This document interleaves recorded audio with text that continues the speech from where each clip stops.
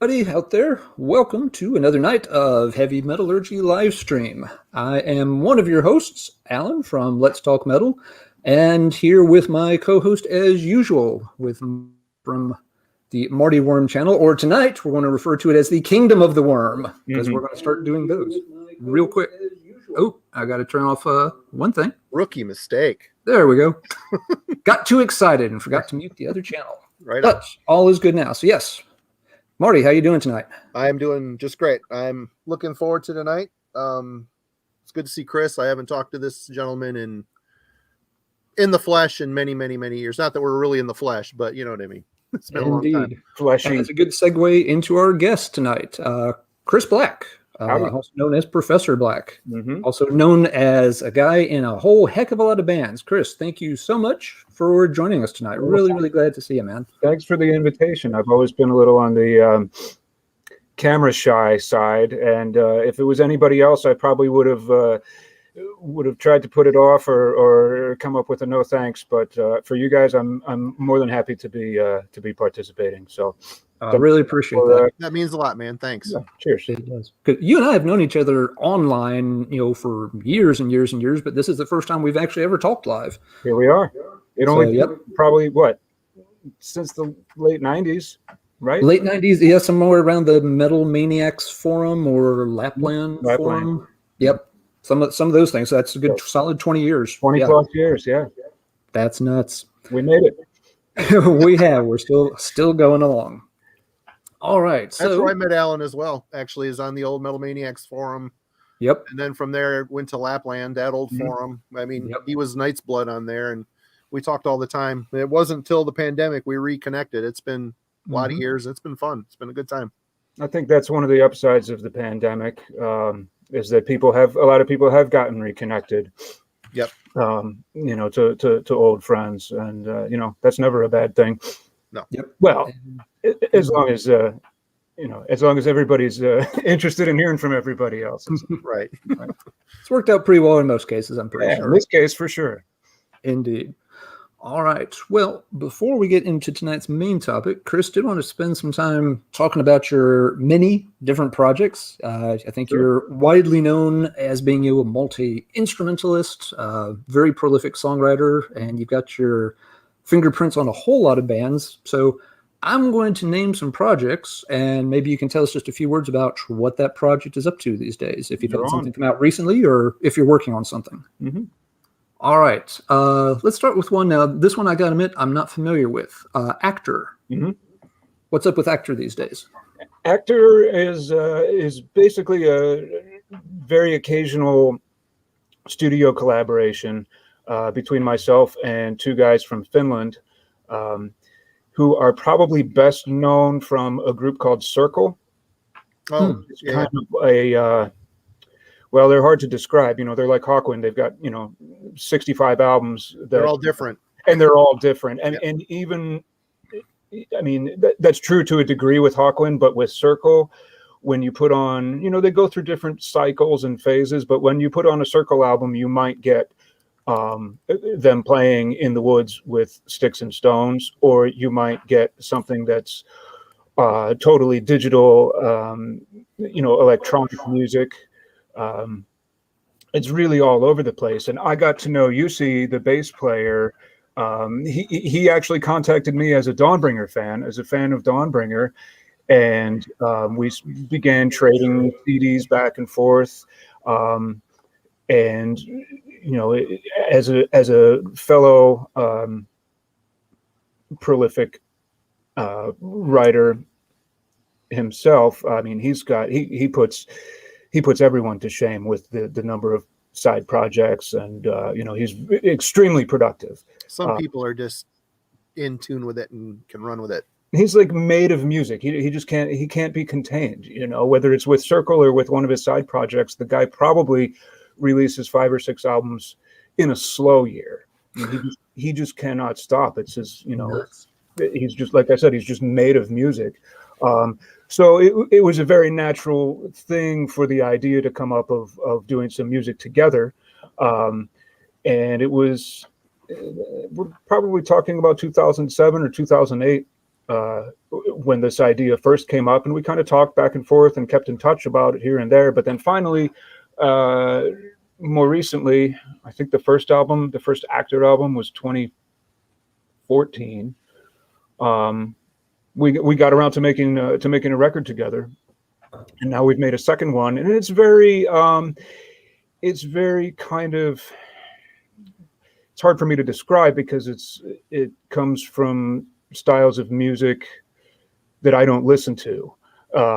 It's gotten a lot of Blue Oyster Cult comparisons. I do listen to Blue Oyster Cult. Don't get me wrong on that point. I do listen to Blue Oyster Cult. I don't totally get the comparisons. I mean, on one hand, I do. I don't think that is a good way to describe the band, but it's very kind of compact, short songs, very kind of FM radio, 70s FM radio influenced, maybe.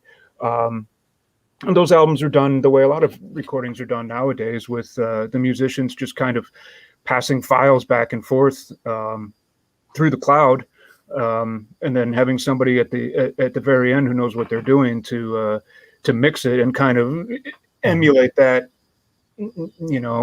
illusion of there actually being a band. Yep. Very cool. Very cool. Let's see. Next up on the checklist, Dawnbringer. And I know you said Dawnbringer had a sort of a collection put out last year. What's in the collection? I haven't had a chance to check that out, even though I like Dawnbringer. I didn't even know it was out. Sorry. It's not actually a collection. What it was an album that I wrote actually in the 90s, in the late 90s. Okay. Was intended to be the third Dawnbringer album. And for reasons, a combination of reasons that I don't remember and that aren't interesting, it never got recorded at that time. I kind of moved on. Superchrist, my other band Superchrist, formed pretty much immediately after that album had been written, and I just kind of, I kind of wandered off, rather than seeing through the recording of that album. So that was in 1999. In 2014, I came to feel that there was a window of opportunity to finally record that album, which I did. It took a while because I did it on my own, and then in trying to find a label that might be interested to release it, nobody really was. Nobody came forward as really even understanding kind of what it was. And again, I kind of just lost interest and wandered off. Like, it didn't matter. I was satisfied at the time of writing it. And I was just as satisfied at the time of recording it, as just kind of a personal project. And by 2014, I certainly had plenty of other irons in the fire, plenty of other records to work on and gigs to do and stuff like that. So again, the label interest wasn't forthcoming. And so I kind of said, okay, put it in park and moved on to the next project. I don't remember precisely what inspired me to stick it on Bandcamp last year. It was right at the start of the pandemic. There was a lot of, there was a kind of smoke 'em if you got 'em atmosphere in the world at that moment. Because I think it was March 20th, 21st, somewhere, right as all the lockdowns were really becoming a worldwide thing. And I was like, it would be a shame in a worst case scenario if I had never at least, floated this out there digitally. Yeah. That's what I did. I didn't make a big deal out of it. I didn't go out of my way to promote it or anything, because at that point it's 20 years old, 20 plus years old. And it's kind of a weird art rock opera like album anyway. So I just kind of stuck it up there for the fans who were interested to hear it and were interested to kind of complete their Dawnbringer collection or their Dawnbringer concept. Okay. There was too. Cool. Dawnbringer as a band has been broken up since 2016. I was gonna say that kind of sounds like a statement of finality to it. Yeah, and that was kind of like the last little thing that was kind of hanging out there, like the last little piece of of unfinished business. I mean, Dawnbringer was still together when I recorded it, but we, called it a day pretty soon after that. So it's a posthumous, archival, fan souvenir oriented kind of release. But it felt good to put it out there. I'm glad it's out there. That's very cool. You mentioned Superchrist. Now, I know Superchrist hasn't done anything too recently, but I know Superchrist also still has a lot of fans out there. So anything you'd like to Maybe anything that you'd like to mention related to Superchrist? Superchrist had like 2 fans in each town. You know what I mean? So we'd go on tour and we'd play, and there would be, and when I say 2, okay, maybe there were 4. In some towns, and those people would show up and they'd raise hell with us and we'd have a great time. But it just was so hard to sustain those tours when, if we could get all those people in one place, we'd have an awesome show every time. You know what I mean? And it wasn't just that. The creative center of that band kind of just ran its course. I don't want to say it collapsed or anything, because we were kind of doing the same thing we always were, but it just got to a point where there was certainly no financial reason to continue the band. We weren't making money doing it, and at a point we just kind of weren't having fun with it anymore. And you have to be honest with yourself, like, if you're not taking any rewards, and I don't mean financially. We did it for years without making any money.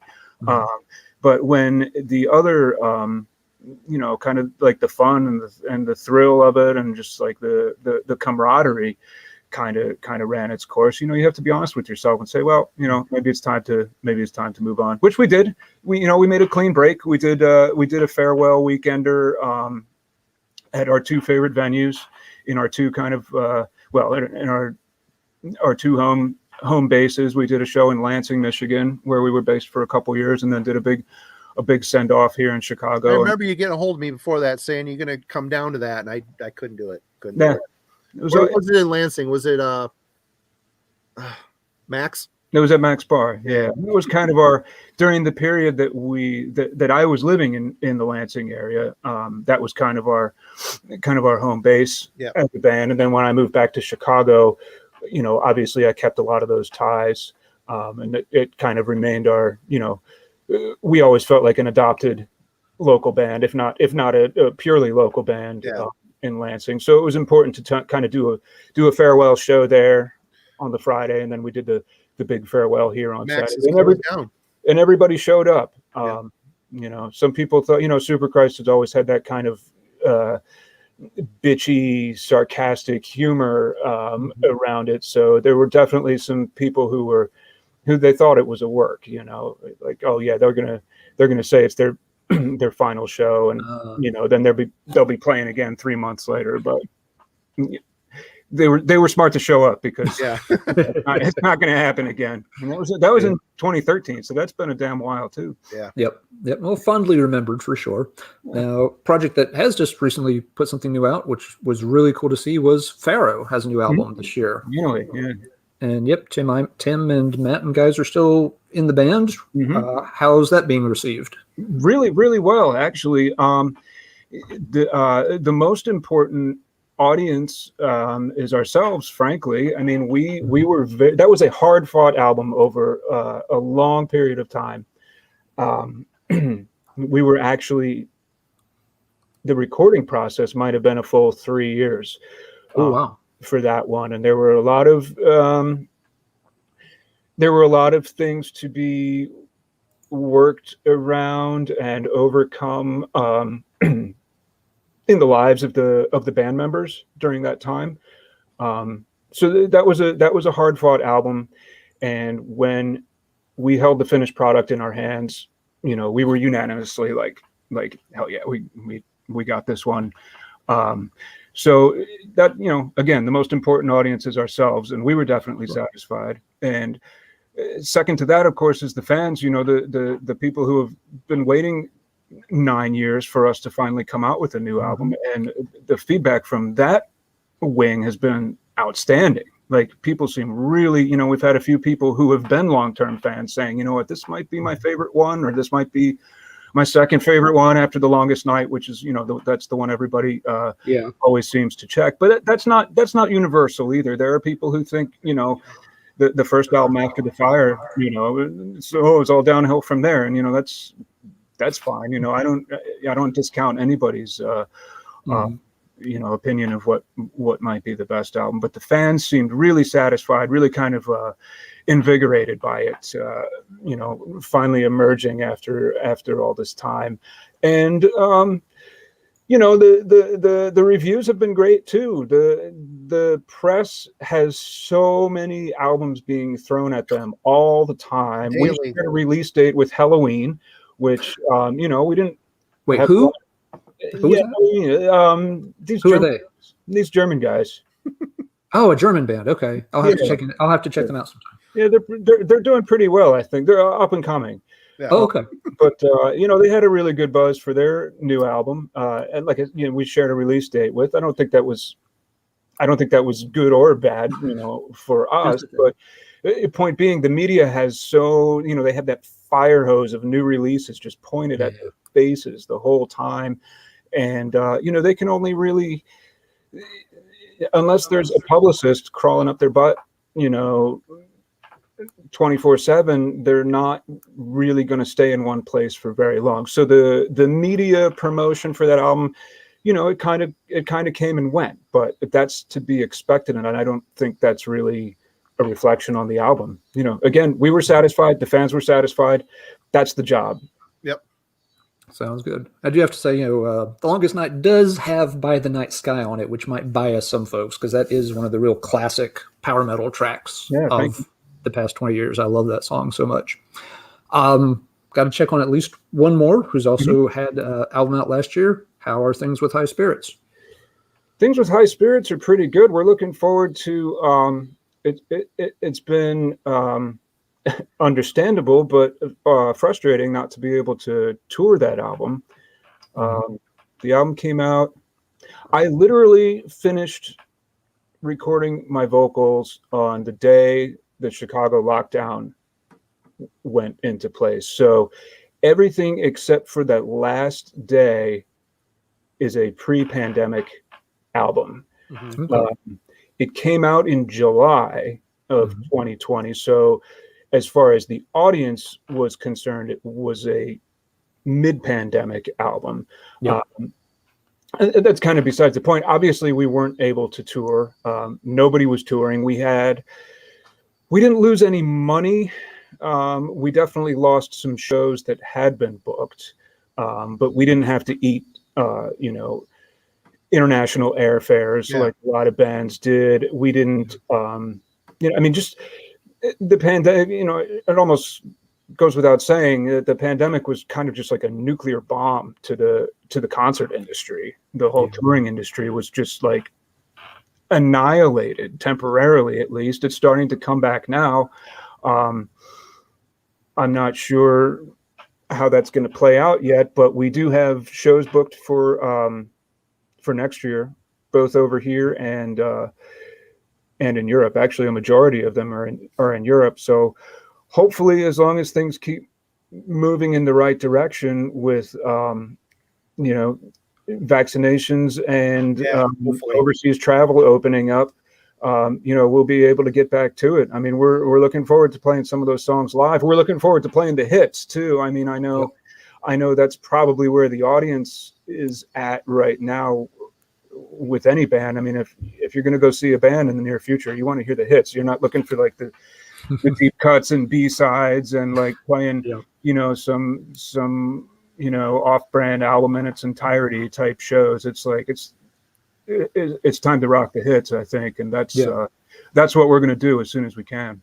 Yeah. I think with High Spirits, I mean, I think that's the kind of band folks will be excited to hear too. I mean, that album was very well received, in part because of when it came out. I know a lot of folks felt like, this was the little dose of happy, feel-good music that everybody really needed right there in the middle of last summer. It was a real pick-me-up for a lot of folks who obviously were pretty stressed about the global situation at that point. So I think folks, will be really excited and happy to go check that out live when you get the chance. I hope so. Yeah. Regarding High Spirits, I mean, I've appreciated pretty much all the music that you've done that I've heard, I've enjoyed. But High Spirits to me always struck me as the right band, the right songs at the right time. I mean, granted, there was a lot of building going on, a lot of time in between. It's been an uphill thing, but out of all your stuff, that seems to be the one that's really connected with people. It has, and you mentioned it being the right time, and I think it was. I think that accounts for a lot. I think people were very much in the mood for High Spirits to kind of appear when and how it did, and some of that was just luck. I mean, we were a rising band that got in with a rising record company at a time when that style of music was also rising with the audience, and everything was kind of pushing in the same direction.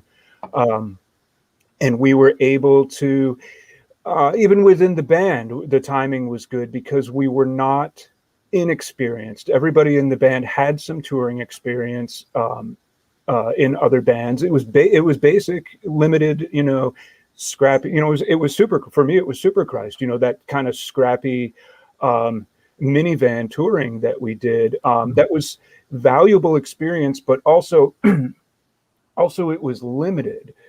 For me and for the other guys, like we were still hungry. We were ready to get out there and do more and kind of see the stages of the world.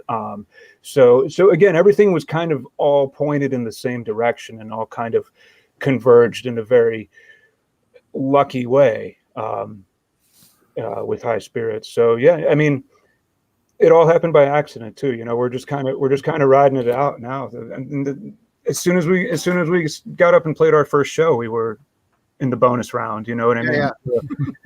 So everything else now is just like, let's see what else happens with that. Let's do these songs for fun. And holy shit, people like this. Yeah. Well, all right. Indeed. I'm not used to this. Cool. Yep. So let's see, Chris. I'm sure I've missed some projects. Are there any others that have things in the works or that you'd like to make sure folks are aware of that I've overlooked? Honestly, no, there's nothing else in the works from me right now. I did a number of solo albums a few years ago as Professor Black. And I'm always kind of looking for what the next wave of stuff is going to be. But during the past year, I'll be honest with you, I was too stressed and too depressed to really have much of a creative existence. That's just kind of starting to come back. I've been throwing riffs on the stick pile. You know what I mean? I have that. I have the proverbial riff tape, which is probably like I don't know, 2 hours long of just like little guitar ideas with goofy names. But as far as being able to conceive of a whole album project and imagine myself like finishing it and recording it and releasing it, like I haven't even been close to that kind of capacity over the last year, which has been hard to accept. But I have no choice. I'm not, I can't force it. In earlier years, I would get kind of regretful if I went through a period that was maybe a little less productive than another period. I would kind of, look for ways to kick my own ass or just like, try to, not just to do something just for the sake of doing it, but, I would look for ways to motivate myself.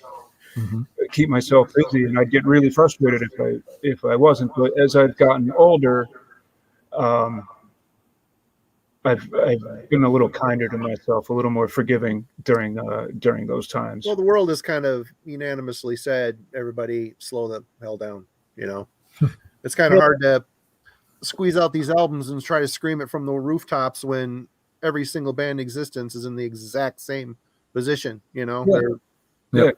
And I don't know that that's what everybody's experiencing necessarily. I mean, there are people who, they learned 3 foreign languages and grew a huge garden full of vegetables during the pandemic. And, that wasn't one of them.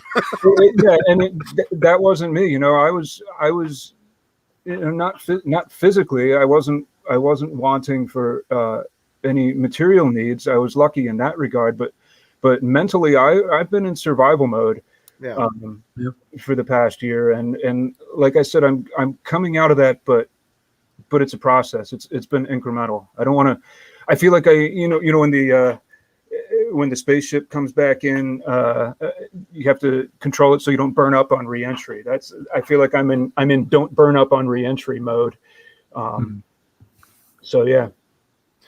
Yep, and it was encouraging when the vaccine started going through and things started opening up again. I was feeling like coming out of the fog, but now you watch the news and people are getting sick again. It's like it feels like the golden carrot. Keep chasing the golden carrot. Oh, if you just go a little further, you're going to get this carrot, and it doesn't seem like it's attainable at this point. But that's just negative thoughts, I guess. But. Yeah, but it's not untrue. I mean, it's and again, speaking from my experience over the past few months, as like you said, as things have seemed to be improving, it's like you make some progress, but you don't always get to keep it. Yeah. You don't always get to keep all of it anyway. So. Yeah. That is true. I walked 1,000 kilometers and caught about 6,000 Pokemon. So that's been my little pandemic experience. Yeah, so everybody's got something going on, but everyone's done some different things they didn't foresee. Right. Very cool. Well, thanks for getting us caught up. Yes, on sir. All the different professor projects. But I do think it's high time that we got into our main topic. Let's rock and roll. I would like to begin with a little prayer.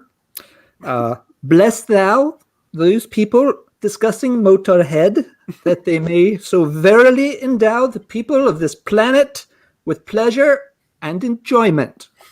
And if anybody is wondering what the fuck I'm doing, that is from the rock and roll album, which we'll get to in just a little while. That's just a goofy little clip, but I thought that'll be a fun way to get this ball rolling. And it's Michael Palin, Yeah.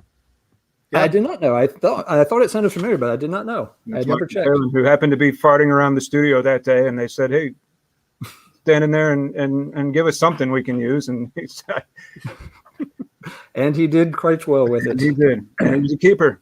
Thou who has looked upon the trouserless and shown mercy.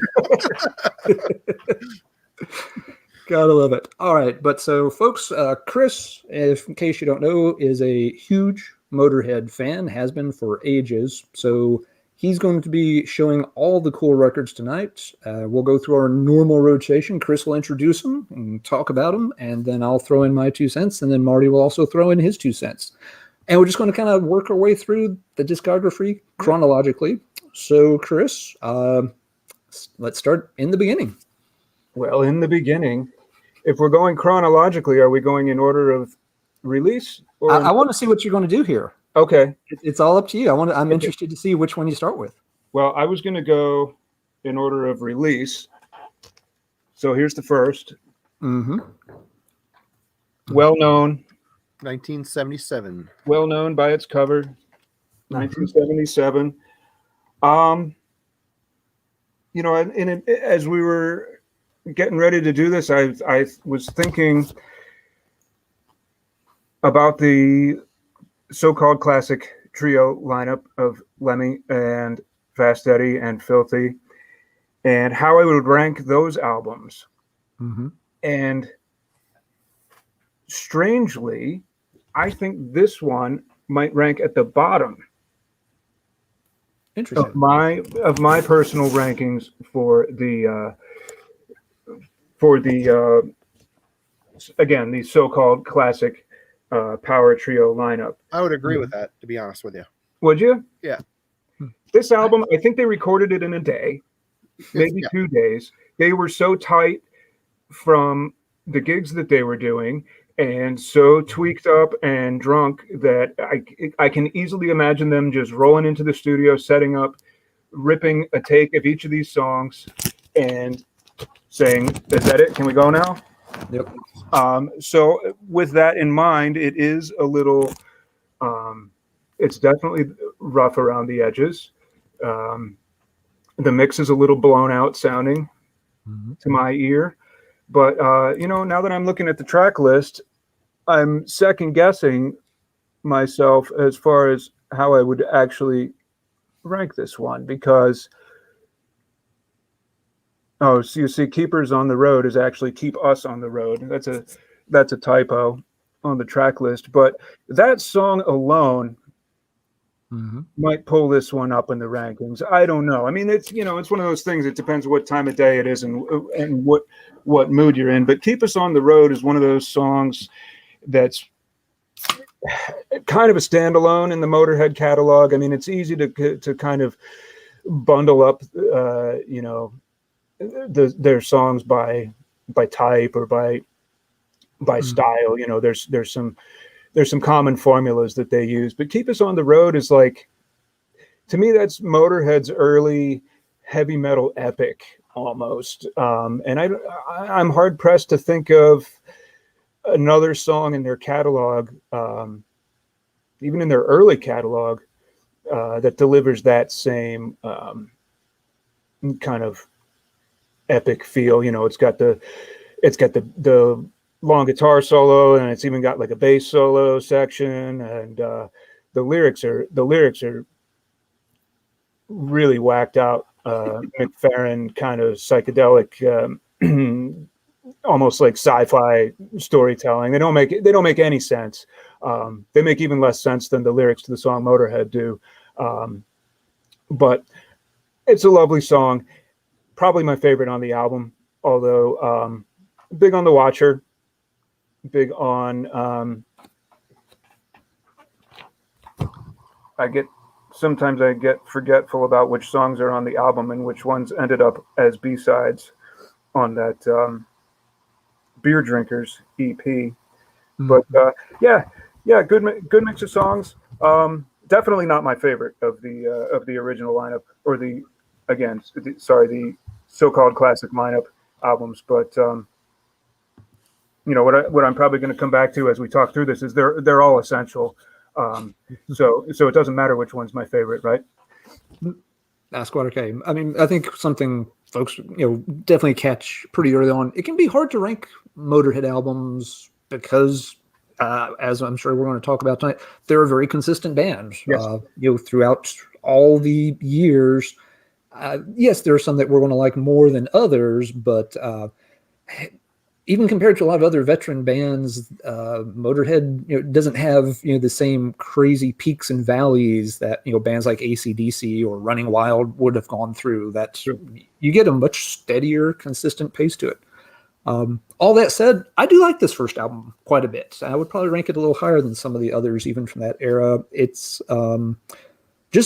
even though, like you said, everything you said is absolutely true. It's very rough around the edges and a little funny sounding, but all the essential elements of classic Motörhead are in there already. You already have, Lemmy already has his bass style down. They already have, this very nice blend of, the punky energy, but it's not punk. It's got the heaviness, but it's not metal. It's just this, this dirty, unique rock and roll sound. It's all there, even though it isn't quite perfectly hammered into form just yet. They're not going through, 3 or 4 albums to find their sound. They're already there, even on this first one, and it makes for a really fun listen. This album for me is a really good snapshot of what's to come. I think the elements are there, but they're a fresh band. They're still, I think, trying to figure out what's going on. And to me, it seems like Motörhead stripped to its very rock essence. It's a very rock and roll album to me, which, Motörhead is rock and roll, but the punk element, that filthy, dirty element, a speed metal element, even in the future as they go on, as Lemmy goes to embrace his personality and what he is. I mean, you look at the track list, Motörhead, Lost Johnny, and The Watcher are all Hawkwind covers, which he wrote. And then they got A Train Kept Rollin', which is a Tiny Bradshaw cover. And I could have lived without that song, to be completely honest. Sure. It's one of the weaker ones, but it's got Iron Horse, which is a great song. It's got some classics, and Motörhead's a great song. Shit that they ended up playing right up to the end. And I like the album, but it just seems to me that this album, the album that follows it, are the building blocks that doesn't really come to fruition until the third album. But we'll get to that next. That's a good segue for Chris to take us to our next stop. And Overkill, can't go wrong. No, Can't you really beat can't. it. Can't beat it. Totally stacked. Oh yeah. Five Yep. of these songs ended up on a live album that they released about 20 years later. Obviously, the title track is iconic. Oh yeah. absolutely. It was Stay Clean and Metropolis that ended up being kind of Lemmy's standby, warhorse live tracks. I know Metropolis up to the very end. Metropolis was the oldest song besides Overkill that they were doing at the very end. No, I guess Damage Case was still. They weren't doing Motorhead. I mean, that seems like that's their Iron Maiden, No, Lemmy wasn't too fond of the song Motorhead. I don't remember. I don't have it in my head exactly, but I don't think they played it after, say, 1990. And if they did so very rarely. He was kind of down about that song. One of the times that I interviewed him, I said, the question was, what's the song that you get most requests for that you don't do? And that was the one he said. And I believe, I would have to go back and read, but I believe what he said was that Mickey D's style of drumming was not, there wasn't the kind of give and take with Mickey's flow that there was with Filthy's flow, let's say, on the drums, and just, Mickey was all power all the time. Mickey was all power, and Mickey D never made a mistake in his life. You know what I mean? So, I mean, you can't tell the guy to kind of, can you make this one sound like it's about to fall apart the whole time? Because that's how it's supposed to sound. Mickey D doesn't know how to do that. Filthy only knows how to do that. They were riding the rails the whole time with Filthy. Again, whereas Mickey D, that guy's never made a mistake. So yeah, he's a machine. Exactly. But with Overkill, yeah, I mean, you can't beat this track list when it comes to Motörhead. This is my clear favorite from this lineup. It's definitely in my top three for the entire catalog, but even the cover, I mean, look at that. That's Awesome. That says it all. It's like, let's do the same exact album cover from the first album, but in color, and have it explode. Yep. And it's one of the iconic images in all of heavy metal at this point. Exactly. Yep. Exactly. But, See, I was under a mistake here. I thought On Parole was their second album, but I realized that's a bunch of re-recordings of songs off the debut and a couple other songs added to it. So when I made my comment about the first couple albums sounding very stripped to the rock core, I was including On Parole. Okay. No, you weren't wrong though. That was actually recorded before the debut. That was the first one to be recorded. Yeah. But I was being sneaky and going in order of. That's fine. No, that's fine. Yeah. So we'll get to On Parole in a minute. I was wondering where you were going to put it, so that's cool. But yeah, this is a great album. The one track I'll mention that didn't get a shout out yet, Tear You Down, I always liked because it's got that really cool little intro riff that Girl School completely ripped off for one of their tracks later on. I think it was Not For Sale. And of course, Motorhead and Girl School had a good collaboration there for several years, hanging out and recording with one another. But yeah, Overkill is one of the classic albums for sure. It's not my favorite of this lineup. We'll get to my favorite soon, but not yet. But yeah, solid album, absolutely. Oh yeah, I mean, and then Overkill, Filthy's little double bass messing around the studio ended up, influencing thrash metal and so many other different metal styles moving forward. And, Lemmy and Fast Eddie walking in and saying, "What the fuck is he doing? Let's do that again. Let's write a song." I mean, that's Make a song on that. That's being very in your element and aware of what's going on in your surroundings, even though they were probably severely clouded in their perception of reality. But what a great album! Surroundings. I mean, yep. Another one I've always liked. "I'll Be Your Sister." It's weird. Oh. It's just a rockin' song with really strange lyrics, but it's cool. I think it's about unconditional love. Yeah. I'll do whatever, type of thing. I'll be who you need me to be. Whatever you need. Yeah. I think it's a beautiful song. That one stuck around. They were opening with that. Maybe not opening with it. Maybe that was in the number 2 spot of their live set for a little while in the 90s. So they did stick with that one. And I was going to mention the B-side from Overkill also got a lot of play live, which is Too Late, Too Late. Good song. And that one was in the live set at the time, and I saw them in Cleveland in 1999, and they busted out "Too Late, Too Late." Nice. In that environment, it takes sometimes a verse and a chorus and another verse. And the guy next to you is shouting "Too late, too late" into your ear as hard as you can. You have no idea, but Yep. Yep.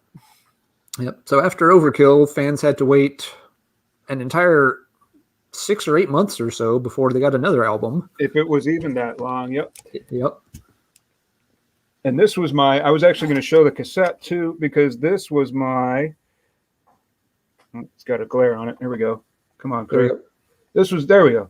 This was my first Motörhead purchase. This cool. cassette when I was, I think, 11. I just went into this. I knew I wanted to check out Motörhead, and I just went into the store and grabbed the one that I thought looked cool, which does. I mean, it's a classic album cover. So this was my first Motörhead record. I didn't quite get it at the time, honestly. I was familiar with Maiden and Metallica and Slayer the way kids my age were, but I was intrigued by Motörhead. The logo, the image, just like they were kind of this nebulous, this nebulous entity that seemed to be a part of heavy metal. At least it was part of my concept of heavy metal. And I guess in my younger days, I did consider them a heavy metal band, but at some point the switch flipped when I realized, no, they're just more of a, as Lemmy would always say, they're just more of a rock and roll band. You don't need to break it down any further than that. But yeah, Bomber, I don't know if I loved it right off the bat or not. Honestly, I know, I was into the first and last song on both sides.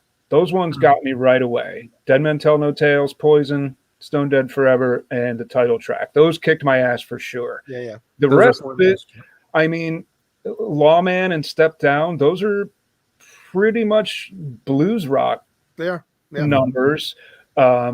Sweet Revenge is a little weird. It's in that same kind of classification, that smooth kind of flow. Kind of like a bluesy rock, almost like a kind of a shuffle feel. Well, Step Down is straight up blues, blues rock. So, it didn't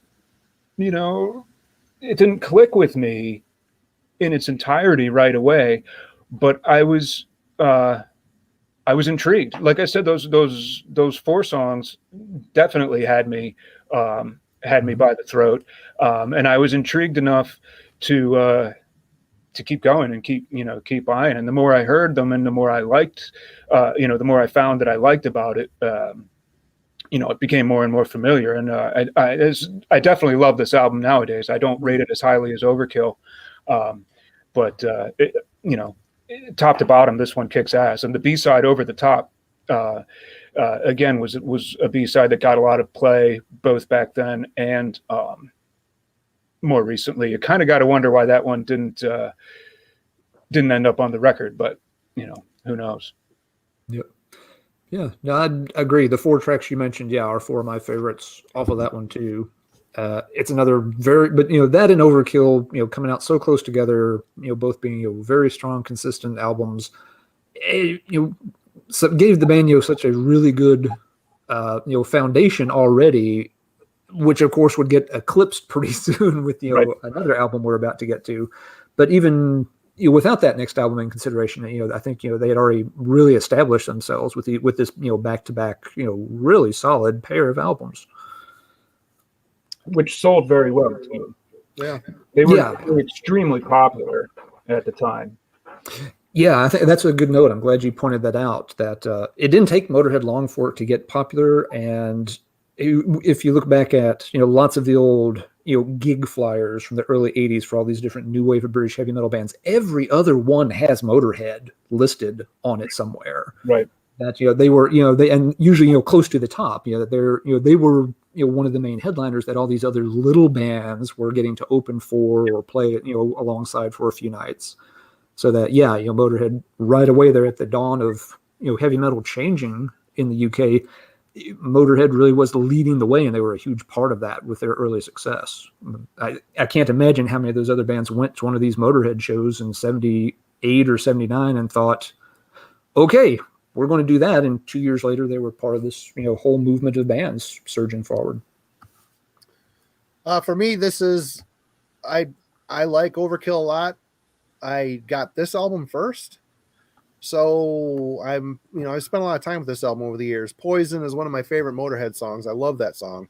2 minutes 54 seconds, and that song Bomber. I know towards the end, I saw something on Lemmy saying he was sick of that song, and Dead Men Tell No Tales. I mean, basically the ones Chris you mentioned are the obvious hits. It's still kind of that transition. They're still hanging on to that bluesy rock thing, but they're starting to evolve into what's coming, that the cemented,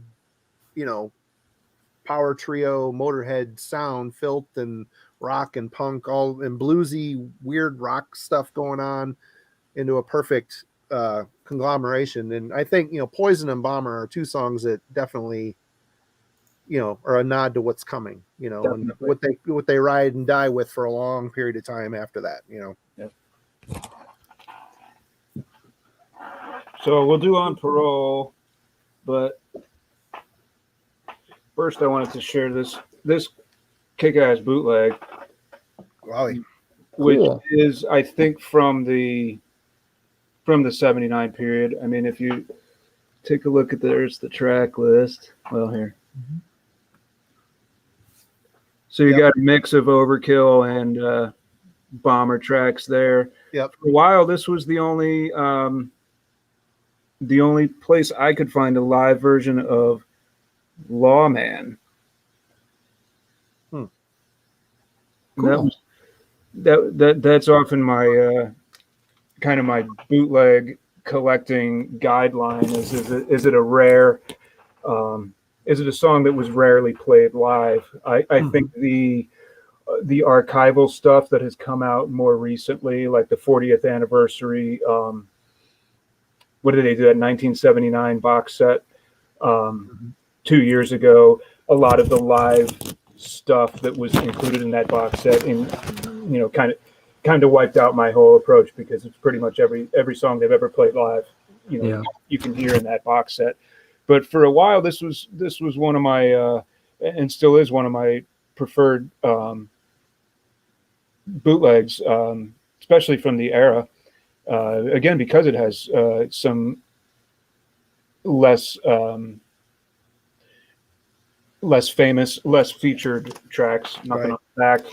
Mm-hmm.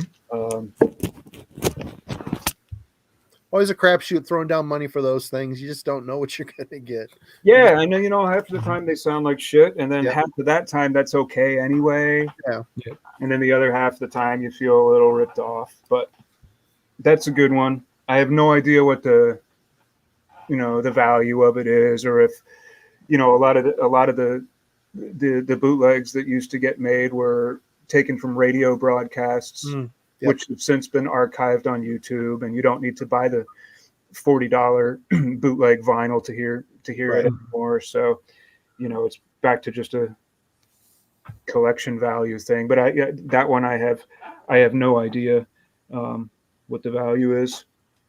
I just know I like it. So this was the first album to be recorded. This was recorded in 1976. Yep. Before Eddie was in the band. Supposedly Filthy went back. The album was recorded with the original drummer Lucas Fox. Mm-hmm. Supposedly Filthy Animal Taylor went back and they erased Lucas's drums and put Filthy playing drums in his place. There's no reason not to believe that.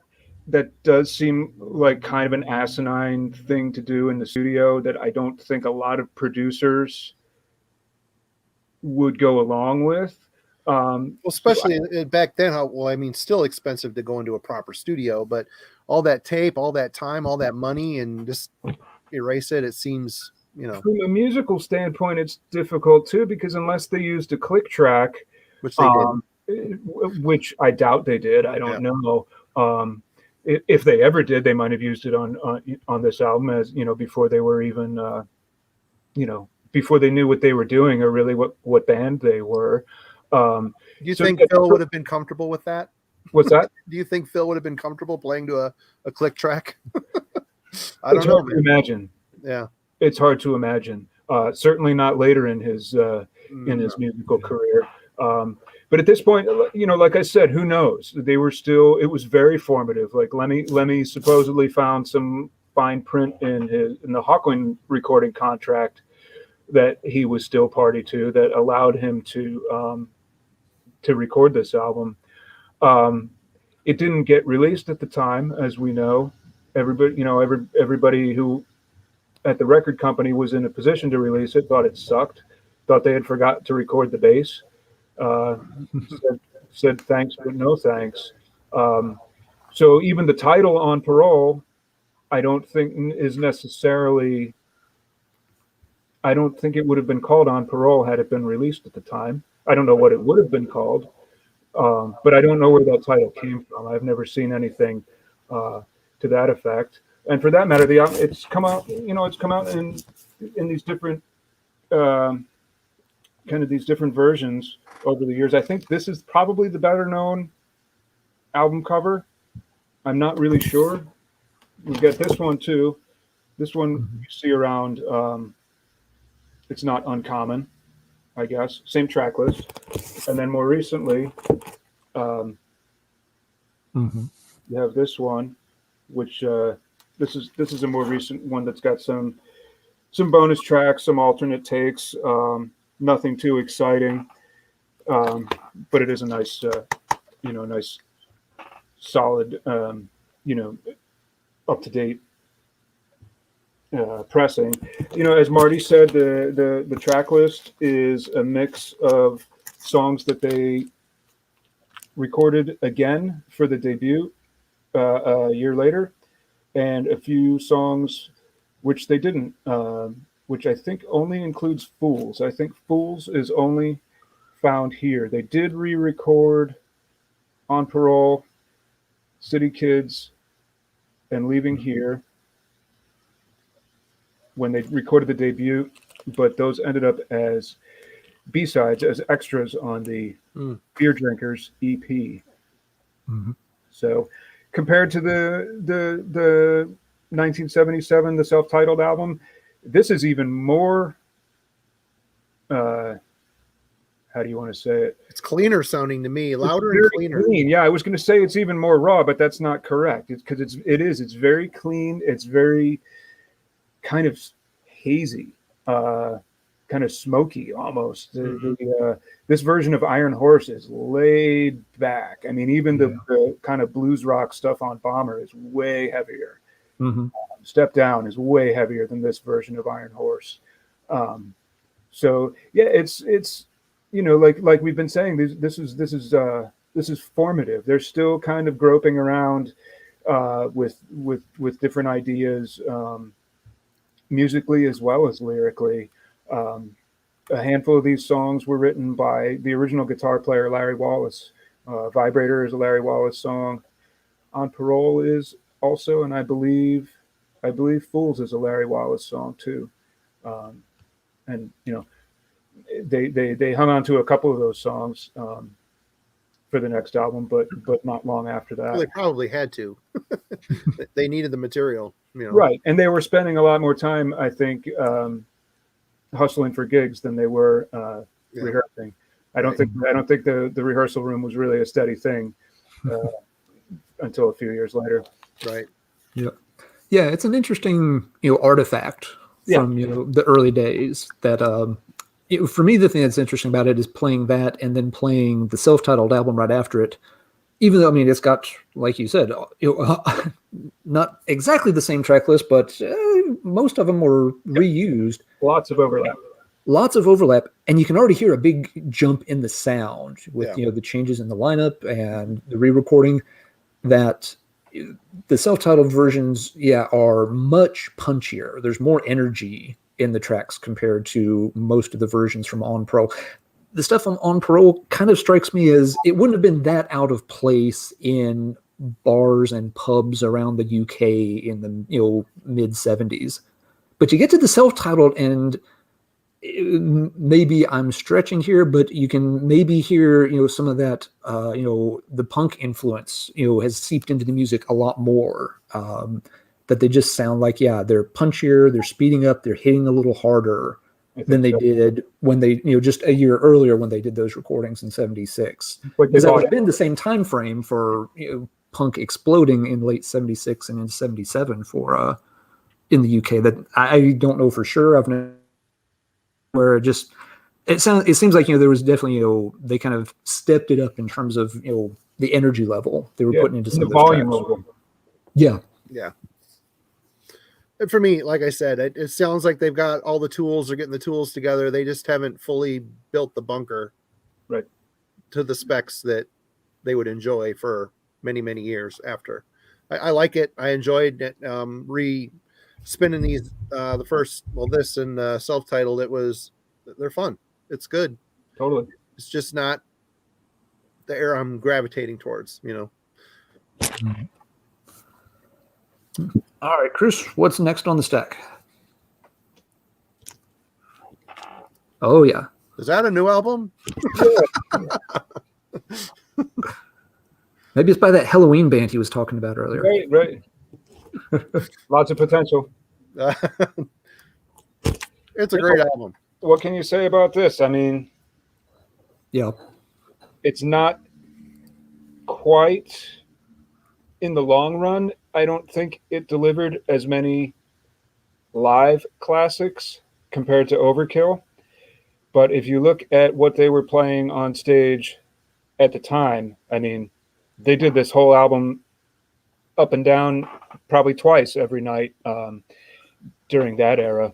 And a few of the lesser, the deeper cuts, let's say, also poked back into their set list during the Mickey D era. I know Love Me Like a Reptile, and what else? I want to say they were doing Fast and Loose closer to the end. Shoot You in the Back would come in and out of the set list. Good song. Throughout the years. Great song. Very similar to I'll Be Your Sister. Yep. In terms of the way the bass is played and the way the song is put together. Very similar. But of course the title track and The Chase is Better Than the Catch were in the set list for years and years and years. And then we have We Are the Road Crew and The Hammer, which didn't stick around for quite as long, but were no less powerful. And I think those are total fan favorites to this day. I've always been big on The Hammer and wondered why it wasn't in the set list forever and ever. My suspicion is that it's an Eddie song, and they kind of maybe defaulted away from some of the purely Eddie songs, but I don't know that. That's just my guess. It's also in E, which is not one of their usual go-to keys. Most of their live sets in E or A, with a couple in D, and the Hammer's got some a lot of the Hammers in B. So we'll never know. But I've always been surprised that the Hammer go the distance. Yeah. Yep. Yeah, I mean, not much that can be added about the album. It's one of the most recognizable and famous heavy metal records ever released. One of the tracks that probably has to be within the top 5, top 10 of just must know heavy metal songs. If you've paid any attention, if you've banged your head for more than 6 months, you've heard this song and you know it by heart. Yeah. But yeah, and yet, "Love You Like a Reptile" is the one track I'm going to shout out to you. I love that one on that album. But yeah, it also does a lot to cement the band. Let me throw out one other thing. It's interesting because it's the first time you see the band, depicted on the cover of the album, and it really gives them this sort of iconic look that just helps further cement the mythos around the band, the lifestyle, the music. It really brought all that. It really made characters of them if they weren't already solidified that way. It did. Their faces are on the Bomber album cover, though. That's true. Okay, you're right. My mistake. Technically, we got a glimpse there, but this is a little bit. Yeah. I mean, this is out of a movie, right? I mean, this is characters. Yeah. You said it's Sergio Leone. All the way. Yeah. Well, for me, it's a great album. I mean, it's a classic, obviously. Ace of Spades, Iron Fist, and Mean Machine. Before I ever bought a Motorhead album, I saw those 3 videos on Canada's Much Music. And I think Mean Machine was maybe the first song I ever heard by them. And it was a video shot from a balcony, it looked like. And it just, the pure essence of the band. And it comes through on this here. I mean, I prefer the more highbrow Lemmy lyrics. I think we all do, social, political, war type stuff. He was way into that stuff. But I mean, there's just a weird sleaze to this album that really fits well. It seems to be perfect for the band. Some of my favorite, Chase is Better Than the Catch, Ace of Spades, of course. Oh, Jailbait's a good song. The Hammer. Yeah, we didn't mention Jailbait. I mean, it's sleazy slime type stuff, but man, it somehow fits this sticky, weird, aggressive, bluesy, awesome, hard driving rock and roll record that they created on here. I mean, there's a reason why it stood the test of time. The songs are stacked on this one too, other than maybe, I mean, We Are the Road Crew. What a great song. Fast and Loose. I was never a big fan of that one. I don't know. But I mean, great album. I really can't pick it apart too much. It's solid from beginning to end. You put it on, you're going to listen to the whole damn thing for sure. It's a total package album. Yep, Definitely. total package, classic. Yep. That's a good way to put it, Chris. And as if that wasn't enough, there you go. I don't know what needs to be said about this one. Good shit. This was my second one, my second Motörhead album. After Bomber, I ended up with this, and yeah, wow, that really kicked my ass. There's no blues rock or strangely overproduced, proto bar metal to be found here. I mean, this. No. I think the version of Metropolis on here is almost twice as fast as the studio version, and just strength upon strength. Yeah, I mean, that track list right there, and it's pared down from a much longer show that they were doing. Which various live recordings from this tour have been released, and you have a lot more of the Ace of Spades tracks. You have, I know there was an EP released around the same time called The Golden Years. Actually, excuse me, I think that was actually a year or two prior to this. So obviously, these 11 songs, that doesn't represent their full live show, their full live set list at the time, but this is kind of distilled to its most essential ass kickers. You really can't do better than that. Nope, you really can't. Perfect. Good shit. Yeah, it's one of those cases where the live album can actually, stand toe to toe with all the studio albums, which for me at least is pretty rare. A lot of times the live albums are fun, but they're not essential. Right. Whereas this one, yeah, it's it's a real part of the Motorhead discography for sure. Every bit. Yeah. Yep. I have a quick question, Chris.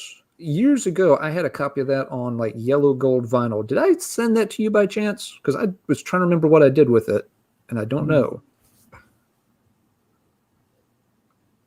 I'm not sure. Okay. I have two of these. I can check. It doesn't matter. I had it years ago, and I know at one point, when you and I were chatting, it was just like, oh yeah, I thought maybe I worked it into a trade with you or something once upon a time, and I just can't remember the details of it. So it does not matter. Do you still have it? No, it's long ago. I did something with it. I traded it or sold it to somebody, but I was trying to remember because I think I had talked to you about trading it to you. Yeah, it's coming back to me now, but I don't think we did because we were talking about that versus a Witchfinder General record that I had. I think I had Death Penalty on clear vinyl. That would make sense. Does that sound familiar? Yep, that would make sense. That would have been something I'd have been interested in. But yeah, I didn't think the trade went through, but I was like, it could have, because it's been long enough ago that the details on some of those things were a little hazy. And I have enough Motorhead records accumulated at this point that I don't have a accurate mental list of which variations and colors and pressings that I have. So I tend to think I did not end up with yours, but that's fine. It's not possible. I'll check when we wrap. Yeah. No, that's fine. All right. Let's keep moving. We've got a little bit more of this sort of a classic lineup era to look at. So there's a few different variations of this color. I know this is the US one. This is the US one. Mm-hmm. The certain versions, I think the European version has a red logo. Maybe you'll find little graphic design differences from copy to copy. But Lemmy always kind of poo-pooed this album. I can understand why. Coming after Ace of Spades and No Sleep Till Hammersmith, I mean that's a very high bar to clear. That's a very bright fire to keep burning. Which you're gonna run out of that rocket fuel sooner or later. I don't think, I wasn't alive at the time. I was alive at the time, but I wasn't alive enough to remember what the fan response was at the time. But I think, in context, in hindsight, I think the fans are probably a bit more kind to this album than Lemmy was.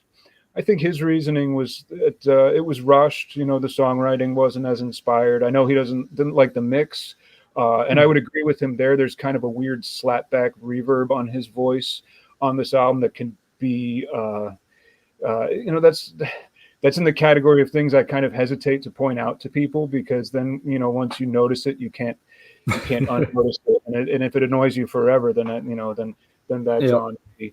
But these songs, maybe I agree that the songwriting wasn't as strong as it had been with the previous three albums.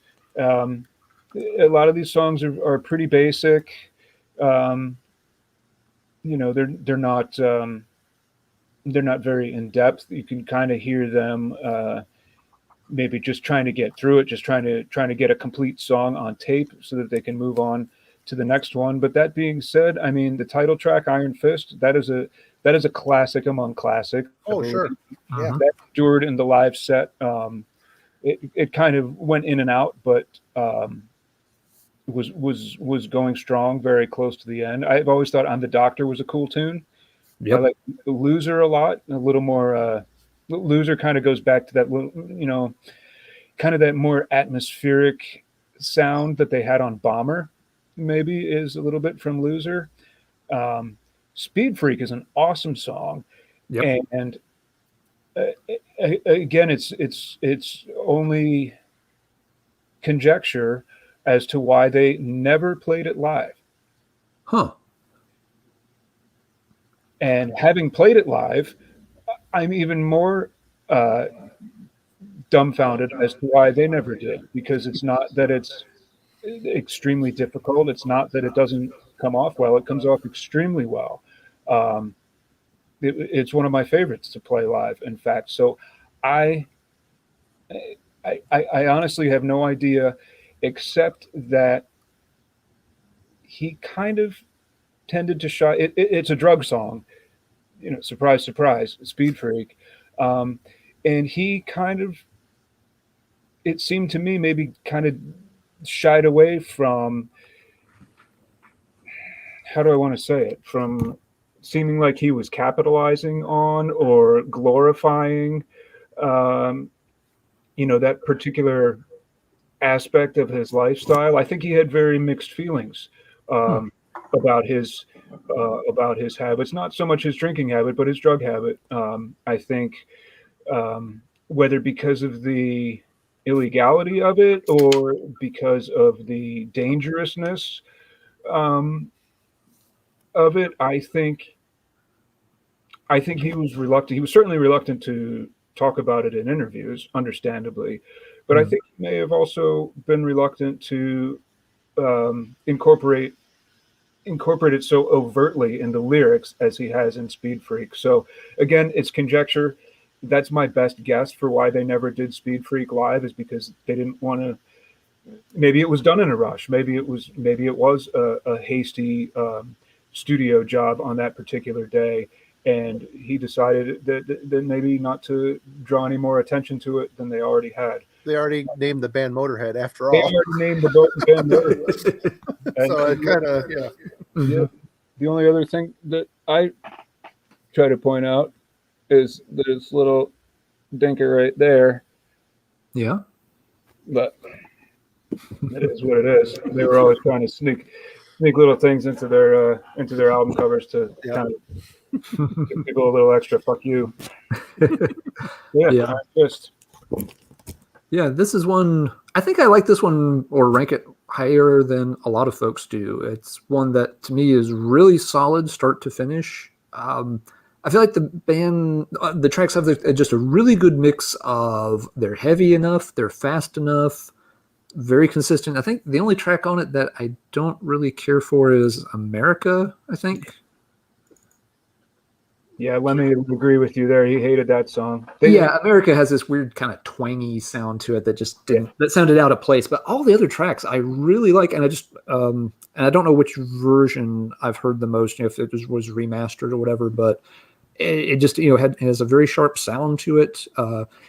It just feels like everything comes together really, really well. It's not that it's better than the albums that preceded it, but I think it's for me, in my opinion, it's as strong as anything else they've done up to this point in their catalog. It does have a lot of variety. You make a good point there. It does have variety, more contours maybe than Ace of Spades, which is just ass kickers all the way through.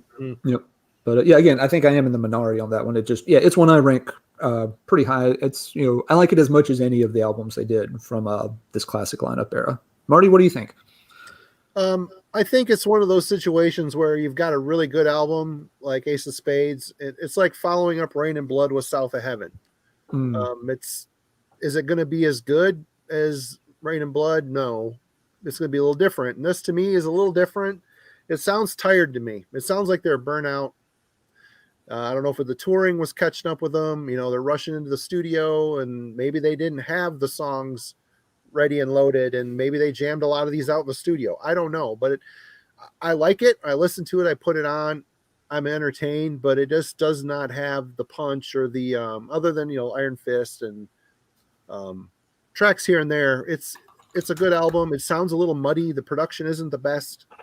It seems like a step backwards from Ace of Spades production wise. I don't know. I like it. I wouldn't rank it. I'd rank it probably above the self-titled, but not, it's not one I'm reaching for very often. Yeah, they're about the same for me. Yeah. Yep. Fair enough. And yeah, it's around this. Now, Chris may have some cool other things to show here in the in between. But yeah, we're kind of getting to the end of that classic lineup era here. Yeah. So Eddie quits. Not for the first time, but for the first time that they let him quit. I guess he did quit the band. You know, he was unhappy with some of the extracurricular projects they were undertaking. Like, I think he was fine with the Girl School collaboration, but the Wendy O. Williams collaboration, I think, really pissed him off. He thought that that's not how they should be spending their time. That's not how they should be spending their studio resources. He, I don't know if he refused to participate or participated very grudgingly, but and Chris, do you know, was there something particular about Plasmatics or Wendy Williams that he objected to? Because I've heard the same thing, that was the one that really sort of, that was the straw that broke the camel's back, but I've never heard exactly what his issue was, if it was ever documented.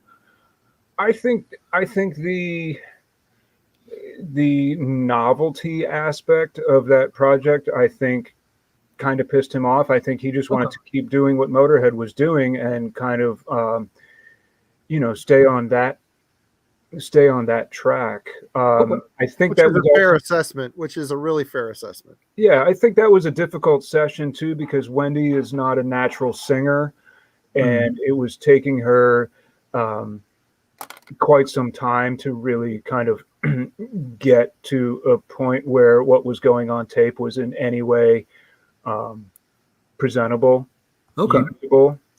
So again, I think he was concerned that they were burning too much capital on that project when they had other things on the horizon. Lemmy dating her at the time too? I mean, that probably was a problem. I don't know, honestly. I've seen different things about that they were a couple, that they never were a couple. I don't know. Yeah. I mean, kind of seems that way, right? Yeah, I thought I heard that they were dating or something. I don't know. But I thought that she was always a couple with. And now I'm losing the names, but I thought she was, like a long-term partnership with, the other part of the Plasmatics. Yeah, I don't know. Nucleus. So yeah, I don't honestly know. And of course, he was still living in the UK at the time, so I don't know that they would have seen each other a whole lot. Anyway, right. So Eddie quits. They allow Eddie to quit this time, and they get Brian Robertson from Thin Lizzy. And before they record with Brian, the first thing they do is they go on tour with him. And I have some bootlegs to show, because what the legend says about Brian Robertson, which is true, was that he didn't like playing the Motörhead hits, that the fans didn't accept him, but also that he didn't accept the fans because he didn't want to play Ace of Spades. He didn't want to play Overkill. He didn't want to play Bomber. He just wanted to play the songs that he had written for the band, and a very narrow range of other songs that he thought were, that he wasn't lowering himself by playing.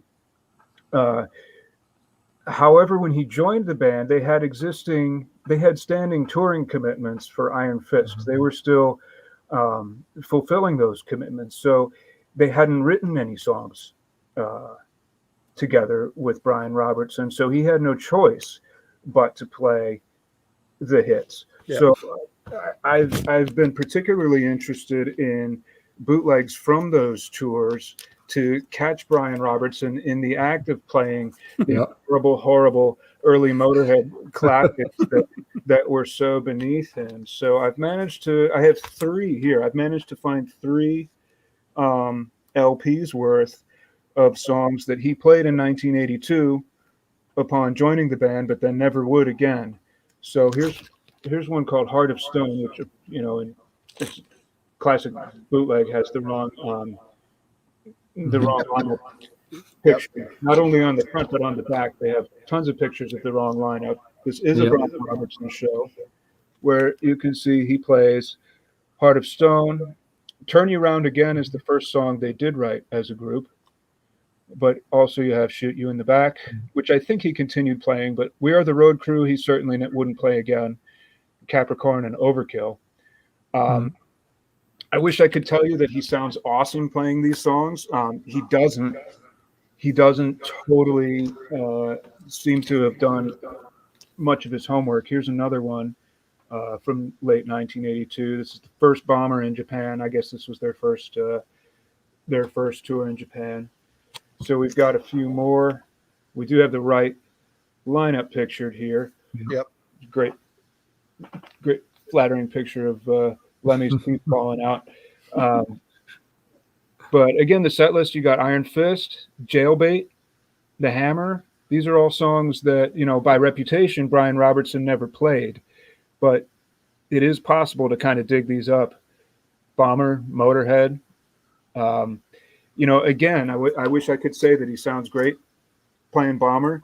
But, again, it seems as though he kind of didn't take the gig very seriously at that point, maybe precisely because it wasn't his stuff. And, what are these, 3-chord songs that you're asking me to play after I've been playing, 8-chord songs in Thin Lizzy the rest of the time. And here's one more. This one's from Italy. Beware the Dog. Another Brian Robertson one with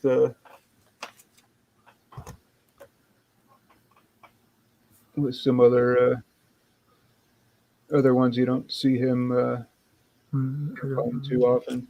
Yep. So it's been an interesting, very narrow window. I'm surprised there are even 3 vinyl bootlegs to be had from that from that period with him. But it's been fun to kind of see what what songs come in and out of the lineup, in and out of the live set rather, over the years with the different lineups.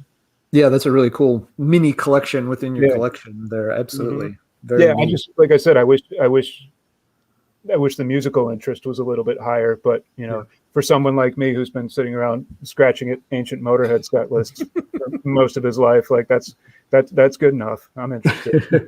Here's my $40 or whatever. Yep. Mm-hmm.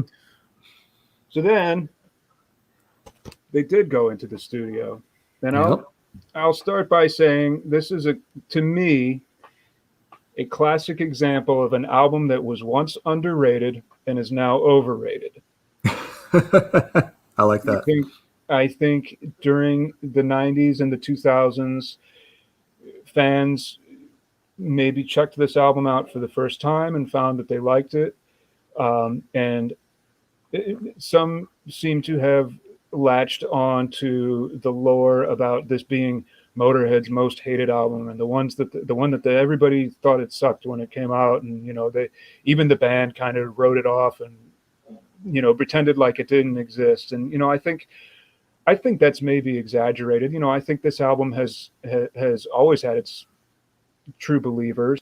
I think pretty much any Motörhead fan would be able to point to Shine, I Got Mine, and some of the heavier tracks. Die You Bastard is an awesome track. So I don't necessarily think. I think in terms of availability during the 90s, this album was kind of a pain in the ass to get my hands on, but. Musically, I don't know. It's not my favorite. I certainly wouldn't say it sucks though, but I think I think people overly defend this album. If anything nowadays, I think Brian Robertson's playing is pretty good. I think a lot of the solos are actually pretty shite. If I'm using that expression correctly, if you listen to the rhythm guitar and the way the riffs are layered and the way the guitars kind of propel the songs, yeah, that's pretty awesome. But maybe 50% of the actual guitar solos on this album are not anything special, if you ask me, especially coming off of the Fast Eddie solos, which were just like your hook, you know, Yeah, even when you were just a kind of a noisy piss tape like We Are the Road Crew. I mean, there was still a lot of character and you know, memorable kind of inflection in those solos that I don't get from this. The riffs, the songwriting, yeah, sure, it kicks ass, but you know, Brian Robertson was quickly running his course, I think, by the time this hit the shops. The album cover, I have to say, is one of the best, though. Oh, it's awesome. There's no doubt with that, and you've even got the portraits on the back, and just the way the lettering progresses. I always thought this was a sharp looking album, if nothing else. Yeah. My history with that album is very similar to yours. It's one that, back for a lot of the 90s, nobody talked about it. Nobody listened to it. It never came up in discussion. Yeah. And then somewhere maybe in the late 90s or early 2000s, like this small and very vocal group started rallying around it and, you know, really just kind of pushing it a lot until it all of a sudden was getting hyped quite a bit. And my take is similar to yours. It's my least favorite in their catalog that we've covered so far. And what you said about the solos is spot on. It very much feels like when you're listening to the songs, they're chugging along a lot, but you're missing those, you know, big sharp guitar breaks to really put them over the top. That they're chugging along. There's some good songs on it, you know, Back to the Funny Farm and Dancing on Your Grave. You know, there are some I like, but overall the album just kind of it plays through, and I don't feel the need to play it again when it's done. So, but yeah, amazing packaging. It's in a way it kind of bugs me that it's such great packaging and it's wasted on, at least in my opinion, one of their weaker albums. But maybe that's just me. Well, I'm going to go against the grain here. I love this album. Oh, that's okay. That's cool. I've got no skin in the game as far as, you know, I've always liked it. The first time I heard it, I mean, when I grab for a Motorhead record, it's usually this album, to be honest. And it's the solos, I will agree. It sounds like he is in a pocket and improvising and just pulling shit out of his ass, thinking I'm great. Whatever I'm going to play is going to be awesome. But what he did was he took Motorhead, he took the core rock and roll essence and pushed it out of the dirt into a little more structured melody. Dancing on Your Grave, I love that song, but it's admittedly a bit cheesy in its melodic choices. Shine's a great song. Yeah, it's very radio-ish. Shine's a great song. One Track Mind. I mean, I listen to this album and I enjoy it, and I think it's, I guess if you want to say the perfect combination between Thin Lizzy and Motorhead. It's a one-off in their catalog that was never to. I mean, it was pretty much. I mean, even Lemmy said it was pretty much universally hated at the time. So they didn't really spend a lot of time on this, but I think it's a great record. I like the melodic choices in the songwriting. I think Lemmy kind of adapts his vocals a little bit to that. Does he do anything drastic to change? No, but you can tell he can hold a tune in there, you know, and it's kind of cool that the dynamic between rough singing to super melodic songs like Dancing on Your Grave, you know, I don't know. I think it's, if you want just, you know, ball up your fist and punch something, Motorhead, I mean, this is the album for you for sure. Right. This is, you know, a little more refined. It seems a bit experimental for their catalog, to be completely honest, but this isn't the last time the band flirts with commercial ideas. And I just really think that this was a little bit more successful. I mean, for my taste, than what they did later on with, you know, stabs at commercial, sheen and production and stuff like that. But I mean, I don't know. I understand. I'm often in the minority of people that like things that like Kiss's Music from the Elder. Everybody hates it. I love that fucking record. Love it. No, that's cool. In the chat, we're saying, some folks are very much like, don't like this one, don't even own this one. But other folks are, you know, piping up, was like, no, I love that album. It was, someone mentions like, you know, it was their introduction to Motörhead, and they still dig it to this day. Yep. Yeah. I think it goes to show how much of an impact on the songwriting the guitar player has historically within the band. I mean, what Lemmy brings to the game obviously is his lyrics and the way he kind of straps the vocal to the song. But I think from this album you can hear how many of the riffs really were coming from Eddie. During the period that he was in the band, and how much clearly originated from Brian Robertson in terms of the writing of the riffs and the structuring of the music. I will say that they made a tactical error in kind of, like we were saying, by reputation, Brian Robertson didn't want to play any of the hits. They should have done backing. They should have said, okay, sorry, we made the wrong call here, because they played this whole album every night. Yeah, in 1983. And if no one liked it, it was a swing and a miss as far as the marketing goes. Oh, you didn't like the album? Well, here, we're going to make you listen to it live now too. No Ace of Spades. No. That's the era too, Chris, where Brian also started kind of acting up on stage with the goofy clothes and stuff too, isn't it? So like he was they're playing songs that people don't like, and he's out there looking completely out of place, wearing little short shorts and things, and being too drunk some of the time. I mean, Lemmy told a story where they played they played the title track, they played Another Perfect Day, and then they finished it, and then Brian started the same song again. And Lemmy slides over and kicks him in the butt, and Brian, oh, sorry, and starts it again. A third time. So I don't think Lemmy or Phil had ever played a sober show in their lives either, but I think Brian maybe just like took it too far and just wasn't taking the job seriously. I would say he made a good point in an interview I saw recently. He said, look, say what you will, they came to me. I didn't audition for the job. Yeah. They called me. Yeah. So, there's an element of fairness to that too. Sure. But, I think they also did get rid of them as soon as they could. I mean, they weren't going to, the way tour financing works, you pull out of a tour, you lose. Yeah. You lose. And like you said, I mean, they still had dates they were obligated to play. They couldn't spend 6 months looking for a replacement guitarist at the time. They had to find someone fast. No, he was better than nothing, until he wasn't.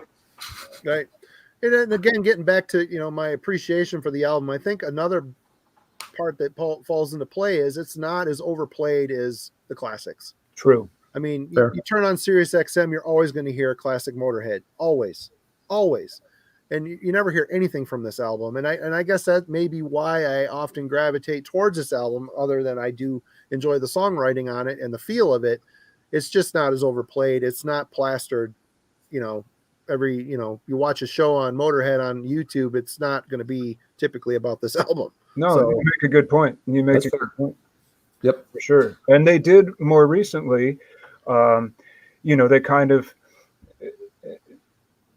played up to the like little renaissance or whatever you would call it that this album had. They did do Shine in the 90s a few times, and then in the 2000s I Got Mine was back in the set for a long time, with the Mickey and Phil lineup, and I think they did the title track and what's that song, Rocket, they were doing also. So they did they did do their part of the job in kind of rehabilitating Another Perfect Day.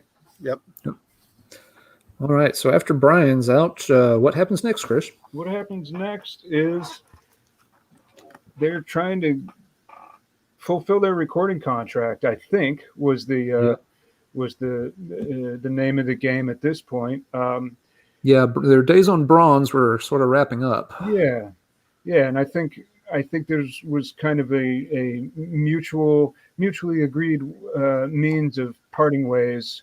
Was this No Remorse compilation? I do have it in the famous leather sleeve, but I was it's kind of like it's chaos over on the Motörhead shelf right now. That's It's right. in there somewhere. I figured this was good enough because it's got all the same songs. And what's interesting, as many people will know, is that it's a double album. So you have 4 sides, and at the end of each side, what was then a brand new song. Yep. Killed by Death, very well known song. Steal Your Face actually went into the live set also. Snaggletooth. Snaggletooth did not get played live until 2007, Oh wow. but it did eventually get in there. They were actually opening with Snaggletooth for a minute in 2007, and Locomotive, which is I'm kind of surprised that didn't make the live set. It's kind of a standard double bass ass kicker to close out the album. The new songs featured a new lineup with 2 guitar players, Phil Campbell and Wurzel, and the legend goes that Lemmy couldn't decide which one he wanted in the band, so he just asked them both to join. Well, why not both? And in the meantime, they also changed drummers. I believe they changed the guitar players first, and then got a new drummer shortly after that in the form of Pete Gill, who was in Saxon. So aside from Lemmy, you have a completely new 4-piece Motörhead lineup playing on the 4 new songs. And other than that, you have what are nowadays a very familiar collection of greatest hits. Yeah. Back then, 1984, it's a pretty good spread of, of course, you have your Ace of Spades and Bomber, and you have all your title tracks, being Motörhead, Overkill, Bomber, Ace, and Iron Fist. But then you have some deeper ones too, like Too Late, Too Late, and the Girl School collaboration, Please Don't Touch. I've never gotten the fascination with Louie Louie cover. Why? I just don't get that song. I don't. And there are so many versions and alternate takes and mixes of Motörhead playing Louie Louie. Yeah. It's like, you didn't even really need one. No, you didn't even need one, let alone the. And then all the bands that covered it, other than Motorhead, over the years, I don't get it. Right. Whatever. Sorry to interrupt. No, not at all. Not at all. But this cover of Girl School's Emergency is an ass kicker. Yeah. No doubt. Like a Nightmare is a great B-side from Overkill. And just all in all, I would say it's a good mix of. It's a cool collection. It is, and it's a good balance of live and studio tracks. Leaving Here and Too Late, Too Late are both in live form. I think Bomber might also be live on here. I think you're right. And Motörhead, I think, is live too. But I think the rest, and Iron Horse is also live. So yeah, it's a really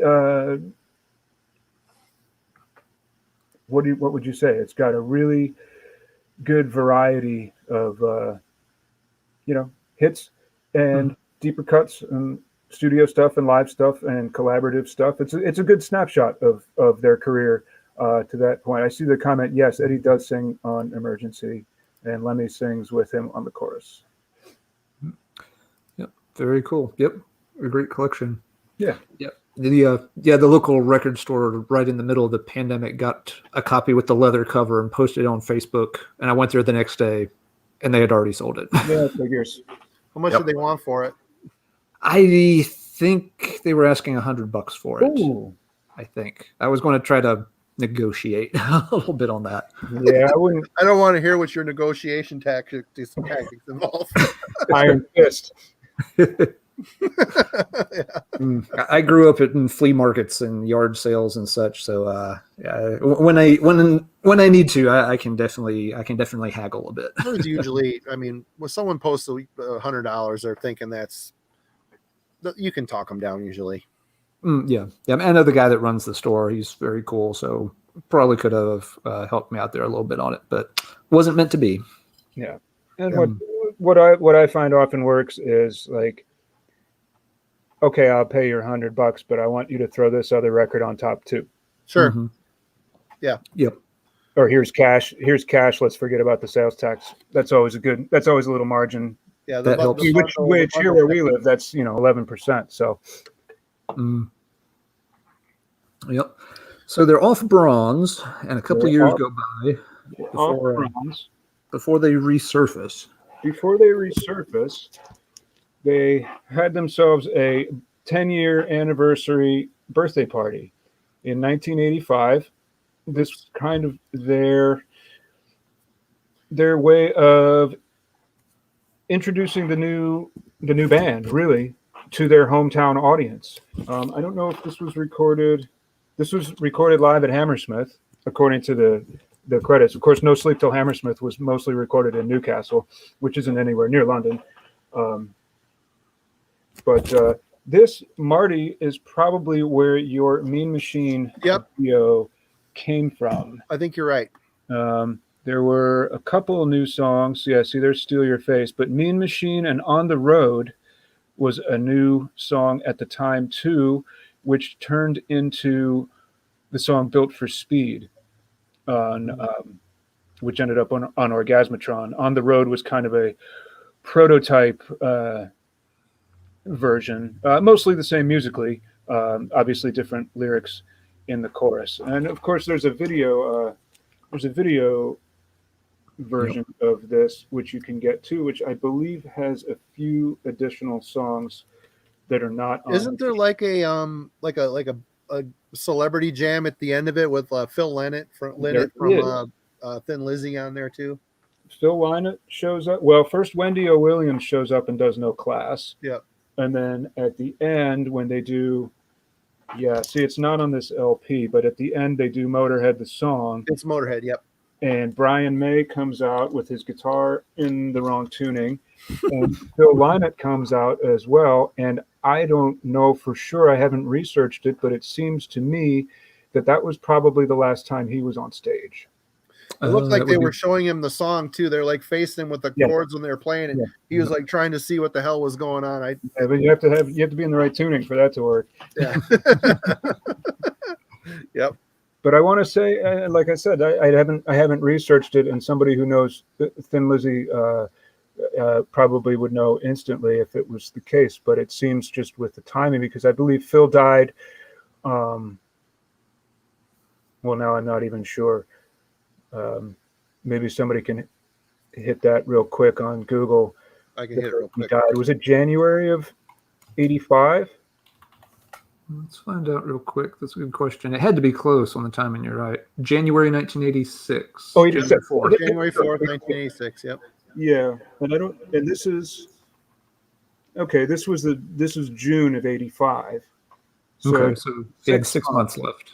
Yeah. So, and I don't know if Phil was still doing any solo gigs in the interim, but it can't have been too long after this that he was, crashing. Yep. So this album, this Motörhead album, actually didn't come out until I want to say 1990. I'm not sure why. Probably some sort of contention over who owned it or whether it was meant for release at the time or whatever. One thing I've heard about that one, Chris, and it may not be correct, but yeah, I've heard that when it was put out, the band didn't want it released, and that actually they really got into a row with their manager at the time over him kind of putting that out without their consent or blessing. Not that he bootlegged it, but that the band had told him, we don't want that show put out, and he went and put it out, with the record label anyway. Could be.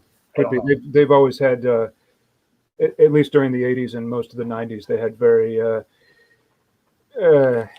adversarial relationships, not only with their management at times, but with their various record companies too. I think it wasn't until like the mid 90s that things kind of stabilized for them. Yeah. On those fronts.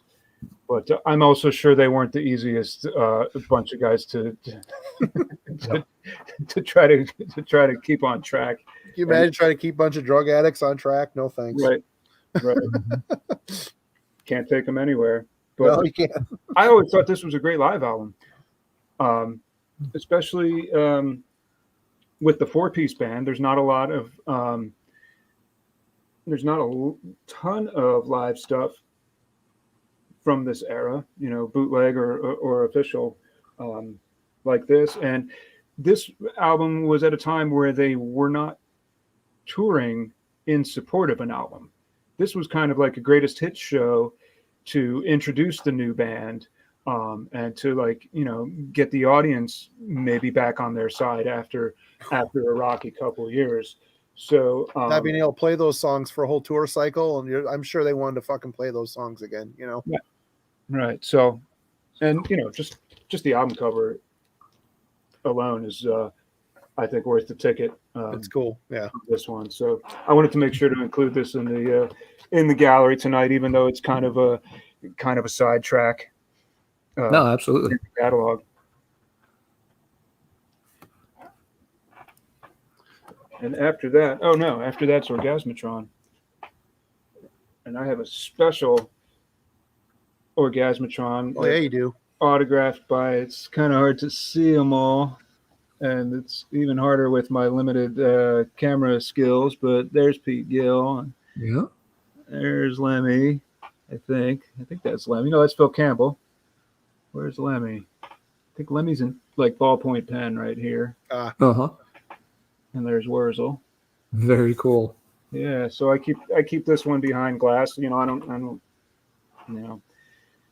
don't get too caught up in the monetary value of, record collecting and, especially not autographs. I've never been an autograph guy, but the fact that the full band is on here, and also got this from a guy, not a good friend, but, a friend at the time who died kind of bizarrely and tragically, not long after that. So I've been sure to take good care of this, this copy of Orgasmatron for those reasons.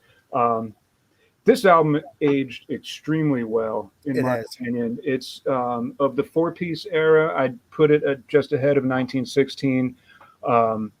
And well,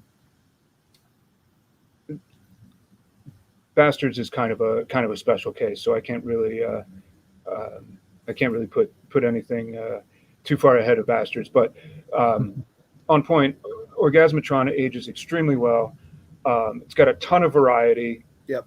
You have the songs like Deaf Forever and the title track, which are kind of these almost like grinding,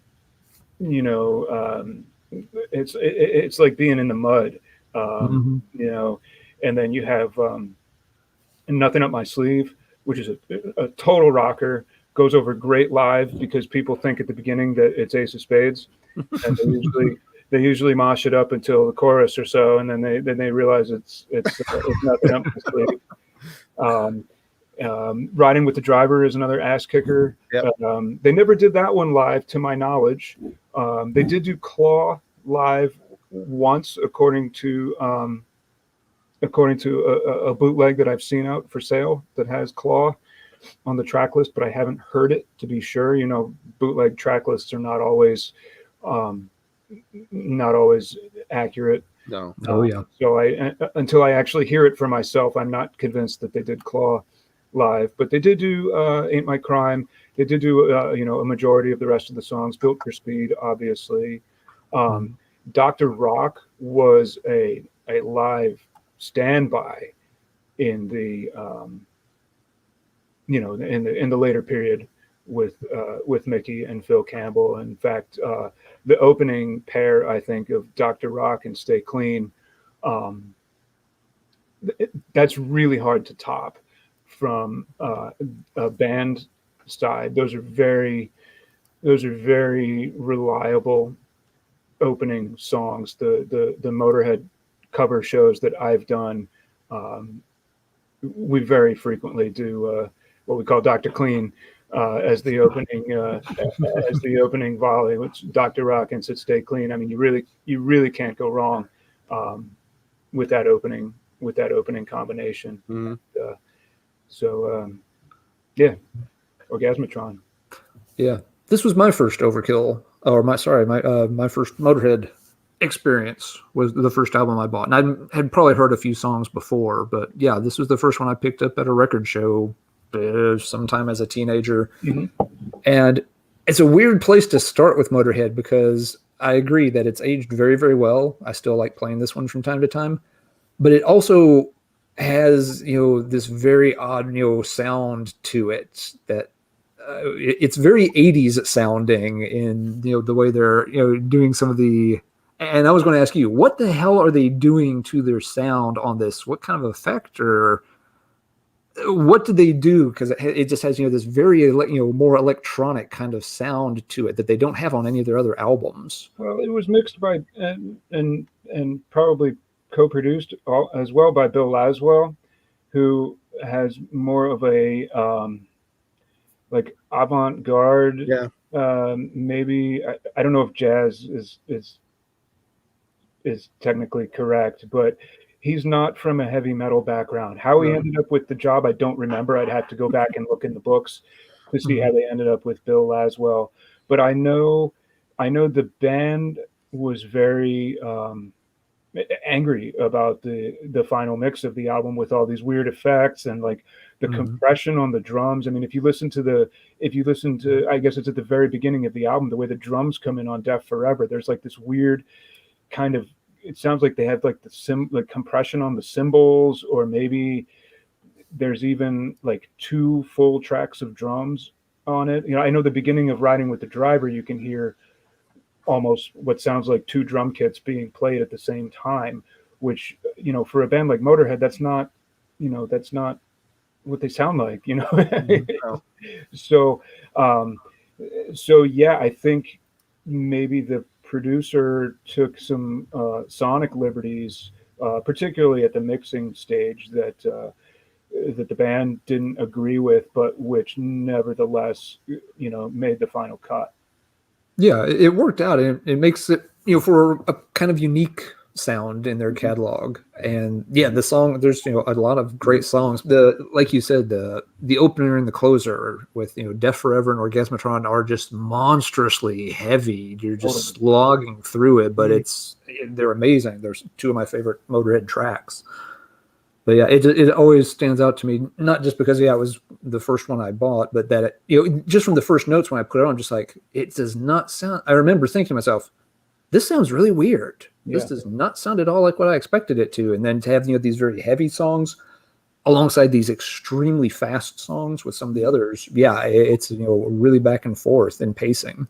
It pairs well with the songs that were new for No Remorse, I think. I think those kind of are in a group together in my concept anyway, because Killed by Death or kind of pairs with the song Orgasmatron in a way that it's got that kind of anthemic pounding quality to it, and Locomotive would fit on this album, not just because of the cover, but yeah, I mean, it's broad, it's diverse. I agree. For me, the thing that stands out most about this album, whatever it is they did to their production, I remember going down to visit some friends in southern Michigan one weekend with my wife's Mazda 626. I was listening to this album and I blew out both the rear speakers. Yeah, she was not fucking happy. Duran Duran never sounded the same afterwards. But you're completely 100% correct. This album really stands the test of time. It's aged really well. Iconic cover art, great songs. Mean Machine, Claw, Death Forever. Mean Machine, yeah.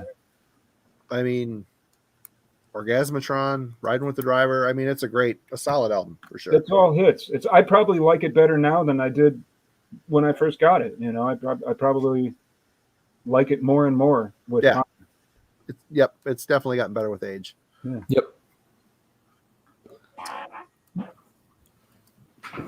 She was not happy, I'll tell you. What the fuck? Sorry.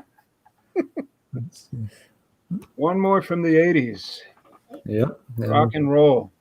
Pete Gill is out and somebody's back, I think, at this point. Filthy came back. I forget the details of the story, but I think Pete Gill just kind of didn't know his place in the pecking order and tried to stand up to Lemmy on something he shouldn't have tried to stand up to Lemmy on, and that was that. And of course, Filthy hadn't really found anything to occupy his time. Because he followed Robo, didn't he? When Robo left, didn't he want to go with him and make music with him? And he thought he was been the thinking. Although I don't think he left at the same time. I think he left slightly after that. I think there was a time when he was still in the band with the two guitar players, because in that movie, if you're familiar with the movie Eat the Rich, you'll see the lineup of Lemmy, Phil Campbell, Wurzel, and Filthy playing Ace of Spades. So I believe there was. I don't think Filthy left immediately with Robbo. Okay. But soon after, certainly before they recorded anything else in the studio. This is an album that I liked a lot. Oh, look at that cover. I've always loved that. Hold on, sorry, I get you blown up here. It's a great cover. Just like the mayhem and warfare going on there, and just like the spit on the tongue and everything. I mean, that's the Orgasmatron in this. Like those are two in a row of just like awesome Joe Patagno covers. Yep. That's inseparable from the music, really. I mean, you can't imagine it with any other image. This album I thought was great when I was a kid. I thought this album kicked ass. Nowadays, it really hasn't aged as well. Part of that is the production being so thin, and part of that is just I think the songs are really kind of hit and miss at this point. I completely agree with you. Eat the Rich is a skipper all the way. Agreed. Blackheart is so good until the chorus, which just never, even back then, never really clicked for me. I mean, you listen to it for that guitar hook, which again, very melodic, maybe a little on the Another Perfect Day tip with that guitar hook, but then the chorus kind of falls on its face, I think, for Blackheart. Love the Wolf, Love Traitor, and then you have All For You, which was kind of another more melodic kind of boogie song. Not bad, but there were better things to come. The title track, it almost hits the mark, but it almost doesn't have enough meat on it. It's a very basic kind of 4-chord song, which sometimes they got away with that, and sometimes they didn't quite. Boogeyman I've always thought was cool, the closing song Boogeyman. In fact, my favorite part of the Lemmy movie was, and I forget even what the context was, but it's, he's showing off his amp. He's showing off his amp and how his amp tone is tailored to his style of playing the bass. And what he plays on the bass to demonstrate his point is the intro to Boogeyman. And it's 15 seconds long, but it was easily my favorite moment in the movie. It's like, cool. That's the intro to Boogeyman. So, I wouldn't, again, they're all my favorite. You got to have them all, but this one is definitely in the bottom half for me nowadays. Me too. Okay. For me, it's probably still in the upper half. It does have some skippers on it for sure. Eat the Rich is a song I never got into. But I like the title track. It is simple, but it's good. It does get overplayed a little bit these days on like Sirius XM and all that. But Trader is good. Dogs is good. It's one that I liked a lot. And I do not play it as much as I used to, but it's still pretty solid. I've always liked it. And I think it's, even though their cover concepts, are very consistent, I think it's, one of the best pieces of cover art they had.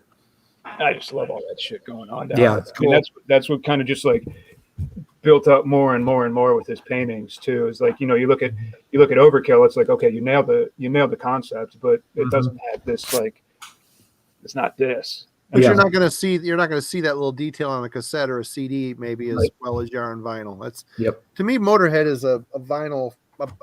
I mean, like, as far as owning Motörhead records, I'm a poser, because I keep telling myself I don't want to pay top dollar. I want to get these things at record shows. I want to pick up a very well loved copy of an album for cheap. But that I think that ship has kind of fucking sailed. The collector mentality, and everybody that's a collector or selling shit at a record show or a record store pricing their shit off of Discogs. Yep. Yeah. The way it goes I now. don't think it's ever going to go back to the way it was either. Unfortunately, No. it's not going to go back. I mean, Jamie Athenard from Midnight is a big record collector, and has been for most of his life. And he told me once, he was like, "Man, in the '90s, everything was $1." Yes. You know what I mean?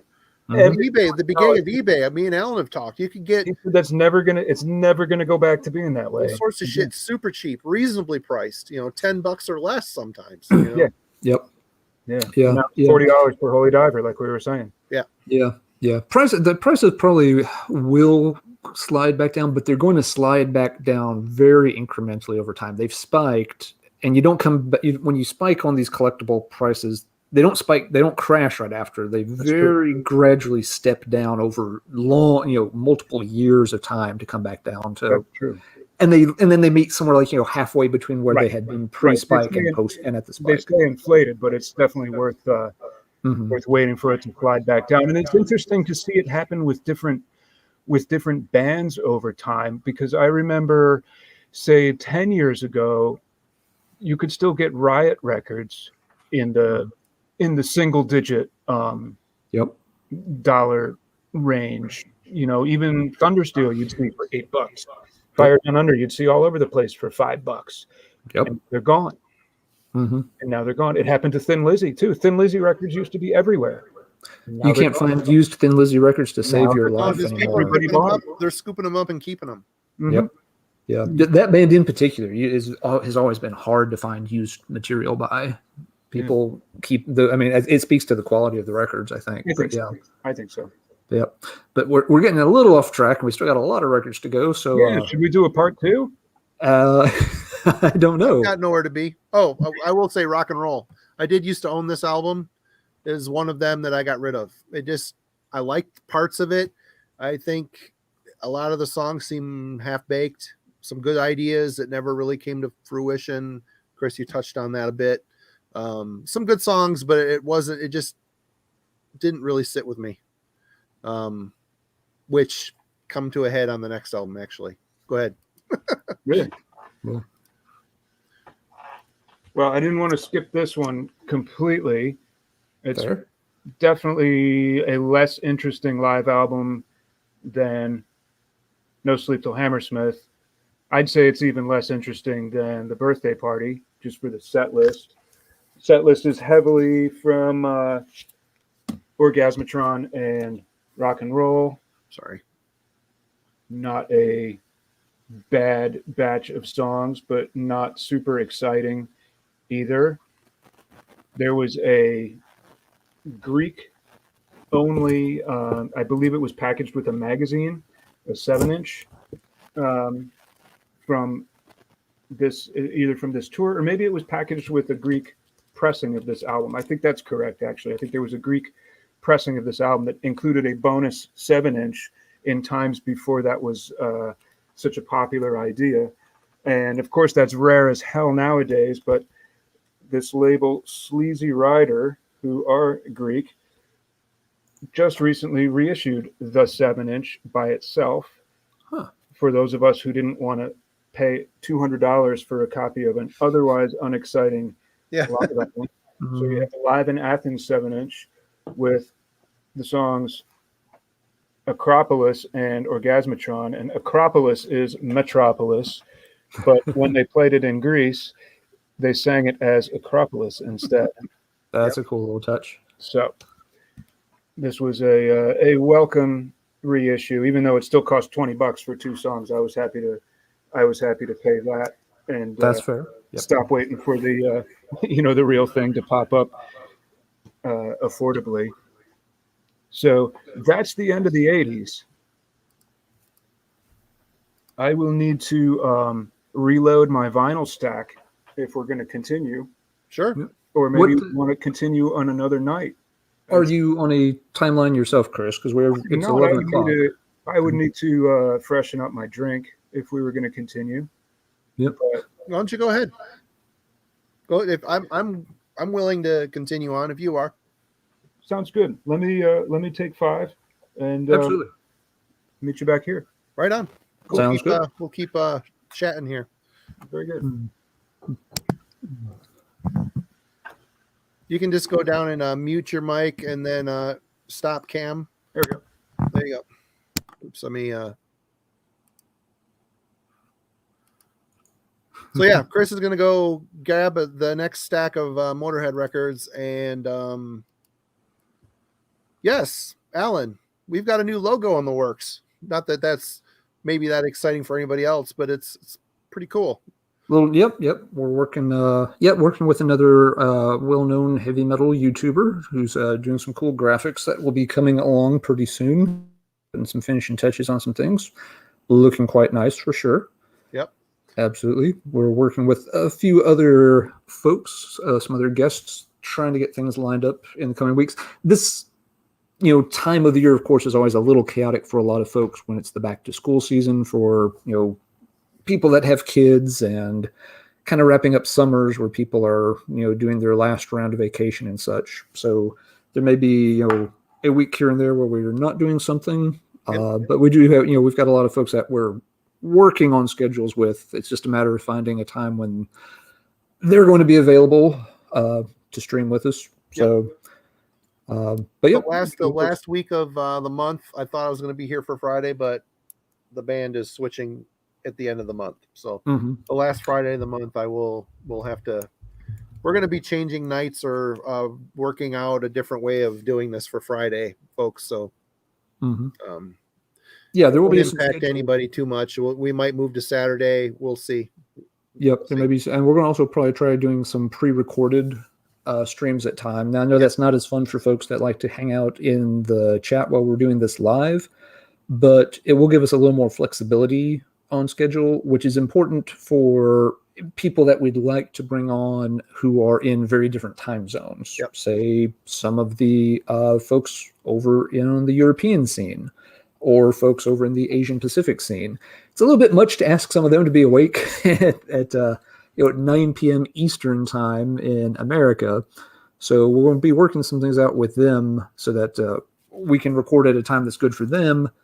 I think our thought process is we'll still post the video, at the same normal time slot for folks to watch. A lot of folks have said they really enjoy having this available as kind of, their Friday night wind down at the end of the week. So we may keep it at the same time slot, but there may be some, come up where we do just a pre-recorded thing that, we shot a week before, but that way we'll be able to bring on, a lot of folks who otherwise wouldn't be available to talk to us on a Friday night. We'll figure it out. The folks, you guys saying the nice things in the comments. Thank you so much.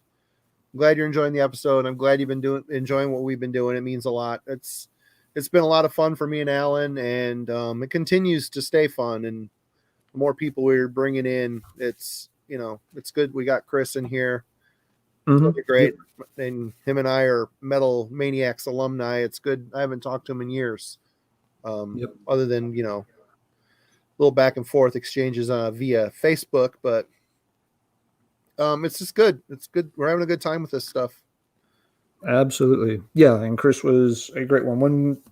I've been talking to Chris, about coming on for several weeks now. And again, it's just a matter of finding the right Friday night for his schedule. But I had a sneaking suspicion from the, first time I emailed him that we'd probably end up talking Motörhead when he came on, because it's always been a band that he's, hugely into and is a big influence on a lot of the music, he's written and played with several of his projects. There's a real Motörhead sound, of course, in Superchrist. Even to an extent in some of the song structures with High Spirits. No one's going to mistake a High Spirit song for a Motörhead song, but there's underpinnings there, I think. Yep. They're building some of those things on the same chassis, just rounding them out very differently. But again, the changes we're going to make aren't going to be, my band is switching to Friday night rehearsals at the end of the month. So, if we move to Saturday night, it's not a big deal. Everybody's going to be able to figure it out, and we don't want to conflict with the other guys' streams, so we might go a little earlier in the evening. So it's all going to work out. We'll see how it goes. We might even switch days with those guys, or we're going to keep this day and just pre-record the episodes and do like a live premiere. I don't know. We'll figure it out. Yeah, We're there'll not probably be gonna- a little bit of a mix of things. There'll be some Friday nights when the band's not practicing that we may do, Friday live. Yep. When we, get some, guests where we have to record at a different time. Those will have to be pre-recorded.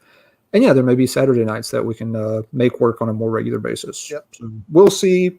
Marty will definitely keep folks up to date with announcements and such. So y'all will know what comes up in terms of scheduling. No problems there at all. Electric Banana, we've got an album written over the pandemic. We've been writing, and the next, I think, September, October, we're going to start recording. So that's Marty, what's I'll be going on. right back. Yep. We've been productive in that arena, at least.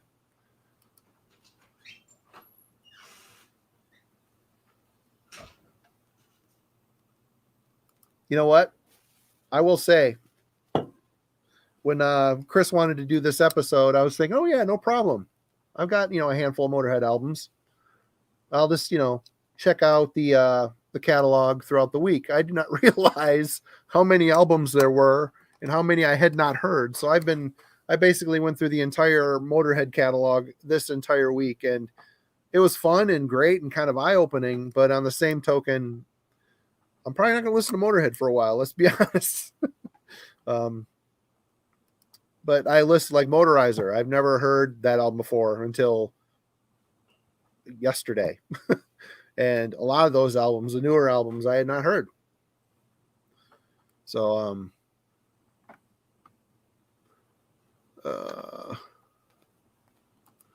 Simon, we've got you kind of penciled in for an episode at some point. We want to get you on here. So we just need to figure out the time. It seems like the time zones are going to work out if you're not working at the time.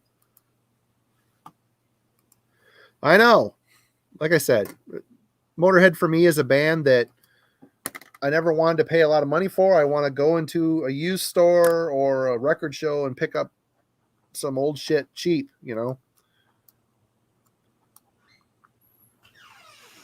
Thanks, Electric Banana. That's very nice of you. I'm glad you like the album.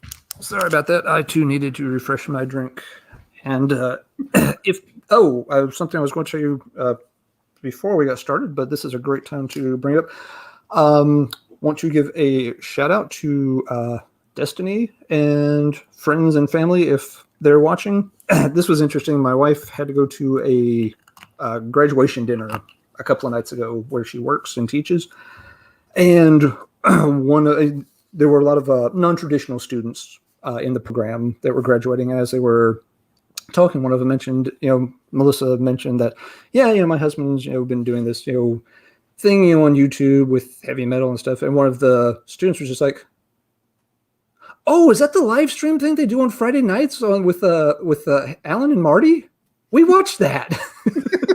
Cool. My wife was just like, no way. He's like, yeah, we love that thing. They're like, okay. You're very popular in some circles. Yeah, my wife was just like, I can't believe you know what I'm talking about. She's like, well, just so you know, they're going to be talking about Motorhead Friday night. She's just like, oh, we're so there for that.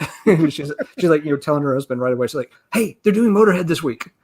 And so my wife asked me, just like, you've got to be kidding. She's just, graduation dinner, they're doing pomp and circumstance. And now, they're over here kind of, geeking out over, watching Motorhead tonight. So, Destiny, if you're watching, thank you very much. Melissa got a real kick out of that. It was cool to hear that you're enjoying the show. Well, we're psyched everybody's watching. Finally, we're over 40 today. I was wondering, Motorhead, I don't know how many people would be watching, but we got a few people watching, so that's cool. Good deal. Yep. Yeah, Motorhead's an interesting band in terms of, and, if we have time, I'm sure we'll talk about this with Chris a little bit. They're a band everybody knows. They're a band, everybody loves, but their catalog is so deep and so long that, I think a lot of people know bits and pieces of it.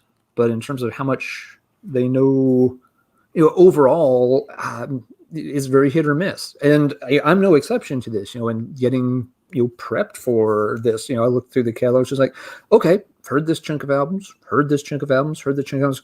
Holy shit, I never even heard of these two albums. It was a much bigger span for me. I think Sacrifice was the last thing I heard by them. And the rest, I hadn't heard any of it. And I was like, shit, I thought there'd be just a handful of albums I've been listening to Motorhead all week, whether I wanted to or not. I was listening to Motorhead.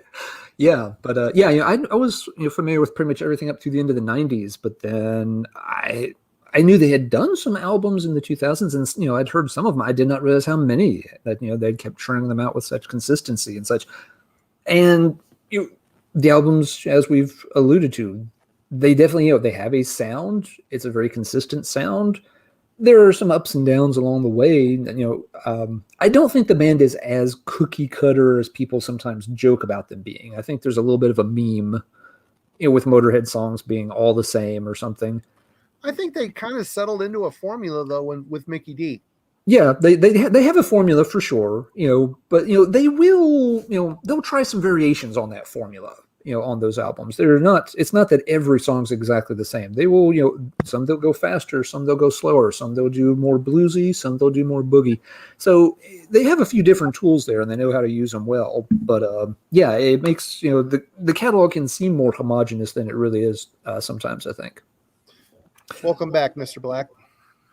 And I How are we totally doing? agree. It's not that they have a formula musically. They have a formula maybe in terms of how they approach their business, let's say, or their creative business. But I think if you want to say they have a formula musically, you have to say they probably have 5 or 6 formulas that are working simultaneously. Mm-hmm. Yeah. One thing I think always worked well for them just in general is, too, with those formulas, they didn't run any of them into the ground very rapidly. Like they don't have an album that is nothing but boogie songs that you kind of get tired of. They don't have one album that is nothing but, Motorhead plays the blues for 65 minutes. They have those formulas, but they spaced them out, throughout their catalog over the years so that you didn't get a strong bluesy song on every album. Right. So you didn't feel like, oh, okay, now track 7, that's the bluesy one. It'd be like, it might be an album or two before you hear another one. So I thought that always worked in their favor, that it didn't make, the albums didn't feel exactly the same when you're paying attention to them. They did it more of a mix and match than mix and match. Yeah. Chris, I was going to ask you did mention the Lemmy movie. Mm-hmm. And I'm curious what your thoughts were on that. I thought it was pretty good. I mean, he's, that was, it's been a few years since I've seen it. My favorite part definitely was when he played the Boogeyman intro, just, on some random stage where they were asking him to show off his amp. That was just like, for me, that was kind of validating. Like that was,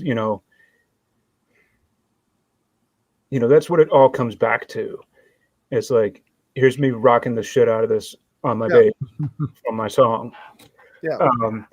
I think the best moments, I mean, he's a good interview. He's a good storyteller. Yep. He's a good, he plays that kind of, well, he doesn't play it because I think it's very, very authentic, but Lemmy the folk hero, I think, is as much an entity as Lemmy the rock star. If anything, I think he is more of a folk hero than a rock star. They think the movie, I think, showed the ways, and it sounds so weird to say it, the movie, I think, at times showed the ways that he falls short of being a rock star. He's not motivated by money. He's not motivated by fame. He's motivated by doing what he wants to do, and that being a vehicle to sustain his lifestyle.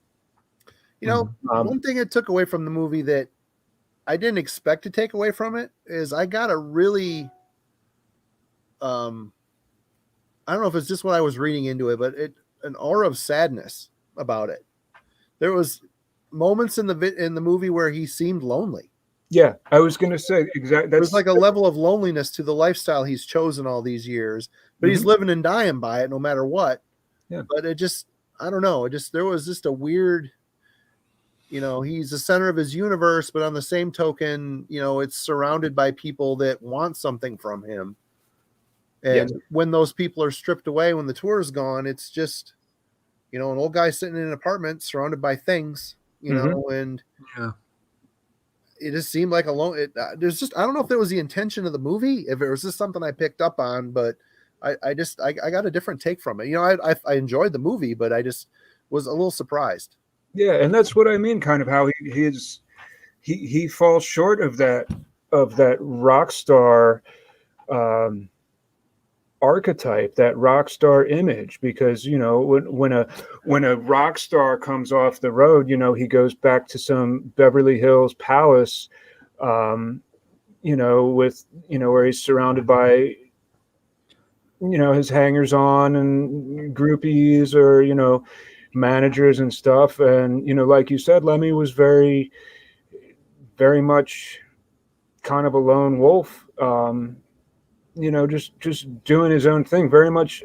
I didn't pick up on, I don't know, I didn't pick up on a sadness that went along with that. Just more like a calm, like he's just kind of in his own cocoon, whether he's on stage or riding with the driver watching the sun come up from the bus, or whether he's in his apartment surrounded by all his SS shit that he had. It's like I think in whatever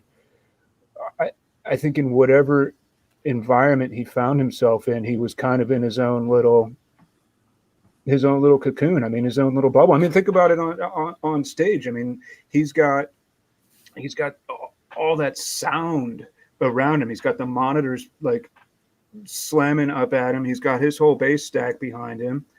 I think 2 of the cabs that are behind him are actually Phil. I think they had 6 cabs on either side, 4 of themselves, and then 2 of the other guy.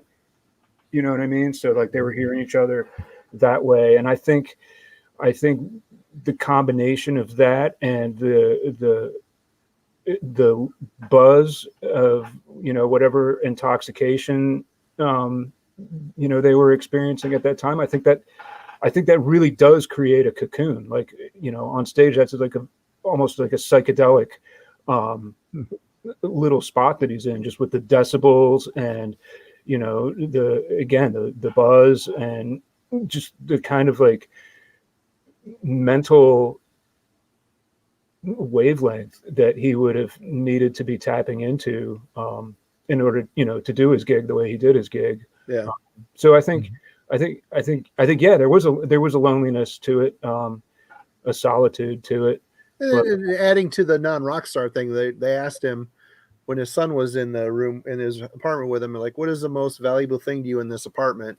He just kind of nonchalantly points to his kid. He's like, he is. And I thought, man, that's fucking sweet. Yeah. And his son kind of seemed kind of like, huh, like kind of like awestruck by that, which is, it was kind of a cool, intimate moment that, those little nice little things you pick up when making a documentary that wasn't planned, Right. And then there was the one where there was some moment like a limo pulls up and he steps out of the limo, like the door opens and he steps out and he just kind of stands there like, all right, what the fuck am I supposed to do? Like, are we done? And again, it's like, oh, come on, you're the rock star, or the limo's going to pull up and you're going to get out of the limo and it's going to be awesome and rock and roll. And then instead the limo pulls up and the door opens, he just gets out and he stands there like, Yeah. Yeah, there's lots and lots of stories and anecdotes about Lemmy, and a lot of them do paint him as there's like what you said, Chris. There's the folk hero mythos about him of drink a bottle of Jack Daniels every day, smoke X number of cigarettes a day, and all this stuff, which is part of it. But there's a lot of people just see that and just think it's just all badass all the time, and there's lots and lots of stories and anecdotes about him being pretty well read, about him being a very considerate person, around other people and stuff. That it wasn't all this bravado and swagger 24/7. That's he was very polite to lots of people. Well, he was he wasn't. I mean, people seemed impressed by the amount he drank, but I mean, he was a functioning alcoholic, and he was an alcoholic bad and a drug addict. I mean, he was being driven by his addictions, but it just never fully consumed him. He had the wherewithal and the brains. He was a super smart dude. He knew every drink and everything he put in his body wasn't doing him any favors, but That was the choice he made. It's a choice he Mhm. made, and he said that the only reason why he's probably still alive was because he had no stress in his life, and that's kind of a nice perception to have, because I mean we're all pretty much driven by stress. I mean that's what keeps most of us going. It seems like, unfortunately, I couldn't imagine not having any fucking stress in my life. I don't know what the hell how I would even be. You Right. know? It is a weird concept for a lot of us. Yep. Yep. But let's get back over to the discography. Well, sorry, that little aside there. I just No, that's quite all right. I mean, there's a lot Speaking of- Motörhead to talk. Speaking But of not being a rock star, here's the closest we came. He had recently moved to LA, mhm. had signed with Sony, presumably with Sharon Osbourne's help, and recorded this album in LA, which at the time I thought was a kick-ass album, and nowadays I would probably say the same. Yep. Again, great variety, good spread of real heavy hitters. The first two songs, "Want to Sing the Blues," Yeah. and "I'm So Bad, Baby, I Don't Care," one of their best '90s era tracks, I would say. Agreed. Going to Brazil became a live staple. That's actually the '90s song that held on the longest. By the end, they were skipping the entire 1990s in their live set, but it was Going to Brazil that held on the longest. You have a straight up ballad, "Love Me Forever." You have that kind of blues boogie style that not everybody loved, "Angel City." And I guess Going to Brazil is an example of that too. But Going to Brazil live was a different animal totally. Yeah, and the title track obviously stands alone in their catalog. I think they got away with it totally. I think it's a great track. Oh yeah, it's amazing in itself.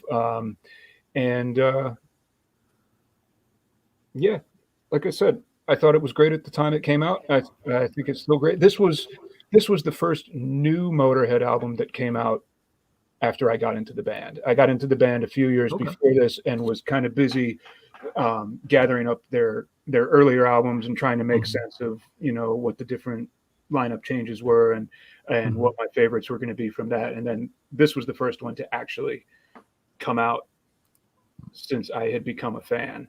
And yeah, that was just a really cool feeling. The day you get the brand new album from your favorite band. I mean, yep, and it's a good one. And it was a good one. Yeah. So. Yeah, it's a good one. It's one of their most varied, and all the variations work really good. Yeah, yep. The title track is. They never did anything else like it, really, and they just nail it so well. I mean, that song makes people weepy, and we're talking about a Motörhead song. Yeah, Going to Brazil is just fantastic in that boogie style. It's a good example of where Motörhead could connect with different audiences. My dad has absolutely no interest in heavy metal music of any kind. If it came out, once the Beatles showed up in the U.S., he pretty much quit caring about most music. So no interest in this stuff. Motörhead on those kind of songs, the Going to Brazils and stuff like that. He will sit and listen to those. I went if I had to drive with him. I knew I could get away with the tape mix if I filled it with those style Motörhead songs. And it wasn't just that he'd listen to me. He's just like, "This is really good. Who the fuck is this? Yeah. Motörhead? Who the fuck are they? One of those heavy metal bands I listen to. That's not heavy metal." Like, yeah, no, they do it a little bit different. He's like, "Well, I like that." Like, okay, well, let's play it then. So yeah, they really, really hit it out of the park with that album. There's a couple of songs in the middle that are a little don't click with me. Is that like Nightmare, the Dreamtime? It's kind of filler. Yeah. There's just a little bit there in the middle where they kind of like take a little. That's kind of a weird experiment song for sure. Yeah. That's the one experiment they didn't like. There's a few of those in this period that and I just think of them as filler and as Lemmy's lyric notebook getting busted out. Yeah. And, but great album overall. Totally. To me, I mean, this next to Another Perfect Day is another favorite. I mean, I'm either grab Another Perfect Day or this album. I think it's great. Nightmare Dream, the Dreamtime is, quirky, weird, and doesn't really sit well, kind of anticlimactic on the first side, but it's a great album. It's just well written. I have nothing bad to say about it, to be honest. So Great album. Yeah. Now the follow-up, however. Oh my God. That's. Well, first though, on a personal note, this is the other cassette that I got out, because the cassette cover is different from the CD and the LP. So this is what I saw at the store, and it was not so much Lemmy's eyeliner that caught my attention as it was this guy. He's not even on the album, is he? He's not, but at the time we don't know this. At the time Phil's he's still credited listed on the album, I believe. And he's in the band photo. And this was a moment, I mean, this was like the next level from your favorite band releasing a new album. This is one of your favorite drummers joining your favorite band. Yeah. And releasing a new album. Yeah. Like, my face exploded when I saw that Mickey D had joined Motörhead. I mean, what? I mean, that's... And then, yeah, of course, you come to find out not only is he not on the album also kind of sucks. Where would we begin? I mean,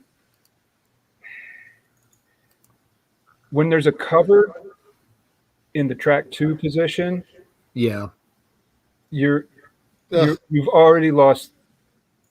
You've lost the game. And that cover. And that cover. I mean, thinking? Motörhead have never had great taste in covers. They're different from Metallica in that regard. Metallica, on average, have very good taste in covers. I think they don't know. They're a good cover band. They don't always execute well, but in terms of the songs that they choose, and the ways they choose to adapt them, Metallica gets pretty high marks. Motörhead, pretty hit and miss. I think. I mean, they rocked that Girl School song, but you said yourself, the train kept it rolling. Not good. The ZZ Top song they did, the Rolling Stones song. Great. I didn't mind the Rolling Stones cover. I thought you did a good job on that one. I don't like that one. I like the David Bowie cover too. Yeah, we'll get there when we get there. March or Die, very few has very, very few strong points, I think. I mean, Slash from Guns N' Roses played a guest solo, and to me at that age, Guns N' Roses was just like the ultimate fucking poser band.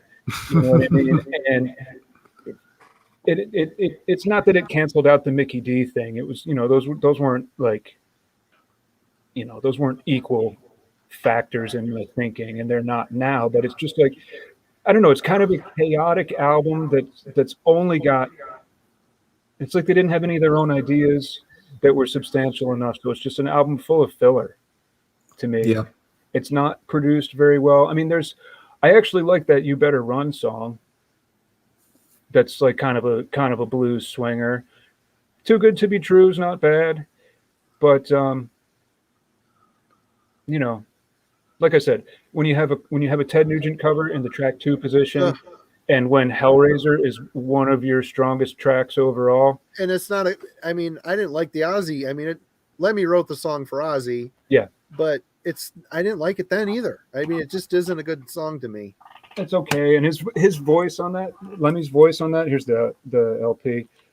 Lemmy's voice on Hellraiser sounds like he's been tuned. Sounds like they, slowed the tape down for him to be able to sing. And then when they put it at the normal speed, he sounds all squeaky. Yeah. He does have a high voice. Lemmy does have a deceptively very high voice. I mean, songs like No Class or Mean Machine, like, that shit's hard to sing. Like, I've tried and failed. No Class I can do. Mean Machine, no, I can't do it. And he did it with ease. Yeah. So, but in the case of Hellraiser, it's just he just sounds like squeaky. So yeah, I wish I had. There's that picture again. I wish I had better things to say about this one, but it's definitely toward the bottom. Yep. Of my rankings. Even the cover art just feels just very just throw something on there. Looks like clip art. It looks Yeah. like he collected LA Raiders jersey art or something. Yeah. It's just very uninspired. But so after that point, Well, to me, one final point about this album. I mean, we talked sure. earlier on how Motorhead would on occasion tinker with commercial leanings, and this album to me has that feel. Mm-hmm. You know, the Hellraiser ain't no nice guy. There's just points in this album that seem like it's a nod of appreciation towards a payday. Mm-hmm. Whether that was the case or not, whether it was a producer they used, I don't know. I have no fucking clue. But this album just always sat with me wrong. I had it, I got rid of it, didn't even want to listen to it again. I spun it just to listen. I spun the whole catalog this past week, and it was quite a monumental fucking process. Yeah, it'll take you a whole day anyway. They did play a lot of these live. Looking over now, Cat Scratch Fever they did, Bad Religion they did. I Ain't No Nice Guy. I didn't realize until recently that they did do that one live. Really? Huh. You Better Run is actually a really good live song, but it doesn't do much for me on album. They adapted You Better. They re-recorded You Better Run later for a SpongeBob movie soundtrack, and they changed the title to You Better Swim. Alrighty then. See, like I said, the payday. What's going on here? You know, right? It just seems like they're not on the right track. They're not in the right lane at this point. You know, they're kind of at odds with. You know, it's not that they're pretending to be something that they're not. I think they just kind of overestimated their versatility, maybe, or that maybe they overestimated their viability as that kind of band. I mean, they were doing high-profile touring. They were touring with Ozzy, and well, he even made the comment that, like Hellraiser, I mean, he wrote a couple songs for No More Tears, didn't he? At least lyrically. He wrote Mama and Coming Home, and that was a good album to do that on because it paid his bills for a long time, and it definitely, I think, bumped him up to the next level as far as income bracket. I think so, because that was a huge album for Ozzy, huge fucking album for Ozzy. Oh yeah. At a time when albums still sold. At least they didn't write him out of it like they did Bob Daisley and all the other shit they did to those other people that collaborated with Ozzy over the years. Yep. But they were still friends though, to the end. So I don't know. Lemmy and Ozzy were, you mean? Yeah, Lemmy and Ozzy were. Yeah. Anyway, sorry. So from possibly their worst album to possibly their best. Oh, that's a good album. I mean, I really struggle to explain the gap. Like, I can't think of another band that has such a jump from one album to the next in terms of quality. It's like they finally realized to get back on the right fucking track. I don't know what it is. I mean, this is the first album that they wrote with Mickey D in the band. Yep. They split with the major labels in the US and took what they said was a $500,000 advance from this basically disco label in Germany. Wow. They wanted Motörhead so bad they gave them $500,000 for this album.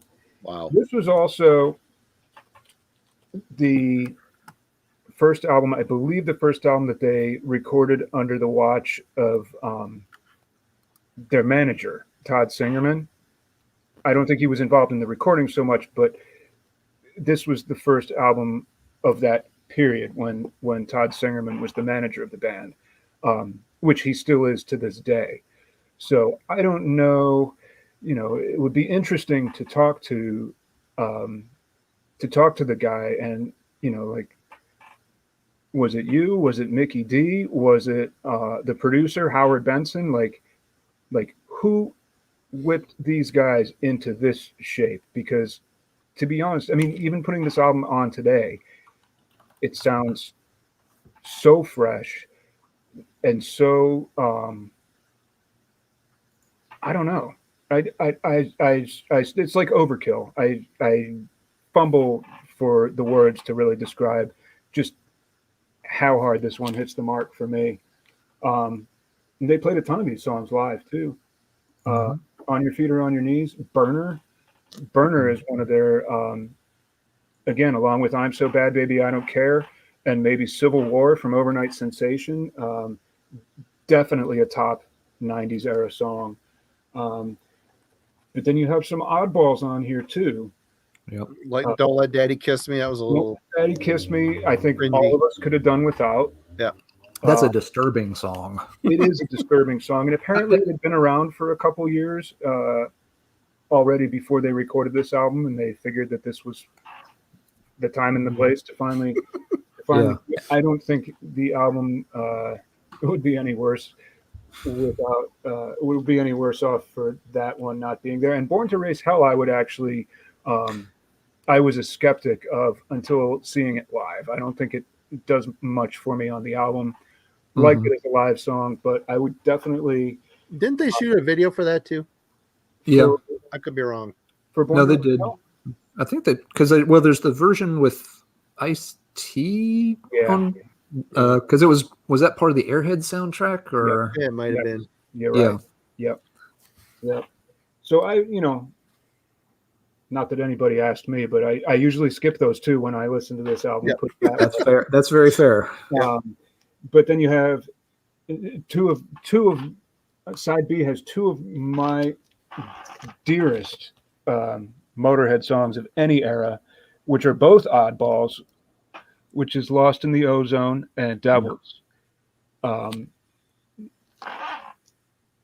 in the Ozone doesn't have an equal in the Motörhead catalog. That's a one of a kind song.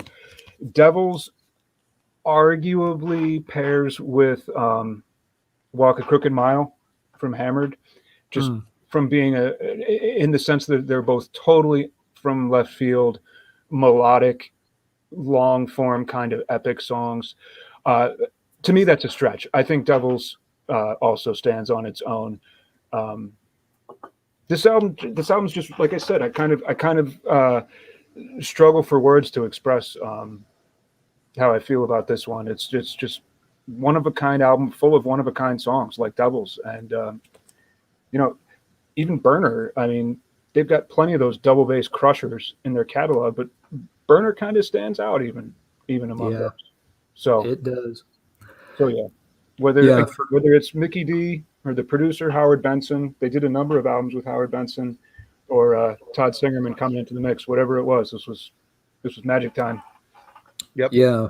Burner was the track I heard. It was on one of those little like music monthly samplers that would get circulated just to what's new coming out this month, and one of those they had put Burner from Bastards on it, and that song just kicked my ass so hard.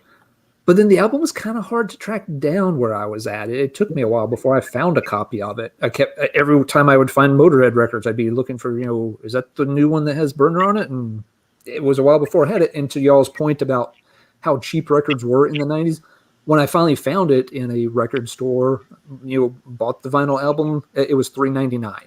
Wow. They're just and you could tell it has been sitting there. Nobody had even picked it up in a while. And I was just like, there it is. Thank goodness. It was like after dinner when I had just eaten and figured I'd drop in the record store cutting back across campus, and it was sitting there in the record rack for $3.99. For $3.99. Didn't come out in the US. Yeah. I didn't know that at the time, so I was driving myself nuts looking for an album that basically I was going to have to import. But Burner. If Burner's not my favorite Motörhead song of all time, it's in the conversation for it. That song is just amazing. The 1-2 punch starting that album is great. It has some skippables though. I'm not quite as high on it as you are overall. It has some tracks that I can skip that I don't need to hear. So, but yeah, overall it is funny because you had 1916, which was a very cool, very diverse album, and the next year you have March or Die, which. Oof. I'll take Die in that case. And then the year after that, you get this. And it's just this weird little blip in their catalog. It would have made so much more sense if they went from 1916 to this. Right. And because March or Die is the flute. It's not that this album is necessarily a fluke. It's March or Die, really. Yeah, March or Die is the one that just does not make any sense in that sequence. But yeah, very cool album, and yeah, possibly my favorite Motörhead song. Well, I'm the odd guy out in this conversation because I have not heard this album until this week. Oh, and it blew me away. I was quite impressed. I mean, after March or Die, which I used to own and got rid of it was terrible. I don't know if Mickey D is he's got such a force behind him. It almost directed the band to write in a certain way for this album. I don't know. But I think about the drum work he did on Abigail and Them and Conspiracy, and I'm sure this was a walk in the park for him. Other than an endurance race, none of that weird cymbal shit. He was just full on. I bet you did a lot of first takes on this stuff. I bet he was a first take guy on a lot of this shit coming from where he was. What's that? Probably so, yeah. Yeah.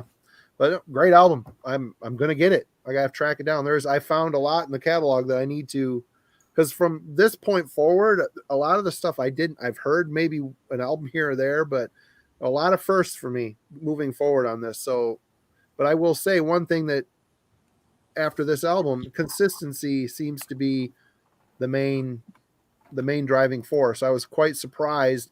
There was no, drastic mood swings like March or Die. It was a lot of swings and home runs. Yeah. From what I heard, even very steady up to the end where he's obviously old and sick.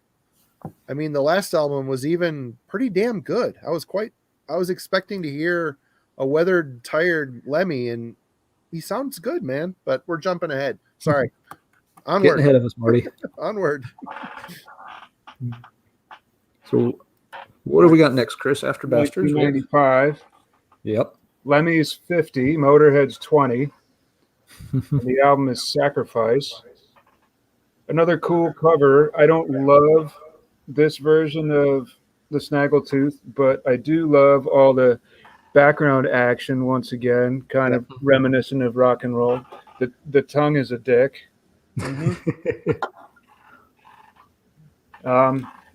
Overall, Sacrifice I didn't rate as highly as Bastards. Nowhere close, to be honest.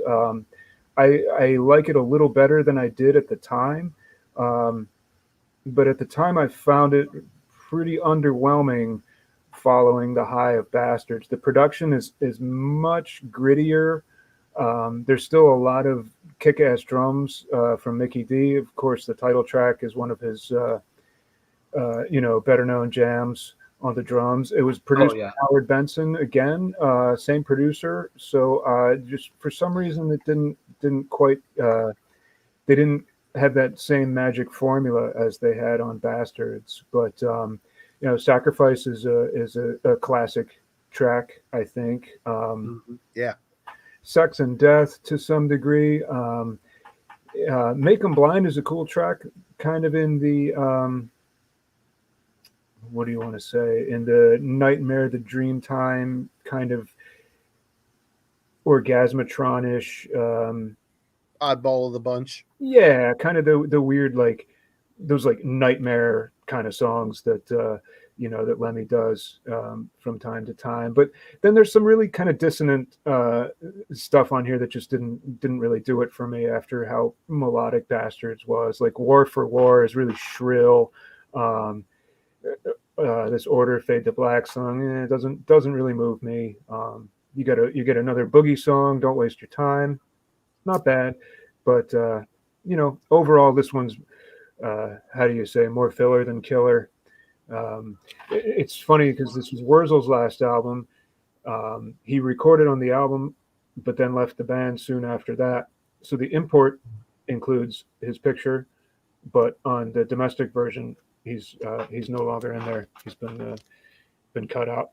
So this was for a long time a very hard one to find on vinyl.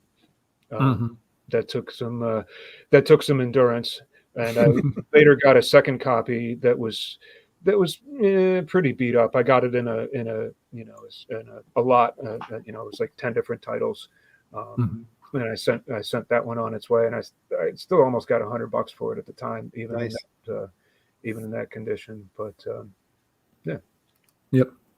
Yeah, for this one for me, it's a little more killer than filler. I'm a little higher on that one than you are. Me too. There are still tracks I'm not nuts about, but yeah, I mean, the opening is just monstrous. Yes. With the drumming, pounding opening with Sacrifice was brilliant, and it really sets the tone for the album. It's a very heavy album, even by Motörhead standards. They're really going for a very heavy sound on a lot, like some of the tracks you mentioned, War for War and the Order of Fade to Black.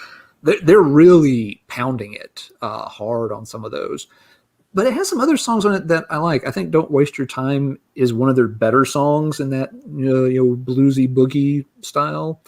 One you didn't mention that I like a lot is the closer, "Out of the Sun." I always thought that was a good song. I thought that was a very cool song. It has this.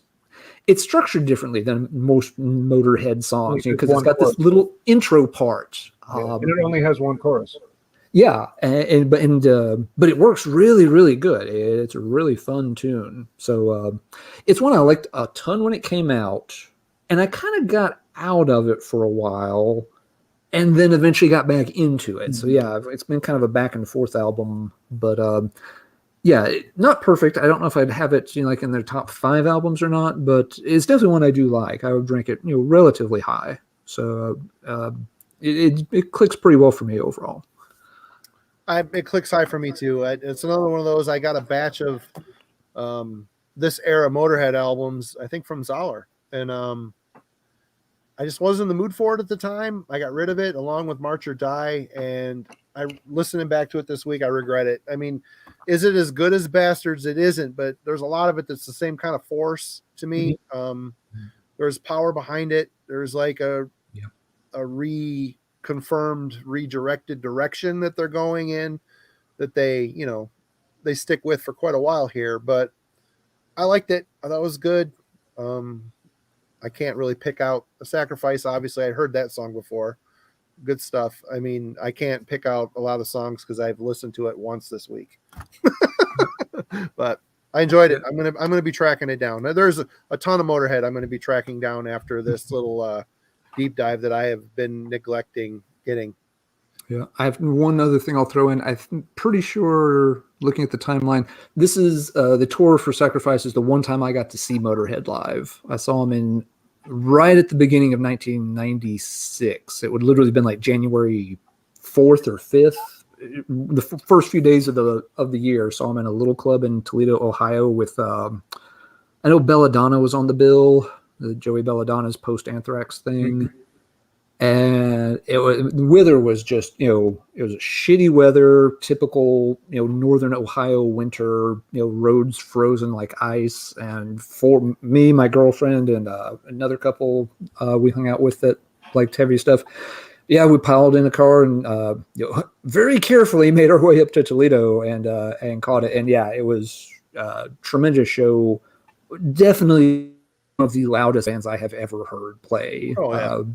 They were great, and to my eternal delight, Burner was in the set list that night, and I just lost my fucking mind because, like I said earlier, one of my favorite tracks. They held on to Burner, I think, until about 2001 or 2. So yeah, they held on to it for most of the 90s. They were doing Burner. That's the first time I saw them too, was on the Sacrifice tour. That's actually how I found out that Wurzel had left the band, was when they came out on stage and he didn't. I was like, oh, okay. So I guess they're a 3-piece again. And then they got about halfway through Ace of Spades before they opened with Ace of Spades, and they didn't even make it to the guitar solo before the PA shut itself down in self-defense. Jeez. And Lemmy just kind of looked there and kind of did a little tap dance and then walked off stage while they fixed it. But I was like, man, you couldn't ask for a better introduction. They come out and open with Ace of Spades and the PA explodes. It's like they lived up to their reputation every Take bit. that, stupid PA. Yep. Yeah, it was a fun show. The other band, Belladonna, was not all that interesting. You could tell do they a bunch of Journey covers. I don't even remember what they did. I forget. I want to say the other band on the bill might have been someone like Speedball, and it wasn't my style at all. Yeah, and the other folks that were with me, they kind of knew the Motörhead hits and stuff, but but yeah, it was worth sitting through those two bands. Yeah, just for the first 5 minutes worth of the Motörhead show. But yeah, that was the one time I got to see him live, and it was worth it. All right, so Chris, next we're getting into another lineup change. No, well, where's let's see, where are we at? Another overnight sensation. Overnight sensation. Okay. Yeah, so the lineup change, right? This is the first one without Wurzel. Mm-hmm. Down to a 3-man.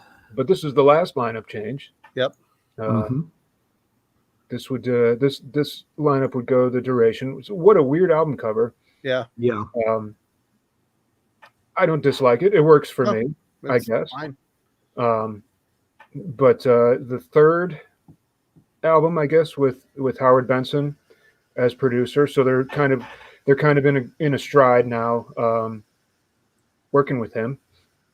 And I gotta say, side A, of course, the track list is this weird circular thing, but I gotta say, side A of this album, not so much the B side, but side A, I would really put up against anything else they did in the '90s. You have Civil War,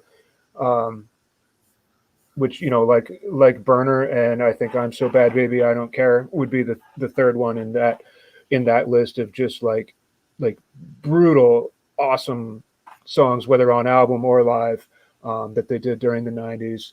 Civil War, Crazy Like a Fox, which for a band that has a lot of great track 2 songs on their albums, not including Cat Scratch Fever, of course, but including a lot of their other track 2s. Crazy Like a Fox is one of the best. Yep. And then you have I Don't Believe a Word, which is a strong fan favorite, I think. Ballad-ish without being a ballad. And then Eat the Gun, But the title track, Overnight Sensation, also a real hit. And side B, like I said, side B is to me very fillery.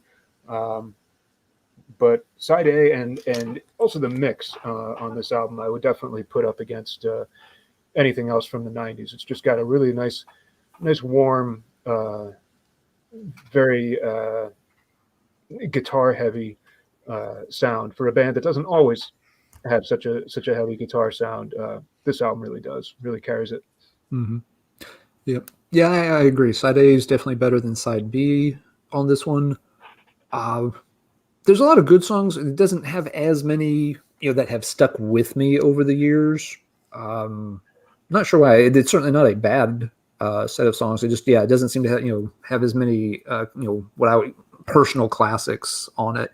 The one thing I always remember, someone's making the comment that it's not a bad album, and I agree, it is not a bad album, but it's not one I ever really think of in their catalog very much either.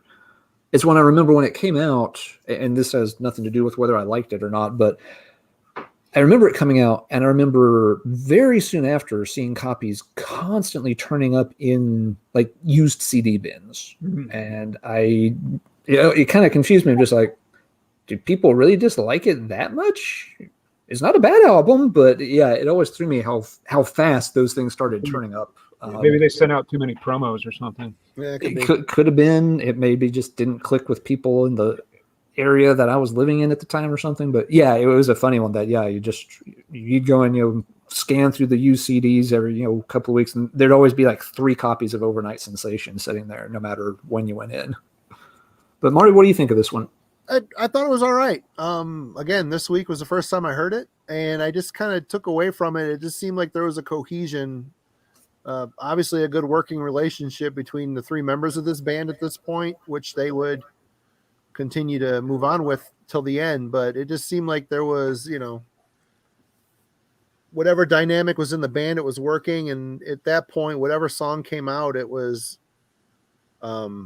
just what's in their hearts at the time. It's not going to be affected by any in-band conflicts or drama. It seemed like all the wheels were on the ship and spinning in the right direction, Yeah, I liked it. I didn't love it, but I liked it. Yeah. I mean, coming off of the 2 albums before it, I think it lacked a little bit of the power, but I did enjoy it. That would have been my second time to see the band, except that was the tour where they were co-headlining with Wasp. And a few weeks into the tour, I don't know the details. I don't know that anybody does, but there was some kind of dispute over how many lights were on Mickey D versus how many lights were on Wasp's drummer during their set, and words were exchanged. And Jeez. And Motorhead walked off the tour, and Wasp intended to continue, but all of the venues were like, no Motorhead, no thanks. And I don't believe that Lemmy and Blackie ever patched that up. Really?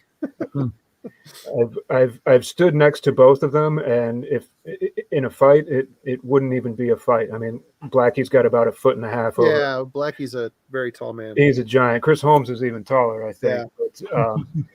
But yeah, I don't think it was that kind of fight. I don't think there was a physical aspect to it. I think it was just a battle of egos. Yeah. What era would that have been? Like Kill Fuck Die era Wasp? I'm trying to place where. Well, okay. Yeah, I can see why the venues would not have been as interested in Wasp only at that point. I like that era of Wasp, but it wasn't. They did have Chris Holmes. I mean, they had Chris in the band for that couple of years, so that I suppose that was a plus. But yeah, unfortunately, that left half of the tour, unfulfilled, including me. So at that point, I'd still only seen them the one time, but. Aside from that little episode, Motorhead's in a really stable, like we've been saying, a really consistent stride. They've got this is again produced by Howard Benson. This is the 4th Howard Benson album. Mickey D still running wild on the drums. No doubt. They have stable management. What they also have stability in their record company relationships at this point, which I think was really big for them compared to in the 80s, where there were always fights and disappointment and disagreements over budgets and everything. I think at this stage in the mid to late 90s, they're with SPV in Germany, which is not a major label necessarily, but a very stable independent, a major independent, if that's a term. And they're with CMC International, was the record company releasing the albums over here. And Lemmy once said, record companies never do what they say they're going to do. They always, they always break their agreements. They go back on their word. And he said, CMC is the first, SPV and CMC, this combination of record labels, they actually do what they say they're going to do. He's like, so I guess that makes them bad record companies in a way. But as far as we're concerned, they're great.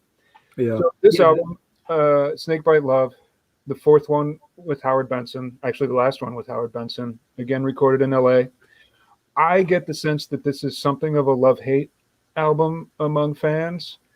I love it. I think it's really cool and a little bit off the beaten path for them mix-wise. The mix on this album for most of it is, I forget who's on the left and who's on the right, but it's one guitar track and one bass track and the drums. There are not there's no doubling of the rhythm guitars.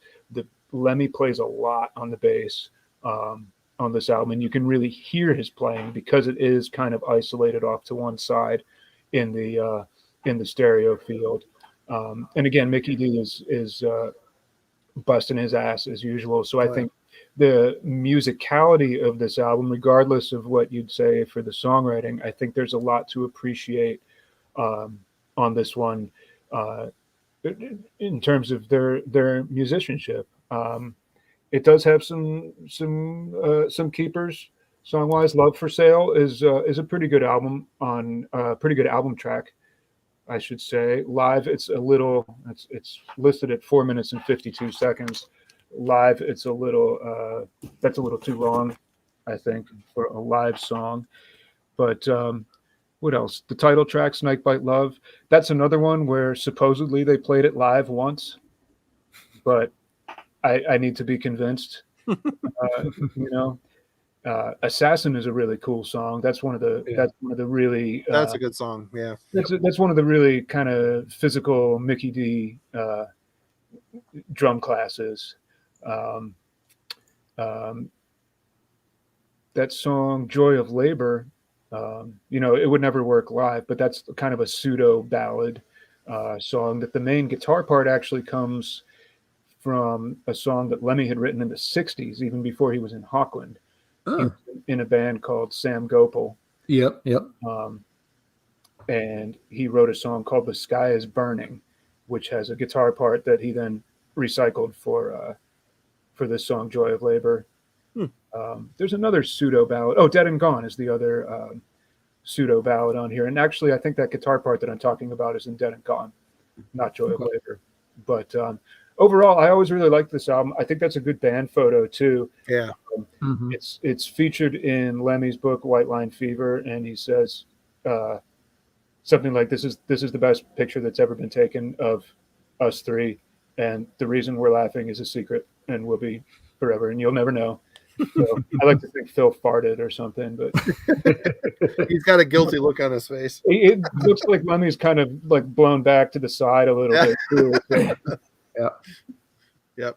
But Phil's got that "I'm about to blame it on the dog" kind of look on his face. right. Except that he is the dog. He forgot. So, and another really cool cover. I think, and I don't mind the vertical.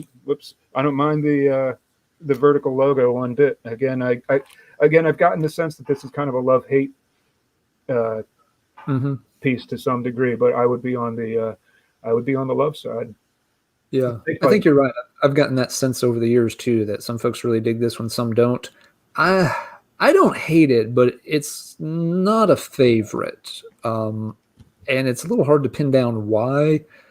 On a lot of the things, I kind of feel like on this one that the songs are good, but the things they're doing, they've done better versions of them in the past at this point. For, trying to think of a good example. Let me look at the track list again here. "Don't Lie to Me," is a quite reasonable boogie track, but it's not one of their better tracks in that style. Just some things like that. "Dogs of War" is a pretty good track, but they've got better. "Desperate for You" sounds like a very classic sort of Motörhead song, but I wouldn't rank it as one of the classic Motörhead songs. "Joy of Labor" is a very odd one. That's always been a little bit of a head scratcher for me, figuring that one out. So it's kind of like, it's almost feels like, in a way this is the Motörhead album for me where it starts to feel like some things are just being retread a little bit. That they're still okay songs. If you hadn't heard all these other Motörhead songs and albums before, it would sound great. If you've heard a lot of the stuff before this one feels a little bit samey. And that may be why it's a love-hate album, depending on when people heard it in their Motörhead experience. Was it one of the first ones they heard, or had they already been listening to the band for 15 years when they heard it, and as such, it didn't blow them away? But you're absolutely right about the stability in the band, the record label. All of these records, like you mentioned, Sacrifice, Overnight Sensation, this one, these were well publicized albums. They had promotion, they had media. These were, they had, color ads and all the zines that you looked at and stuff. This was an era where, everybody was very aware, and, the albums were getting touted really nicely for the band. Marty, where do you stand on Snakebite? This is an album I actually heard before this week, and, you could tell there is a consistency and a comfortable nature within the band, and with all the gears behind them, promoting them and stuff, it allows them to be Motörhead. And this sounds like a Motörhead album. and it doesn't. Yeah. There's no new ground being broken here. This is where I think a little bit formula falls into place. It's not great. It's not bad. It's if I had the album still, I would listen to it. That's about all I can say about it, to be honest.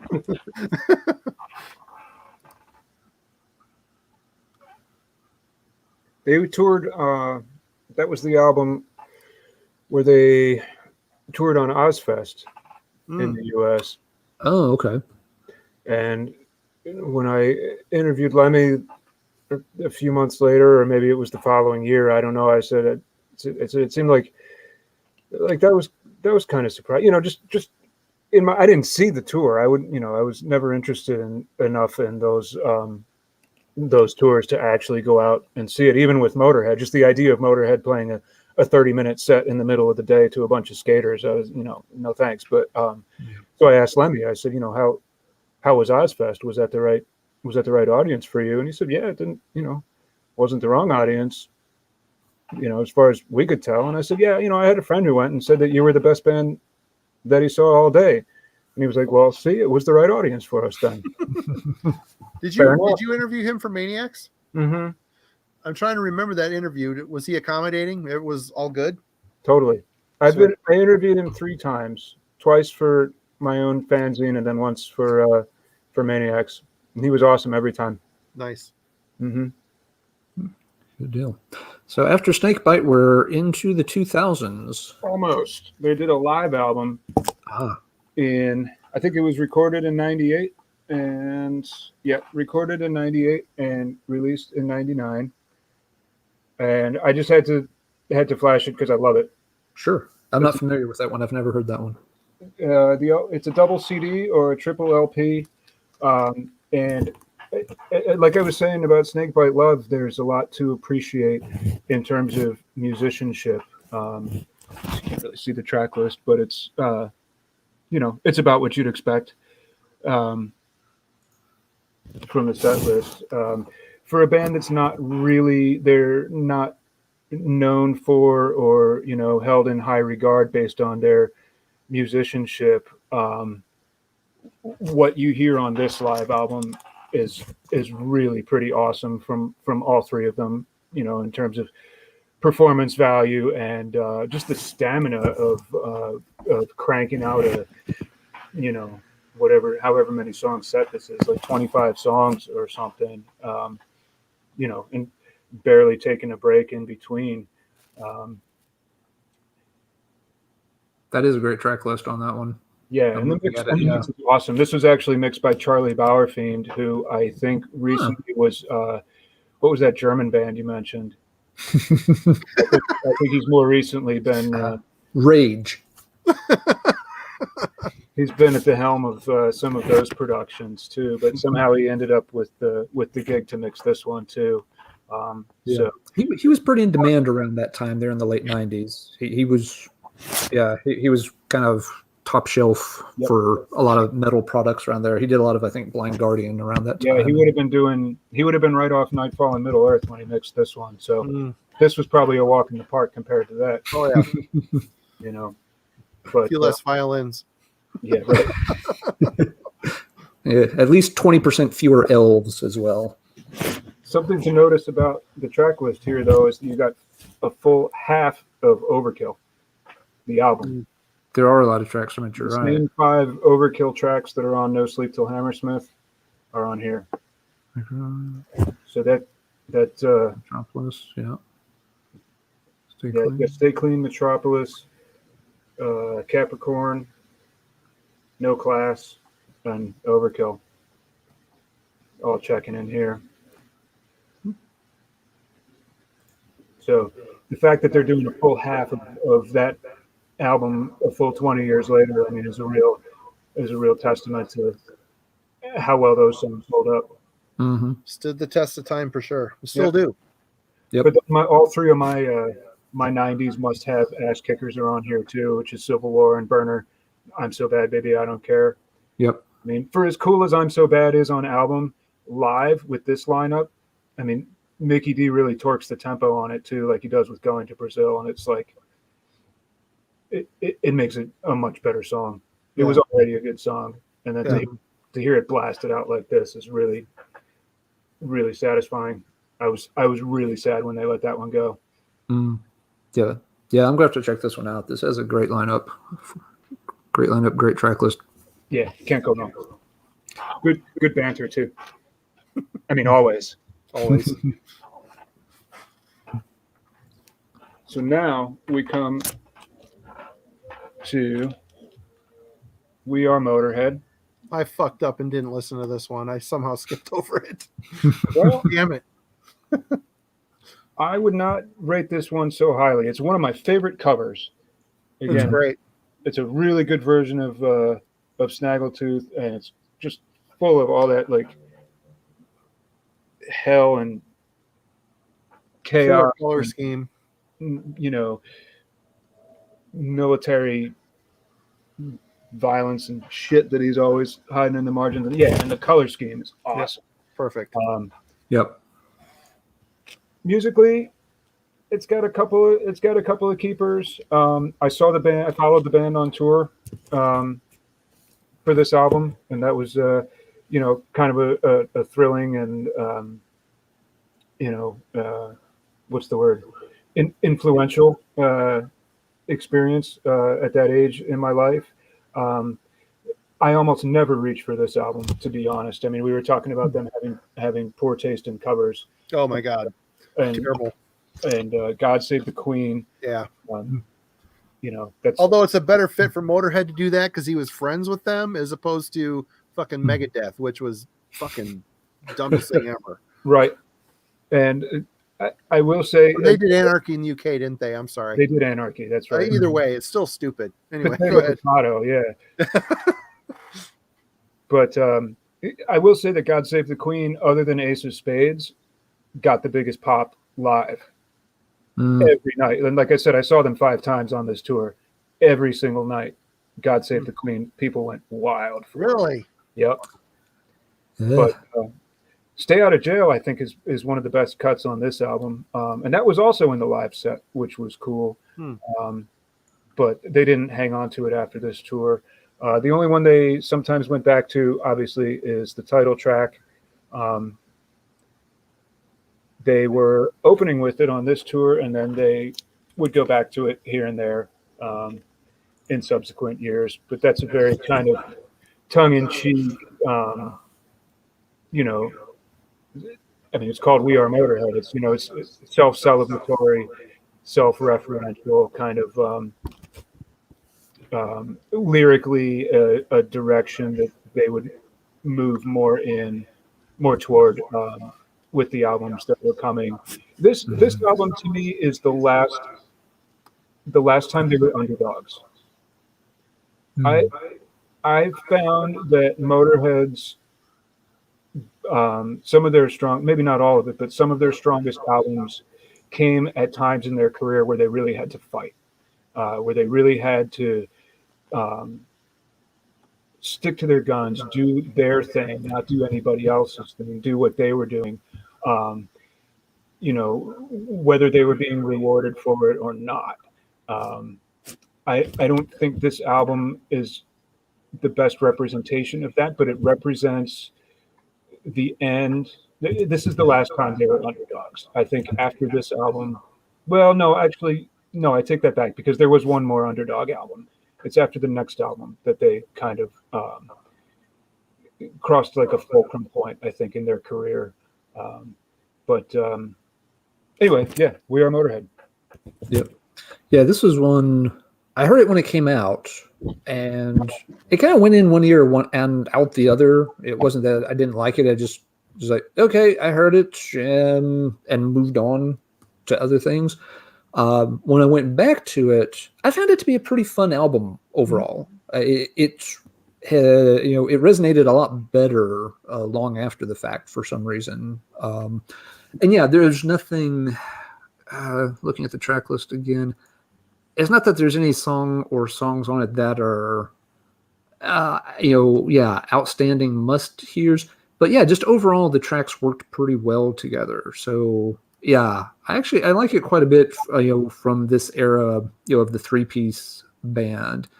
And yeah, I would certainly not pick God Save the Queen as a song I want to hear them do, but it worked okay. I mean, they did a decent job at it, unlike, Cat Scratch Fever, from where I don't want to hear it, and I really didn't want to hear Motorhead do it because it didn't come out. I thought they at least did well with God Save the Queen. If they had to play a cover, they at least pulled it off fairly well. One of the better ones, yeah. Yeah, again, it's not a song. We've all heard it enough times. It's a classic, but don't need to hear it. That song only fits with the Sex Pistols. Don't need to hear other bands cover it. Don't even need to hear the Sex Pistols do it again, just because I've heard it enough. But it worked okay for Motörhead. So yeah, while there's nothing amazing about the album, I think as a whole, it came together pretty well. Things like Stage Fright, Crash and Burn was pretty cool. He's got One More Fucking Time. The title makes you feel like it should be kind of cheesy or something, but it actually worked okay. It wasn't just oh, okay, yes, let's put the dirty word in the song title because we can get away with it. It's like, no, actually kind of it works with the song all right. So yeah, it's not my favorite, but I think it's one of the better albums from the three-man band era album. It's one it's enjoyable as a full listen. And sometimes with Motörhead, I haven't made this point. There are times where I'll get in a pattern with Motörhead where I want to hear lots of songs, but I've got to splice them together off of lots of different albums. Mm-hmm. I do my own little best of Motörhead mixes, and so I don't play some of the studio albums, start to finish very often. And this is one I don't mind, playing start to finish a lot of the time. So in that sense, it works pretty well for me. And Marty, you said you skipped this one? Swing and a miss. Sorry. That's okay. How could you possibly have overlooked a Motörhead album? I thought I got them all. Like I said, I got to the end of this week. I'm like, man, I don't need to listen to Motörhead for a while. I'm good. I am so good. I love them, but man, you cram it all in 1 week. It's like, fuck me. I was doing nothing but listening to Motörhead. I've listened to a ton this week too, and one thing that you can definitely overdose, a bit on it. One thing I think it does bring into focus, and we were talking about this a little bit, Chris, while you were reloading the record stack, so you may have heard, you may have not, but playing back through the discography, kind of in a condensed time frame over the past week or so, it does help highlight those little variations in the band's catalog. Because again, I think sometimes a lot of people are bad to fall into this pattern of thinking that Motörhead just did all bangers all the time, and that it's Ace of Spades and then 23 albums of songs that sound just like Ace of Spades, and that's not really what they did. Yeah. They had their comfort zone. They never did a disco album or a blues album or anything, but playing them through, you can definitely hear that okay, this album they're focusing a little more on that. This album, here's where they kind of introduce that other thing. So yeah, well, it's been a lot of listening. It's been a lot of fun, and it definitely brought out some of the nuances that I know I hadn't picked up on when I played 1916 1 year, and then maybe it was 4 years or 3 years in between before I played Bastards. So yeah, it definitely has been fun working through their catalog a little faster and highlighting some things that way. I agree, but the one thing I took away from it was I looked at it as a from the aspect of a career. I think about myself, and I think about other people that I know that have worked a job a long time, and typically end up hating what you do. You get completely bored with what you do, burn out. And I hear, even these later albums up to the end, a lot of joy. I mean, for lack of anything else better to say, I mean, they knew what they were. They'd been what they were forever, and they never strayed, really. There was some experimentations along the way, but nothing really terrible. I mean, nothing ever kaboomed their career. I mean, everything they did was a Motörhead fan could pick it up and listen to it and say, fuck yeah, it's going to sit on my shelf until I'm dead, type of thing. And that's, you can tip your hat to that fucking spirit and love for what you do. And I wish more that trickled down to more bands and maybe to more, people's lives. I don't know. I was pretty blown away by it. Like I said, a lot of these later albums I haven't heard. So I'm listening to them for the first time, and I liked every one of them, more or less. And I would have probably appreciated them more if I didn't cram them all into 1 week. But that's just the way it goes. And anyway, sorry. I think where they were consistent and where they did have a formula was in their process. I think they trusted in their process. Yeah. I don't think they set out to recreate their songwriting from album to album, but I do think their creative formula in terms of the process, the writing and recording and producing that they did, I think that's where, and again, you never really know for sure, just based on what I've read and what I've absorbed in other ways. I think that's where the cliche of all 23 albums sound the same. It's like, well, no, of course they don't, but They don't. that's impossible. Even if they were, that's what they were attempting to do. That's impossible. I mean, that's what Superchrist tried to do. Superchrist actually tried to make the same album again and again and again. He didn't. But it doesn't work because in our case, the process was different every time. Like we weren't, we never had a consistent or stable approach to the recordings that we were doing. But I think Motörhead did. I think they had a defined, the steps that they would take in the studio, and the order that the pieces were put together in, and the way the foundation and the walls and the roof were all kind of put on their albums. I think that I would imagine, I find it easy to imagine that was fairly consistent from album to album. Yeah. And what is our next album? Our next album is Hammered, which I think is also maybe a bit of a love-hate album, but I think it's also one that not a lot of people checked out. Because what I was saying about them being underdogs, this is the album I should have referenced in making that comment, because I think this is at a time when they really were underdogs. And I agree with Alan with what you said about them having a decent level of promotion and publicity and visibility, particularly in the US. I can't really speak for Europe, throughout the 90s. But at the same time, they were not on the same tier as Ozzy, as Metallica. They never were going to be. Iron Maiden. Maybe Metallica, but not Ozzy. Right. So they still had to fight for their piece. Sure. You know what I mean? But I think this is the last album where that's really true. I think because this was 2001 or 2002. 2002, I think. Yeah. I think after this, they kind of turned the corner and became, I think they entered a stage of their career where they weren't going to lose any. There was no risk of them losing ground. There was only ground to be gained. This album was the end of, we should really be talking about it with the next album, which was the beginning of the cult of Lemmy really kind of becoming a thing, with this kind of resurgence of underground and the whole stoner rock movement or whatever, kind of mainstreaming. Bands like High on Fire, bands like that kind of coming up and becoming now those bands are occupying the tier that Motörhead occupied during the 90s, and Motörhead gets pushed up, and they're never going to go back down again.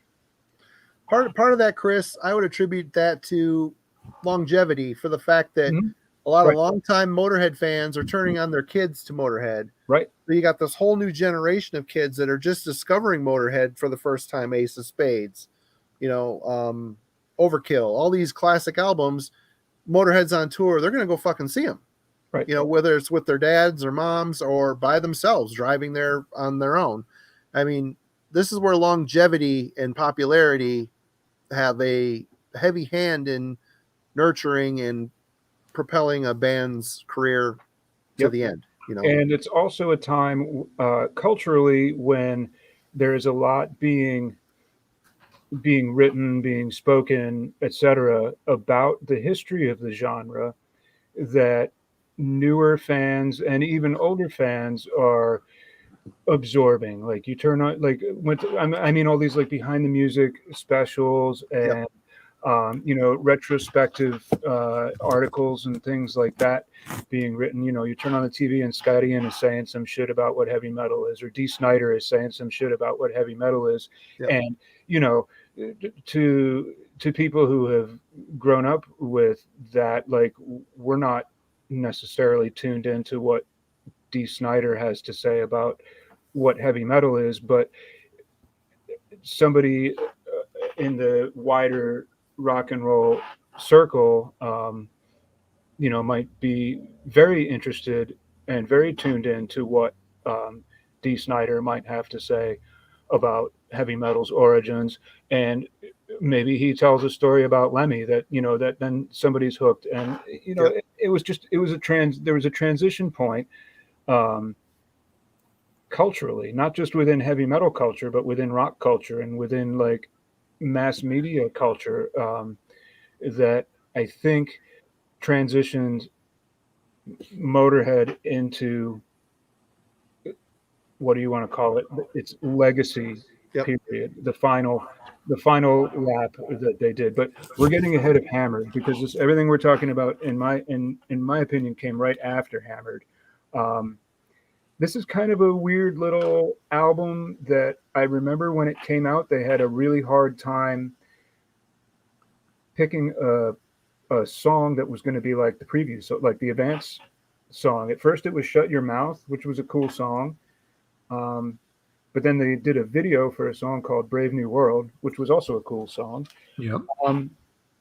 But in the end, I think there were not a lot of keepers from this one as far as the fans were concerned. I think this is a great studio album taken in itself, but it did not necessarily flow into what the band was doing live. There's a song on here called No Remorse, which I love. It's another one of those kind of atmospheric. It's it's along the lines of Make 'Em Blind on Sacrifice, or maybe Dead and Gone from Snakebite Love. And I remember wishing at the time that they would do a song like that live instead of Orgasmatron, or kick something old out of the set, put something like that song No Remorse into the set. If you really want to sell people on the new stuff being just as good as the old stuff, I mean, it seems like there were some missed opportunities there. But I don't know if I was right. I don't know if I necessarily would say the same thing today. Although I do like that song No Remorse quite a bit. This is also the album where they hooked up with what's it called? With Vince McMahon's wrestling company, WWE. Yeah. Oh, yeah. Gained some Triple H guy. Didn't they do Time to play the game. that was this session, if not this actual album session, it was close in timing, and that was another sign of the band kind of turning the corner into becoming a name, becoming an entity, becoming more than just a band. It was Motörhead, the entity, Motörhead, the brand, and just Motörhead, the band. And I know that was something that certainly in the years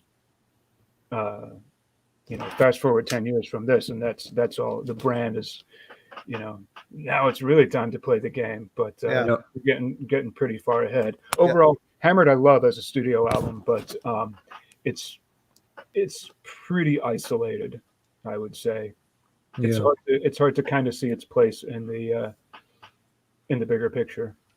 Yeah, that's for me it's a very average Motörhead album. It's not that it's bad at all. It starts in a weird way. Walk a Crooked Mile is kind of a cool song, but it's a weird opener. Yep. It is not really. It's not it's not Sacrifice. It's not Overkill. You're used to their albums sometimes, kicking your ass as soon as the needle hits the groove. And Walk a Crooked Mile is not that kind of song, and it kind of sets the tone for the album in terms of it's always. I think so. It's not bad, but it's just it kind of goes by. It's an album I'll admit I had completely forgotten even existed. I remember when it came out.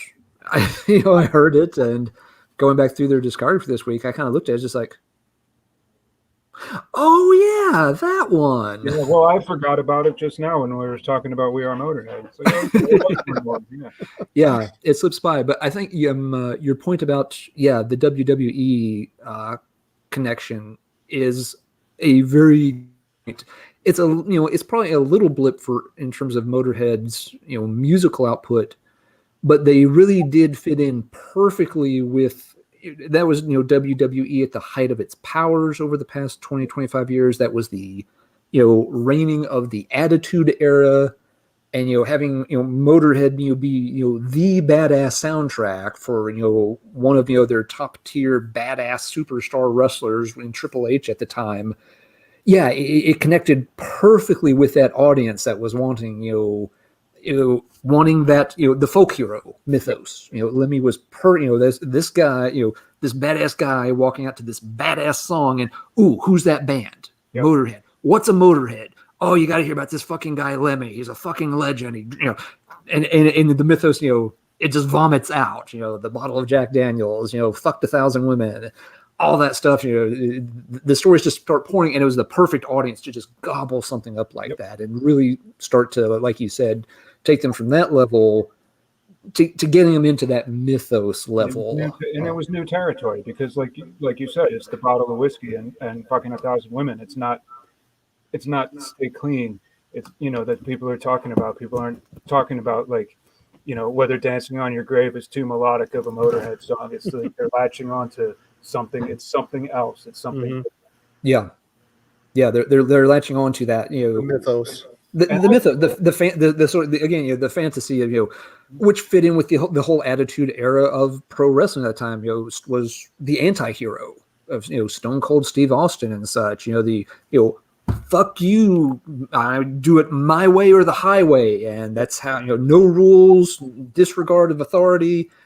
And Motörhead fits that ethos really nicely. So the appeal there was it was perfect. It was a smart choice for Triple H, and obviously it played out for the band well too. I think. Yeah, I watched a lot of wrestling. I went to a lot of those shows, so I know that connection from back in that day. It was a good era for that. Up until from the late 90s up until I checked out when Chris Benoit died, but from the late 90s up until that moment, I was pretty entertained by it too. Yep, same here. Well, for me, this was the era that the only time I saw Motörhead. They were on tour with Morbid Angel and Today's the Day. Yeah. And what bands? The other band, Speed Dealer. Mm-hmm. Yeah. Yep. Good tour. It was a good tour. A weird bill, honestly. I think Jared, what's his name, was singing for Morbid Angel at the time. What the hell was his name? Jared. I can't remember his last name. Anyway, first time seeing Motörhead, and they blew me away. They were absolutely great, comfortable in their element. Just the swagger, seeing it live. Seeing him stroll out in his snakeskin boots and his Western cut shirt, and we're Motörhead, we're going to kick your ass, or we play rock and roll, we're going to kick whatever he said. Mm-hmm. From there on out, from beginning to end, they played Ramones, they played, some classics, and they sold a shit ton of t-shirts, which I think, when the tides are turning, I mean, you're selling a bunch. I mean, Motörhead's one of those legacy brands, kind of like the Ramones. Yep. Ramones sold probably way more fucking t-shirts than they ever did records. And Yep. at this Misfits point, is another Motorhead's one. kind of fallen into the same bracket, maybe. But whatever keeps you going down the road. Listening to this album this week, first time I heard it, one thing I took away from it was like songs like "Voices from the War." I mean, the lyrics to me really, it just seemed like Lemmy's putting a lot of thought and his intelligence behind the lyrics. He's always been real clever with the way he writes. Whether it's sleazy or more historic or whatever. I mean, I just took a lot of things from the lyrics. Really kind of cut through this album for me for some reason on this listening excursion I went on this week. Didn't change anything. It sounded like pretty consistent Motorhead to me. Alan called it maybe a little more average. I did not really. At this point, I'm not really evaluating Motorhead albums like that, because they all they hit the same spot for me. Mm-hmm. I'm not saying it's a formula or whatever, but they just have a place. It's like a comfort zone, and you hear it. As long as it's within that comfort zone, it doesn't really rock the boat, And I'm gonna get this album eventually. I liked it, but yeah, this is a big deal moment for me. For the only time I saw them, and they were amazing. Fantastic. That was a good tour. That was a good tour. Royal Oak Music Theater in Detroit. They were doing the old Dr. Clean opener on that tour too. Were they? Rock and Stay Clean, I believe so. Yeah. Can't remember. It was great though. I wish I saw them more. They were so good, so in their element. So much swagger. Yeah.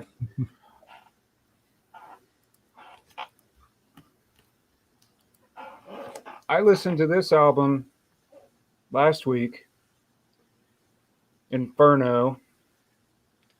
First one with, what's his name? Cameron Webb producing. He produced the last 6 albums. This was the first one. I listened to it last week and did not find myself liking it as much as I expected to. Fuck, I might have skipped this one too. Motherfucker. I do remember Whorehouse Blues though, so maybe not. Yeah, it's got Whorehouse Blues. It's got Killers is a good song. Yep, it's very got good song. Some of the second half stuff holds up pretty well. Like there's a song In the Black that I like, and In the Year of the Wolf I really like. Yep. But I don't know. Overall, it just seemed a little. I don't know. A little. It wasn't as good as I remembered it being. I like the production for the most part. This is a period where I think he started letting himself go a little bit lyrically.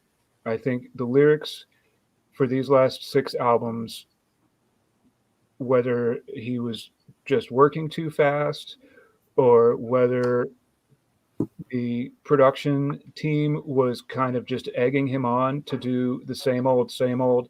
This began the period of what I call the nursery rhyme lyrics. Oh, he just wasn't inspired. Just a lot of very repetitive, a lot of rhyming couplets, a lot of songs or passages of songs that don't seem to really impart any meaning. He's just kind of recycling phrases and images that have been, that have been familiar, but somehow more coherent before than they are during this last phase. I think Cameron Webb was probably a really good choice to kind of steer the band through this last phase, but in the same way, and I don't want to go on an Iron Maiden tangent, and I already regret bringing it up, but in the same way that Kevin Shirley is just a young man, I think Cameron Webb was similarly was a yes man, particularly when it came to the lyrics and when it came to kind of checking all the boxes in a very obvious fashion. So I don't know. I still like this album. quite a lot actually. Just didn't. I don't know. It didn't hit me as hard as I expected to when I recently went back to it. Yep. No, It's I really think good. a lot of things. It's cut on the vinyl's cut on 2 LPs, and it sounds awesome. It's 2 LPs at 45 RPM. Hmm. So Oh, nice. it just sounds crushing, no Nice. doubt. But yeah, hits and misses. Yep. Hits and Yeah, I misses. think. Yeah, I mean, I think those are very good points about the lyrics start getting weird. I mean, this album does include the line "You think like a monkey" in one of the songs. Oh, I did listen to this album then. I remember that. Yeah. Yeah, it's hard to miss that. That's definitely one of those. Wait, what? Pretty kind of funky, moments. yeah. That's But in the name of tragedy. yeah, yep. Couldn't think of which song it was. Yeah, for me, this is because I replayed it this week too. It still clicked pretty well with me. To me, this is the last really pretty strong Motorhead album. Yeah. The ones after that, so not that the ones after this are bad, but if I'm looking at the last 6 albums, this is easily my favorite among those last 6. I think it's got it's probably the last really cool cover art design where it still really looks nice, and it still has a really strong set of very good mix of pounders, good mix of faster songs. Whorehouse Blues is it's fun. They put it in the right place, letting it be at the end of the album. Yeah. So that works fine. But yeah, I think it's a pretty solid album throughout. There's nothing, looking through the track list, if there's anything else. Down on Me is a track I like a lot on that one. In the Black is a pretty good pounder on it. So yeah, I think it's really solid. But yeah, after this, I think you're exactly right, Chris. I think after this, the cracks are starting to show a little bit here and there. Nothing damning, but yeah, things are getting a little looser. And like you said, they're sort of playing into some of those stereotypes a little bit more and more after this point. The in-jokes, kind of. Yeah, which are fun when you do them in small doses and spread them out. When they start to become too consistent, they lose their humor. They start to become they become too much of the meme themselves. Right. Yep. Looking at Marty? this, I wasn't sure if I listened to it, but the monkey lines stood out, and the Whorehouse Blues, I never really cared for that song. But other than that, I don't remember anything being out of place or overly weird with this record. I mean, at this point in the week, it's all kind of a blur, to be honest, until the end, until like the last few albums stand out a little bit more, because I was a little more curious, because obviously he was getting pretty frail at that point. But well, we're getting down to those last few albums. Yeah, if I saw this in an abuse bin, I'd get it for sure. Yeah. Yeah. And Motörhead, another one of those bands, you don't see their stuff in used bins very often. People, every now and you'll have a couple pop up here and there, but yeah, people hold on to their Motörhead collection. Alan, until I listened to this last week, I would have agreed with you that it was my clear favorite of the last 6. Mm-hmm. After that recent play, though, I'm not sure. I'd have to reevaluate that. No, that's fair. But it definitely doesn't suck. No. It does not suck. No. All right. What have we got next, Chris? Kiss of Death. This one was a step down from Inferno, no doubt. Another one where there wasn't an obvious single track. I think, was it Kingdom of the Worm may have even been the first one that got released, or was it People I Know? I don't even remember, to be honest. This is a real mixed bag, this album. This is the last Joe Patagno album cover that Motörhead had. They had a falling out with Joe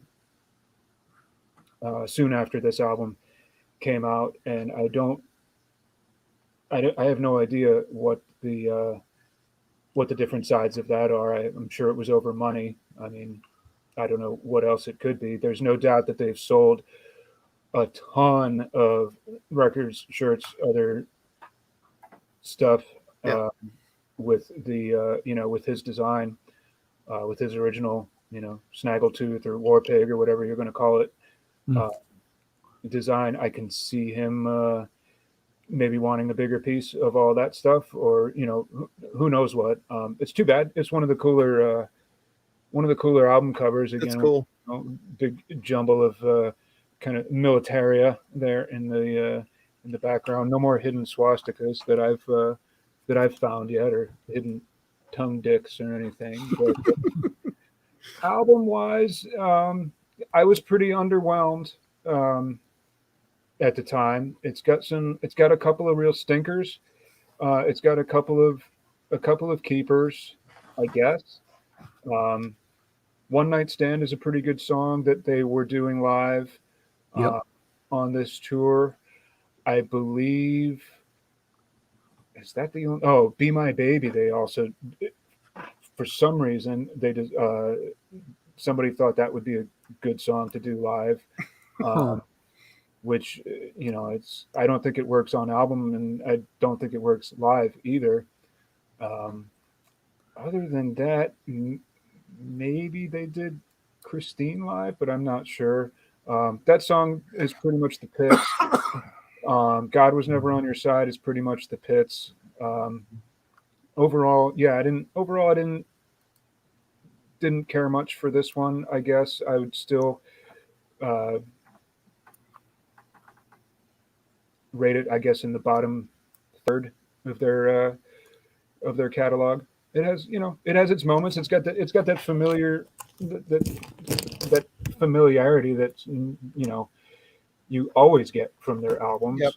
Sure. You still need it. I'm not saying nobody should have it. I mean, everybody should have it, right? But it's just not it's not one I often reach for. I'll reach for it out of curiosity more than desire. Is this age better than I think it has? Curiosity, yeah. Right, exactly. Let's give it one more chance, kind of thing. Yeah. Right. Kingdom of the Worm, it seems like it's going to be great, and then it kind of builds up to where you think there's going to be a burning guitar solo, and it's just a riff. I mean, and that's another, aside from the lyrics, which lyrically this one is a little more back to form, I think, compared to Inferno. It's not as repetitive. It's not as it's not just like stew, word stew, word salad.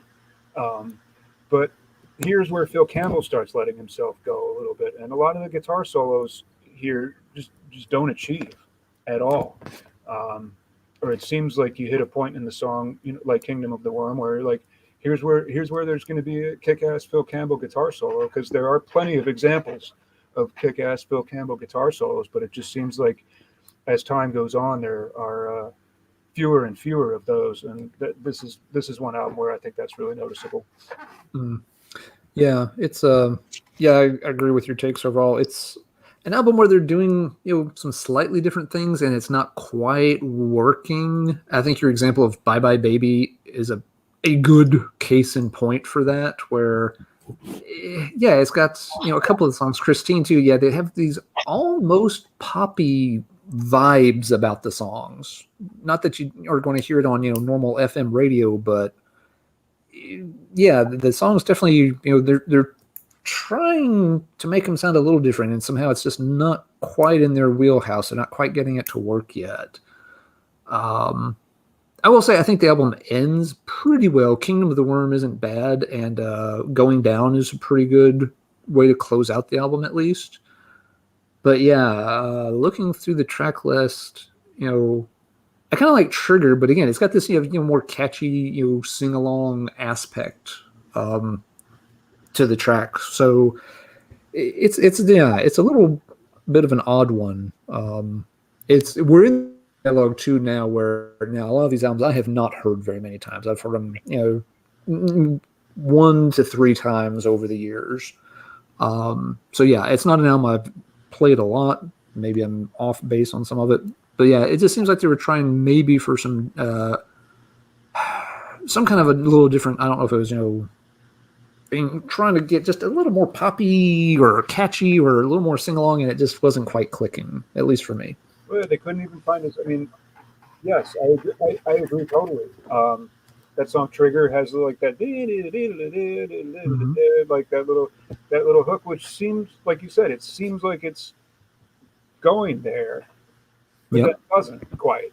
And then Mhm. the record company comes back with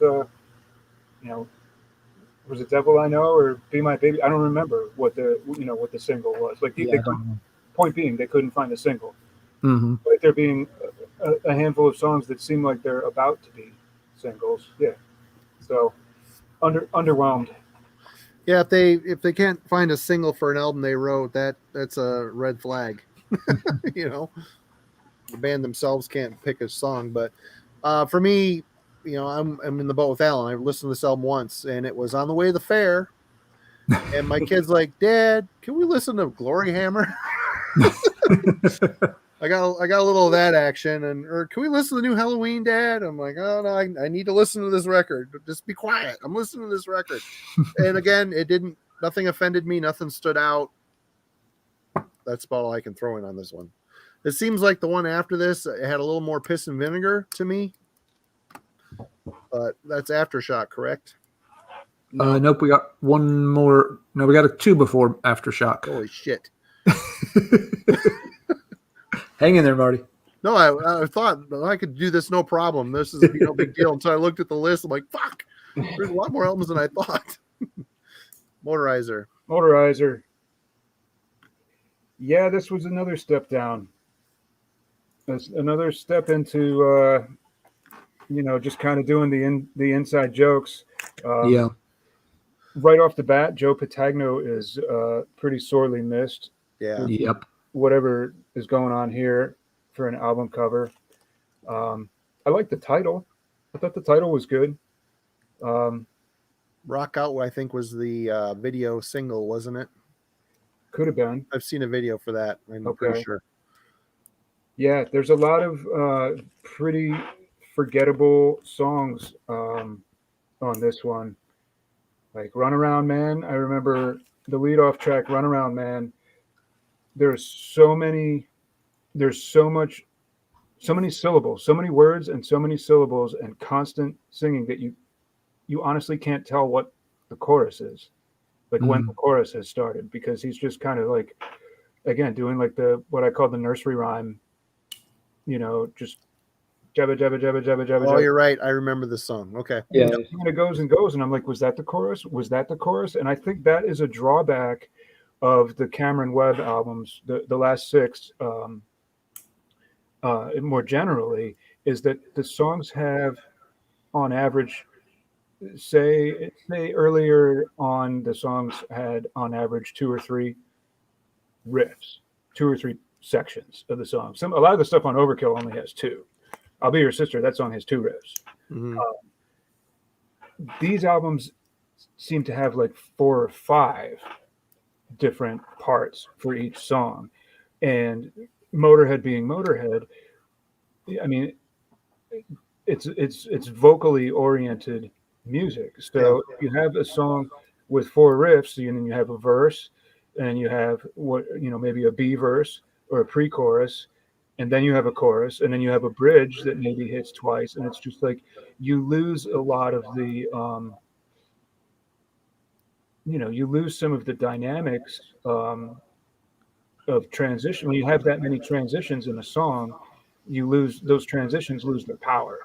And I think that's often where the power of a song is located, is not in the chorus, but in the transition, in the act of transitioning from the verse into the chorus. Like that's when you get an earworm and you get something stuck in your head. I don't know what your experience is, but it's like when I have something stuck in my head going over and over and over, it's a transition. It's not a hook or a melody or whatever. It's a transition from one part to the next. And I think by having more parts in the song, you therefore have more transitions, and therefore there's only so much power that can be distributed among them, if that makes sense. And I think that becomes a big problem with some of these later Motörhead albums. Is there's just too many riffs. You guys are overdoing it, and I don't know if that's a Cameron Webb issue or what it is. Who was encouraging them to kind of evolve their songwriting. in that direction, but I didn't think it was necessary, and I think this album is has a lot of that. Maybe it's a Phil Campbell thing. I mean, you made the point that the Could be. guitar player really kind of drives the songwriting, which was made very apparent on Another Perfect Day. It's true, and Mickey D has always been, whatever band he's in, he's very much a songwriting drummer.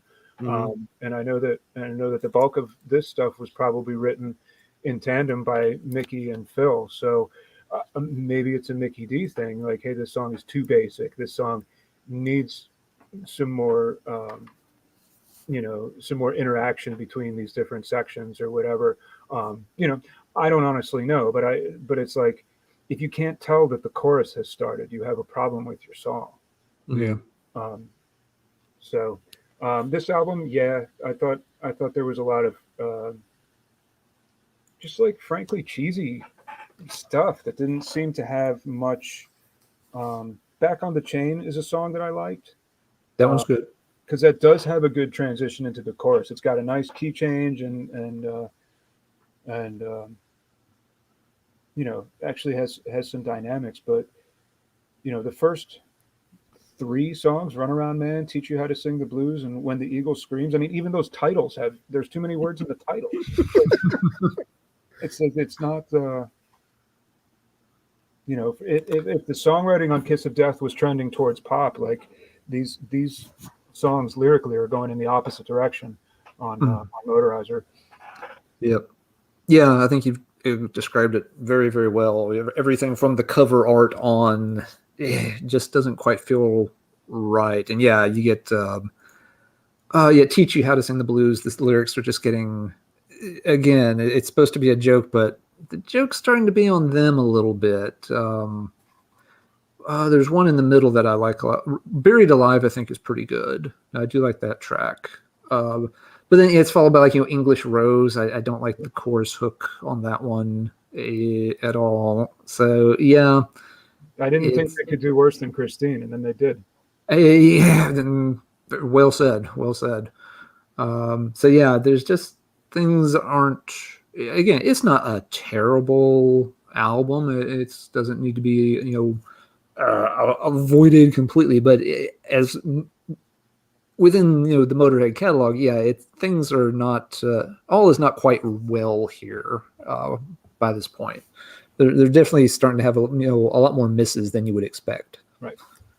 It makes me wonder if the songwriting dynamic shifted. I mean, I see things where you hear people say that Lemmy just wanted to sit at the Rainbow and play poker, on the machine, and maybe he was just not into it or distracted, and Phil and Mickey picked up the slack. I don't know, but this, to me, the album really struck me as just okay. I mean, it didn't blow me away. Again, I think the album after this one, or 2 after this one, was the one that was a standout for me. But yeah, it just makes me wonder. You start. This is what, 2008. Yeah, I don't know how old Lemmy is at this point, but I think of my dad, and my dad is like 73 or 74, and what, Lemmy passed when he was 71. And he was a long life of living hard. I know my dad lived hard. He's still alive, but I look at my dad's physicality now, and I try to transpose that into what Lemmy was like. And you slow down, man. Yeah, you slow down. Yeah. I mean, Lemmy would have been roughly 63 when this album came out, give or take a year. I mean, he would have been in his early 60s. That's when people are getting ready to retire. Yeah, that's grandparent retirement age. Yeah, and you're still carrying around an addiction with you, and your body's been taking the toll for it just makes you wonder if the songwriting dynamic's shifting. So maybe 4. Yeah. Well, he's definitely diabetic by that point. Oh yeah, I saw it. I can't remember the guy's name. He does guitar videos for Vice. He goes and sits with these iconic guitar players. He did an interview with Lemmy, and Lemmy was like shaking. He's like, I can't play. He was like wanting Lemmy to play some licks. He eventually did, begrudgingly, but he just wasn't the same. I mean, his hands, he couldn't, his fingers were just worn. He couldn't push down on the strings. It was kind of sad. Yeah. But an old guy that's got diabetes, his extremities just weren't working like they used to, Right. Yeah, you Anyway. slow down whether you want to or not. I know. Age, yeah. Can't stop it. It's just the way it goes. This one was even worse, I thought. This might be tied with March or Die for me at the bottom. It's down there. The opening track, Born to Lose, was not bad. A lot of this other stuff, I can't even really remember what it sounds like. It was just so bland. I don't even know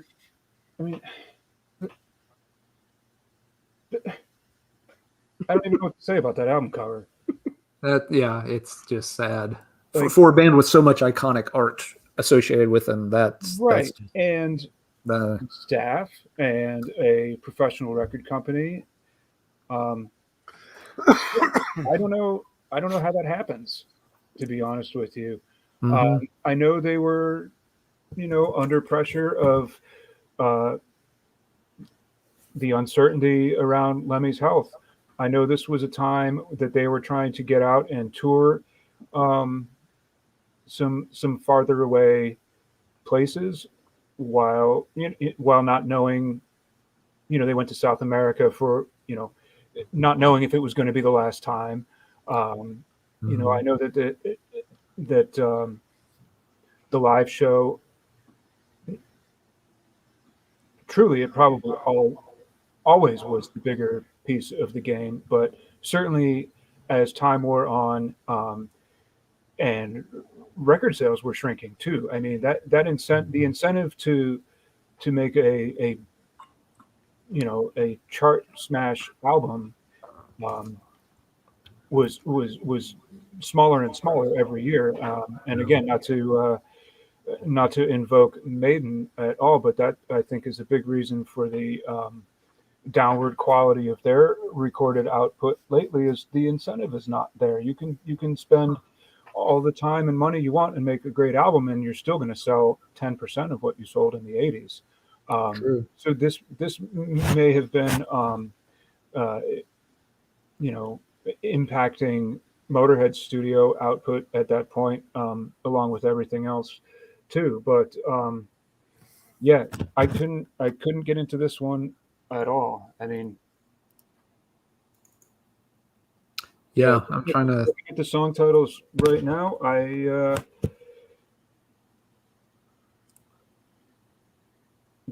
Fewer than half of these are even in my mental jukebox.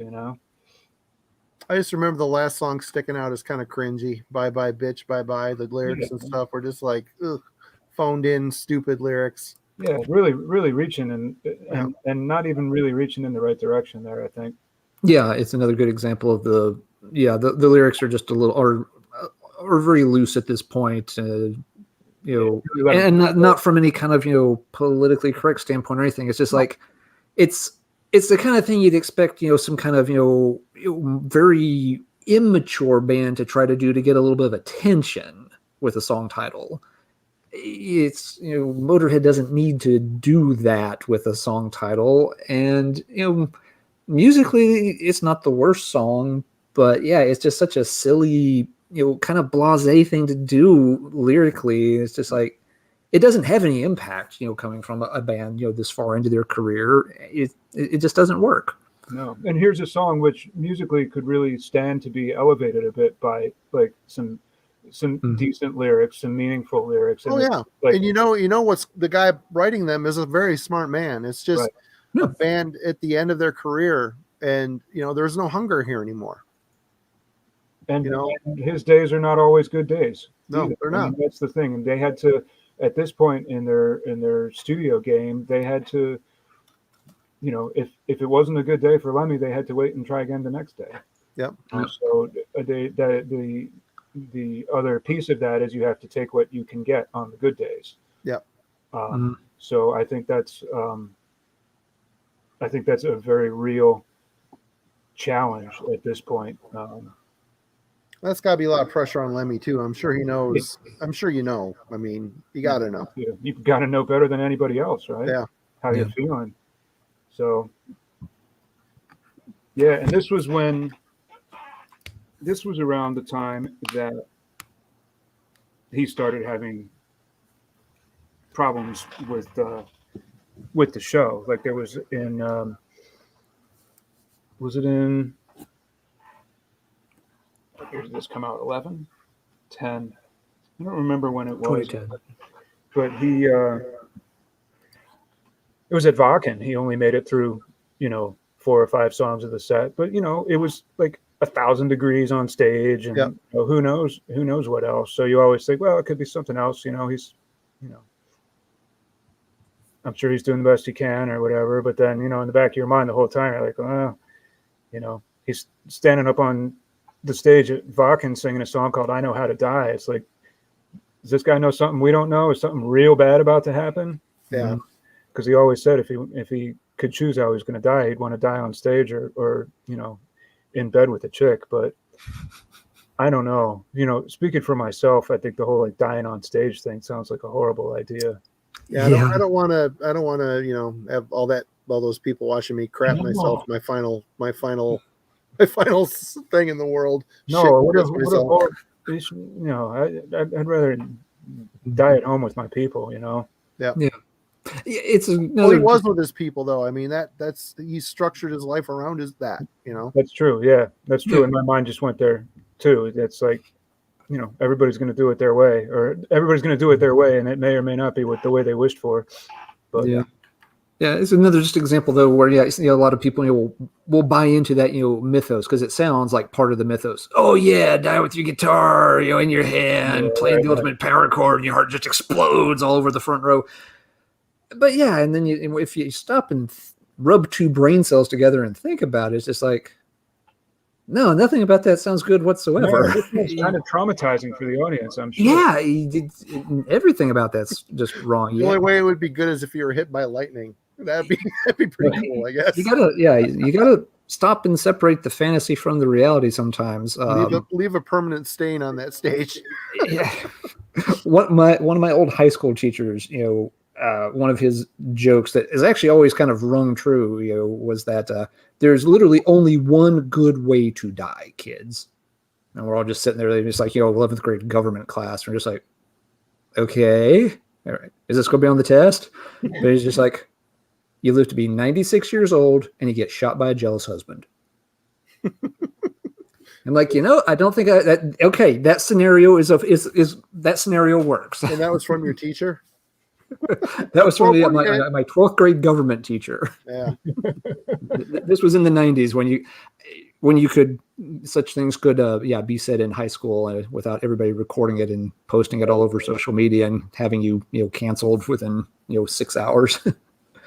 But anyway, wandering off track a little bit. We still got a couple albums. We do. We're not at the end of Lemmy's career just yet. So this album kicks ass. I like it. That one's not bad at all. This was a very pleasant comeback. I'm not going to say it was a return to form because it wasn't, but they seem to have tuned their approach compared to the previous two, compared to Motorizer and The World Is Yours. This one seems to, it's just a lot more lively. There's a lot more going on. It's got a lot more songs. There's 14 songs on this one. And there's a very there's a spontaneity to it and a liveliness to it that I think was really lacking on the previous two, if not the previous 3 or even 4. It seems like they and based on what I've been able to read about it, it seems that they approached it as soon as they had a song ready, they recorded it. They didn't write the whole album and then record the whole album. They recorded the songs as they came. That makes more sense for a guy that's unreliable with his health. Exactly. Yep. Exactly. So, and I think that was definitely the right approach. And it's very mix and match. There's a lot more interesting stuff. I'd say this is their most diverse album since Snakebite Love. In terms of the types of songs that are on here. Heartbreaker, Coup de Grace are both pretty good hard rockers. And then Lost Woman Blues, which made it into the live set and stayed there till the end. A good blues tune. Couple ass kickers along the way. Dust and Glass is one of those kind of weird, like pseudo ballad kind of atmospheric tracks. Yeah, overall, I was very pleased. I wondered at the time if there was almost, whether it was spoken aloud or not, whether there was a feeling within the band that this could be the last one. We'd better make it really kick ass. Mhm. We'd better really make this one count in case it is the last one. And even the title kind of suggests that to me. I believe this was the summer. Now that I'm thinking about it, I believe this was the summer when he had had the problems on stage at Wacken, and maybe there was even thinking like, I don't know. It's been in the back of my mind that the title was a provisional album title in case he did not live to see its release. Right. I see. Yep. That was assumed to be a possibility at the time, and that somehow is reflected in the title. That's speculation on my part, but Superchrist actually broke up right around this time too. I remember I was on an airplane going somewhere on some trip and looking at my phone and looking at Blabbermouth, where I was reading about, him only making it through whatever it was, 4 or 5 songs at Wacken. And at this point, Superchrist was having the kind of motivation problems that I was talking about at the top. And I remember the moment sitting there in this plane seat and looking up from my phone, and it was just clear to me that Superchrist had to break up because Superchrist could not outlive Motörhead. There was no way. That was not acceptable. That was not part of the plan. Right. That Motörhead had to live longer than Superchrist. So I was like, well, that's it. We got to break up now, because it seems like Motörhead's really on borrowed time at this point. But getting back to the album, I go back to this one, and I'm glad I do when I do. Album cover so, but it's a big improvement over the previous. Oh, two. sure. Yeah. Yep. Yeah, this is one. I passed on this one when it came out, and I shouldn't have. It's a good album. For me, it starts very well and it ends very well. There's some stuff in the middle. Some of those tracks I'm not as keen on, but the first several tracks are pretty solid, and it closes out really nicely with, well, like 3 of the 4. Queen of the Damned is like. Knife Rock's pretty good. Paralyzed is pretty good. I'm not as keen on Keep Your Powder Dry. That one, again, there's too many, like you said, there's too many words in the title of that song for it to work out. But yeah, the beginning and ending of the album, lots of really strong, you're getting a glimpse of the glory of old. It's like you said, you don't want to call it a true return to form necessarily, but you're seeing that shine through again. Yeah, just the creativity of it is on such a higher level than it had been for a while. Like, Death Machines, another song that's like all right, it's the modern Motörhead sound, but there's there's some what's the word? There's some charisma in that song that there wasn't anywhere on the previous 2 albums. Like none of that. Yeah, for me, listening to this, it made me wonder as I was listening to it if I was just paying more attention to this one than the couple before it, but it just struck me as having a bit more vitality, a little more piss and vinegar than the 2 before it. Heavier production, perhaps. 14 songs, it didn't seem like it drug on. It was a good listen. And can you imagine going out there, all the wheels in motion and all the money behind getting a band over to play Wacken, getting everything, your shit all set up and going up there and only playing 3 songs? How big of for the promoters and for the band and for the fans. You know, it's a Yeah. at that point you need to say, maybe I should stop doing this live because I'm not doing anybody any favors. But what do you do? I don't know if it's the machine behind them pushing them to keep going, or if it's the band themselves not knowing when to say enough. You know? I think it's more the band than the machine at that point. I mean, I don't feel. I mean, it's a heavy subject, but I think he felt that he owed it to everyone to keep going. Yeah. I don't think he was under any pressure that wasn't of his own making. Sure. To keep going and to keep pushing. I think there was a portion of his fan base that would have accepted him retiring, and I'm sure there was a portion of the business machine that would have been accepting of that too, because and should have been preparing for it for many years. Yeah, and I'm sure that there were preparations being made, particularly in all of the brand licensing stuff that they were doing with the beers and the wines and the action figures and the adult novelties and stuff. And it's like, that's those revenue streams were getting larger, partly because the touring income was less than it was because they were doing fewer shows in any given year. But I don't think anybody was going to be out of a job if Lemmy decided to retire. Yeah. Yeah. I don't think anybody was going to be missing a paycheck if he had made that decision. A lot of the road crew would go on to other bands. Right. But he may have felt differently. He may have felt that people did rely on that for their income or for something. Like I think he felt like he owed it to maybe just to himself. Maybe it was just like stubborn old man kind of attitude at some point, Yeah. He didn't want to do anything else. Maybe he thought if he stopped, he would die. Yeah. Probably. That was probably the forefront of his mind. Yeah. It's a thing too, and you're right, Chris. I mean, it's a heavy subject, but it's kind of easy, from a distance for us to say that, to see that, things were kind of winding down, and maybe it was time to call it quits.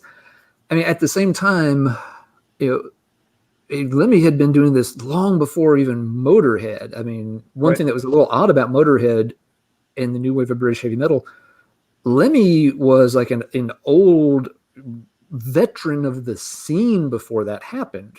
A lot of folks sometimes don't necessarily lump Motörhead in with the new wave of British heavy metal because there was nothing new about Lemmy. You mentioned the Sam Gopal band earlier. That was one of he had done a couple of projects before Hawkwind. He did. Yeah, I mean, he had hit singles with Hawkwind. Was it Silver Machine? Silver Machine, yeah, like in 71 or 72. He roadied for the Jimi Hendrix Experience band, for Christ's sake. So that's 50, 40. By the time we get here, he's been doing this for 45 years of his life. And that's got to be a hard thing to give up. I mean, that's all you know. Yeah, it's not just that it's all you know, it's what you've done day in and day out for almost half a century.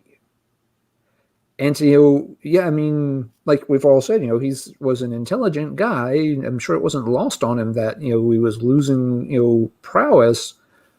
But that's got to be, in a way, terrifying to face that idea of, after this show, I'm going to go back to my, two-room apartment in LA, and I'm not going to make any more music, and I'm not going to play another show.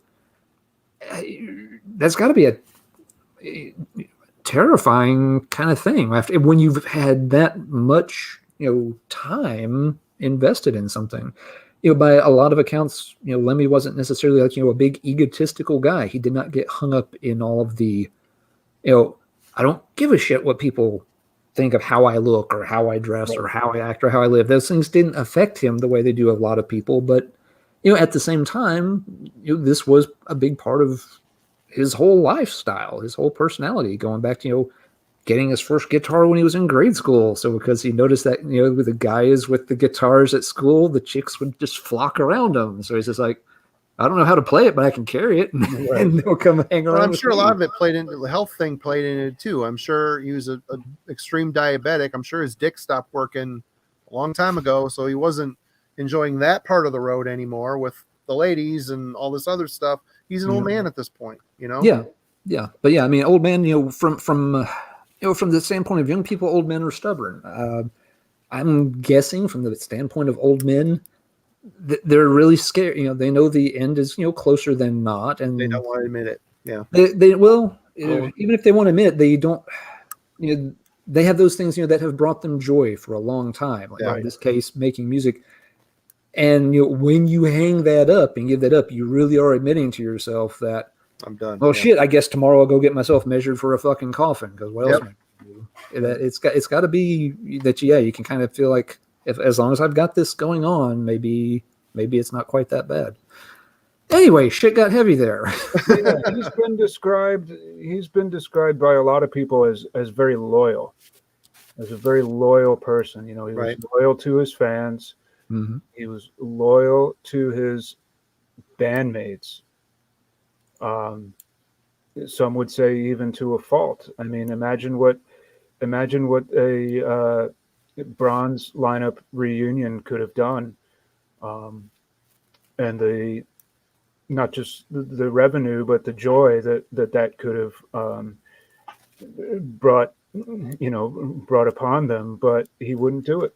He was loyal to Mickey and Phil. They did that one video where at Fast Eddie was like simulcast in. Did you see that? Yeah. They did do that. That's right, on the Ace of Spades DVD. Yep. But I think that loyalty, again, it applies to the fans, and I think it applies to himself. He set out saying, "This is what I'm going to do with my life, and this is all I'm going to do with my life." So, and again, maybe to a fault, but he stuck by it.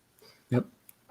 But we got one last stop here. Last record, which I didn't rate quite as highly as Aftershock, but nonetheless a pretty good album to go out on. Agreed. I would say some of the lyrical rot of Motorizer and The World Is Yours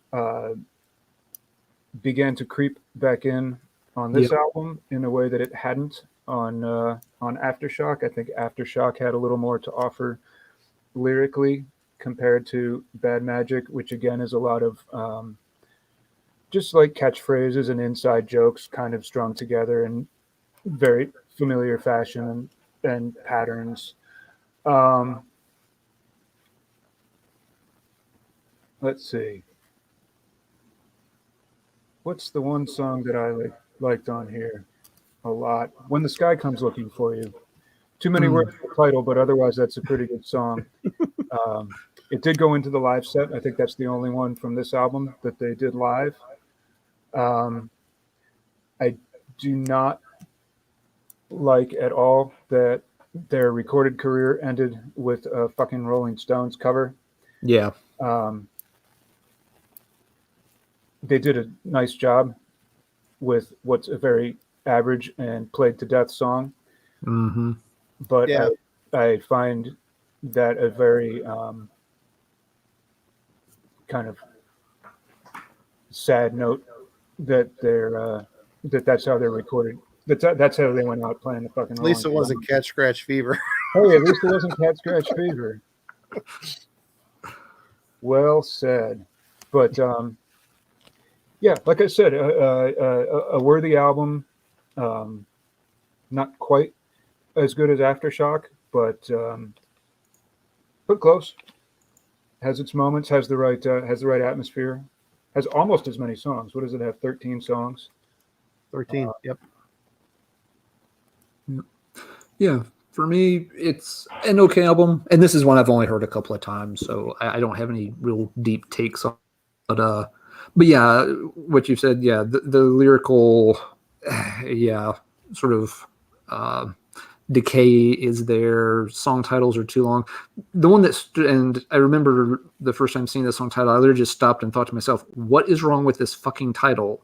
Shoot out all of your lights. Why does it need to say all of in the middle of that? Why not just call it shoot out your lights? It's shorter. It's to the point. It would fit with Motörhead, but you gotta go shoot out all of your lights. Yeah.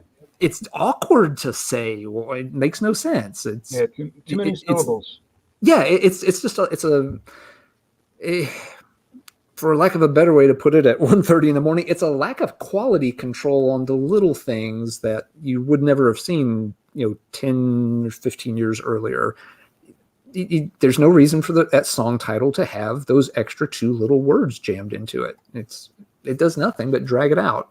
I think that's the kind of thing that you catch when you do a second draft. Yeah, it's the kind of thing somebody should catch and be like, hey, you know what?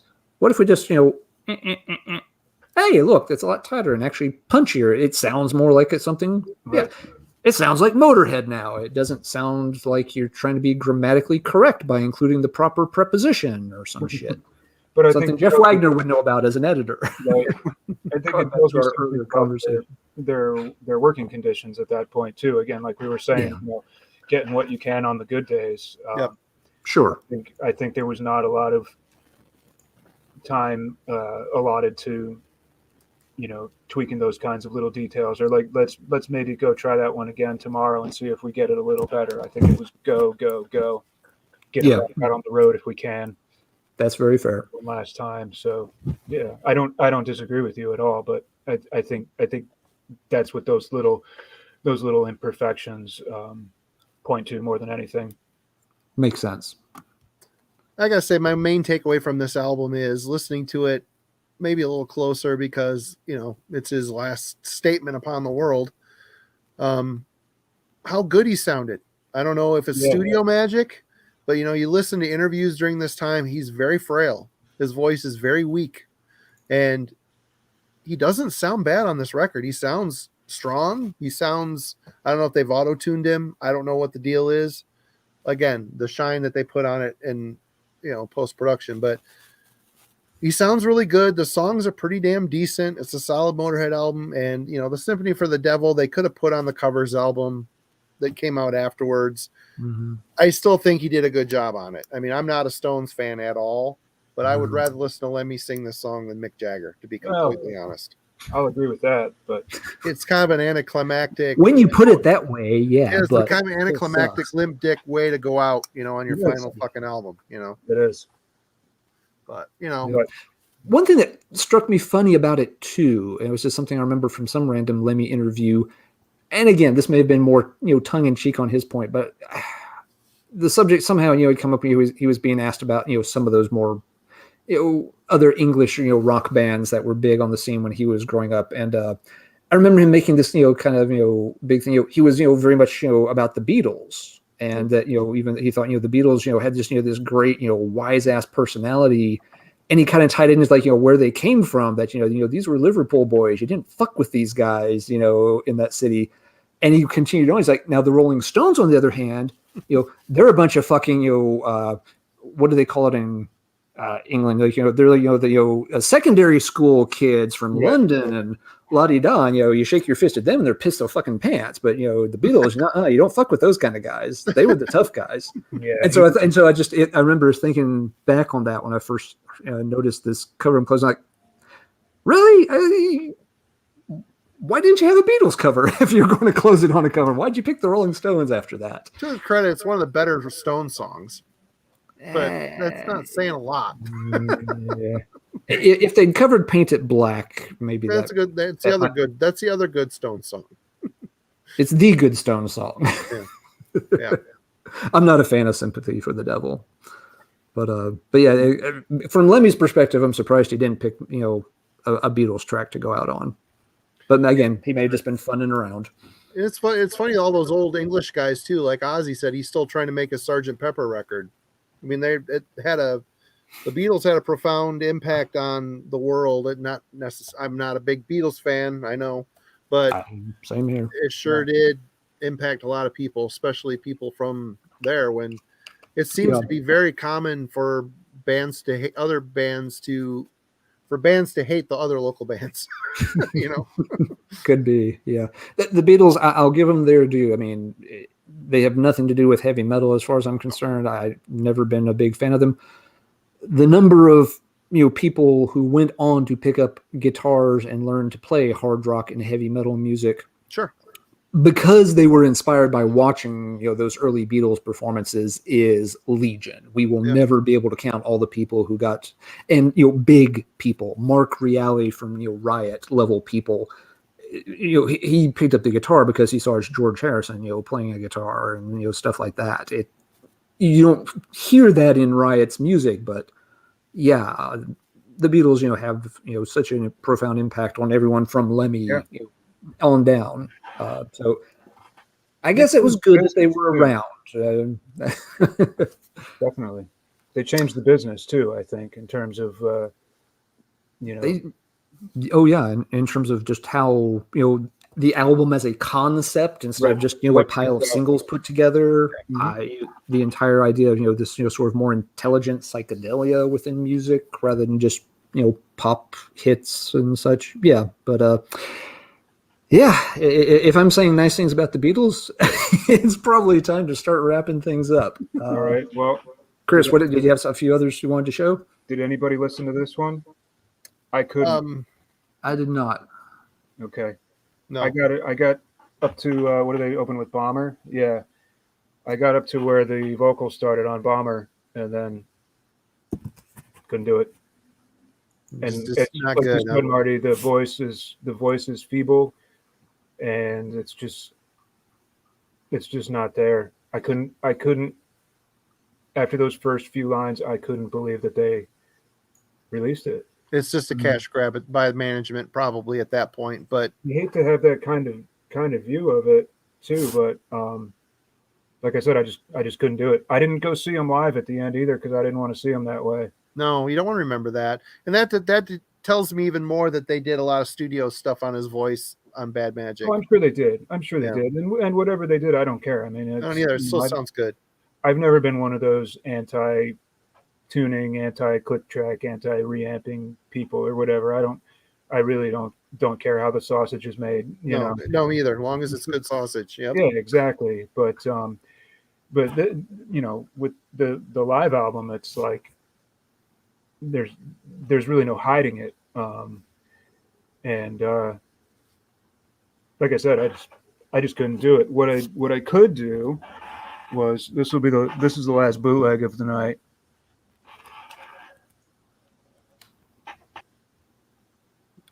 Voting the show.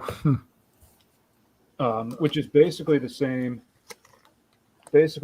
set list as was on the Clean Your Clock, the official one, but this is an audience boot. This is a straight up down the tape recorder down the pants audience recording. You can barely hear the voice. Yeah. Even know what it sounds like, and it seems like for a lot of the set he wasn't even really singing anyway. So this one I can do. The Clean Your Clock one, just being confronted with that. No, like I said, I made it about 2 lines in. Yeah. Yep. Time catches up with all of us. It does. It does.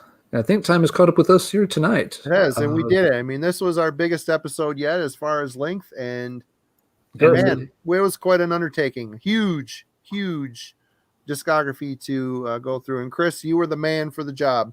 Absolutely. Oh, my pleasure. Thank you for steering us. If it had been anybody else, I would have probably pulled out a no thanks kind of excuse to not do it because I just don't have the live camera experience and comfort level that a lot of people do. But for you guys, I'm more than happy to. You've been the professor tonight, and I know I've enjoyed just listening to your takes on it, and I'm sure folks watching have as well. And I hope so. Yeah, I think it's been a really interesting and really thorough walk through their discography, and it's been really interesting. Thank you so much for agreeing to do it. And we Really will maybe appreciate get you back again if you will honor us again with Yeah, of course. get you Of on for course. something for sure. But We'll go in reverse so that we don't end on a downer. right. We'll do the exact same thing, but in reverse. I I'll have seem to more remember time you're a to pretty listen big, to those albums. Yeah. I seem to remember you're a pretty big Thin Lizzy fan. We could always walk through their entire catalog. Lizzie, or maybe once I finish the Bathory book, we should do Bathory.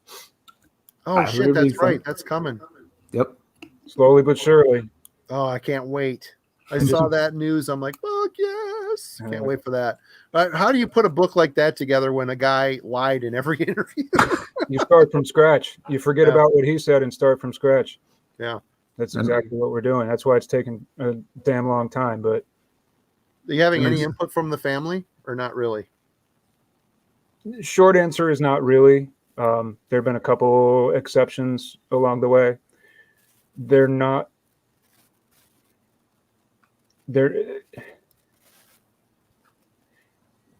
They've accepted it. They're not participating, but they've accepted that it's happening. Put it that way. Okay. And I am confident that when they see it, they will be satisfied. Sweet. Good to hear. Awesome. Well, we'll leave it at that. And Yeah. Everybody, thanks for tuning in with us tonight. And Chris, thank you again for hanging. It's been a pleasure. Oh, thank you guys. Pleasure. It's been good to see you. You too. You too. And that's it. Y'all have a good night. Kick ass. Have a good weekend. We'll catch you somewhere in time.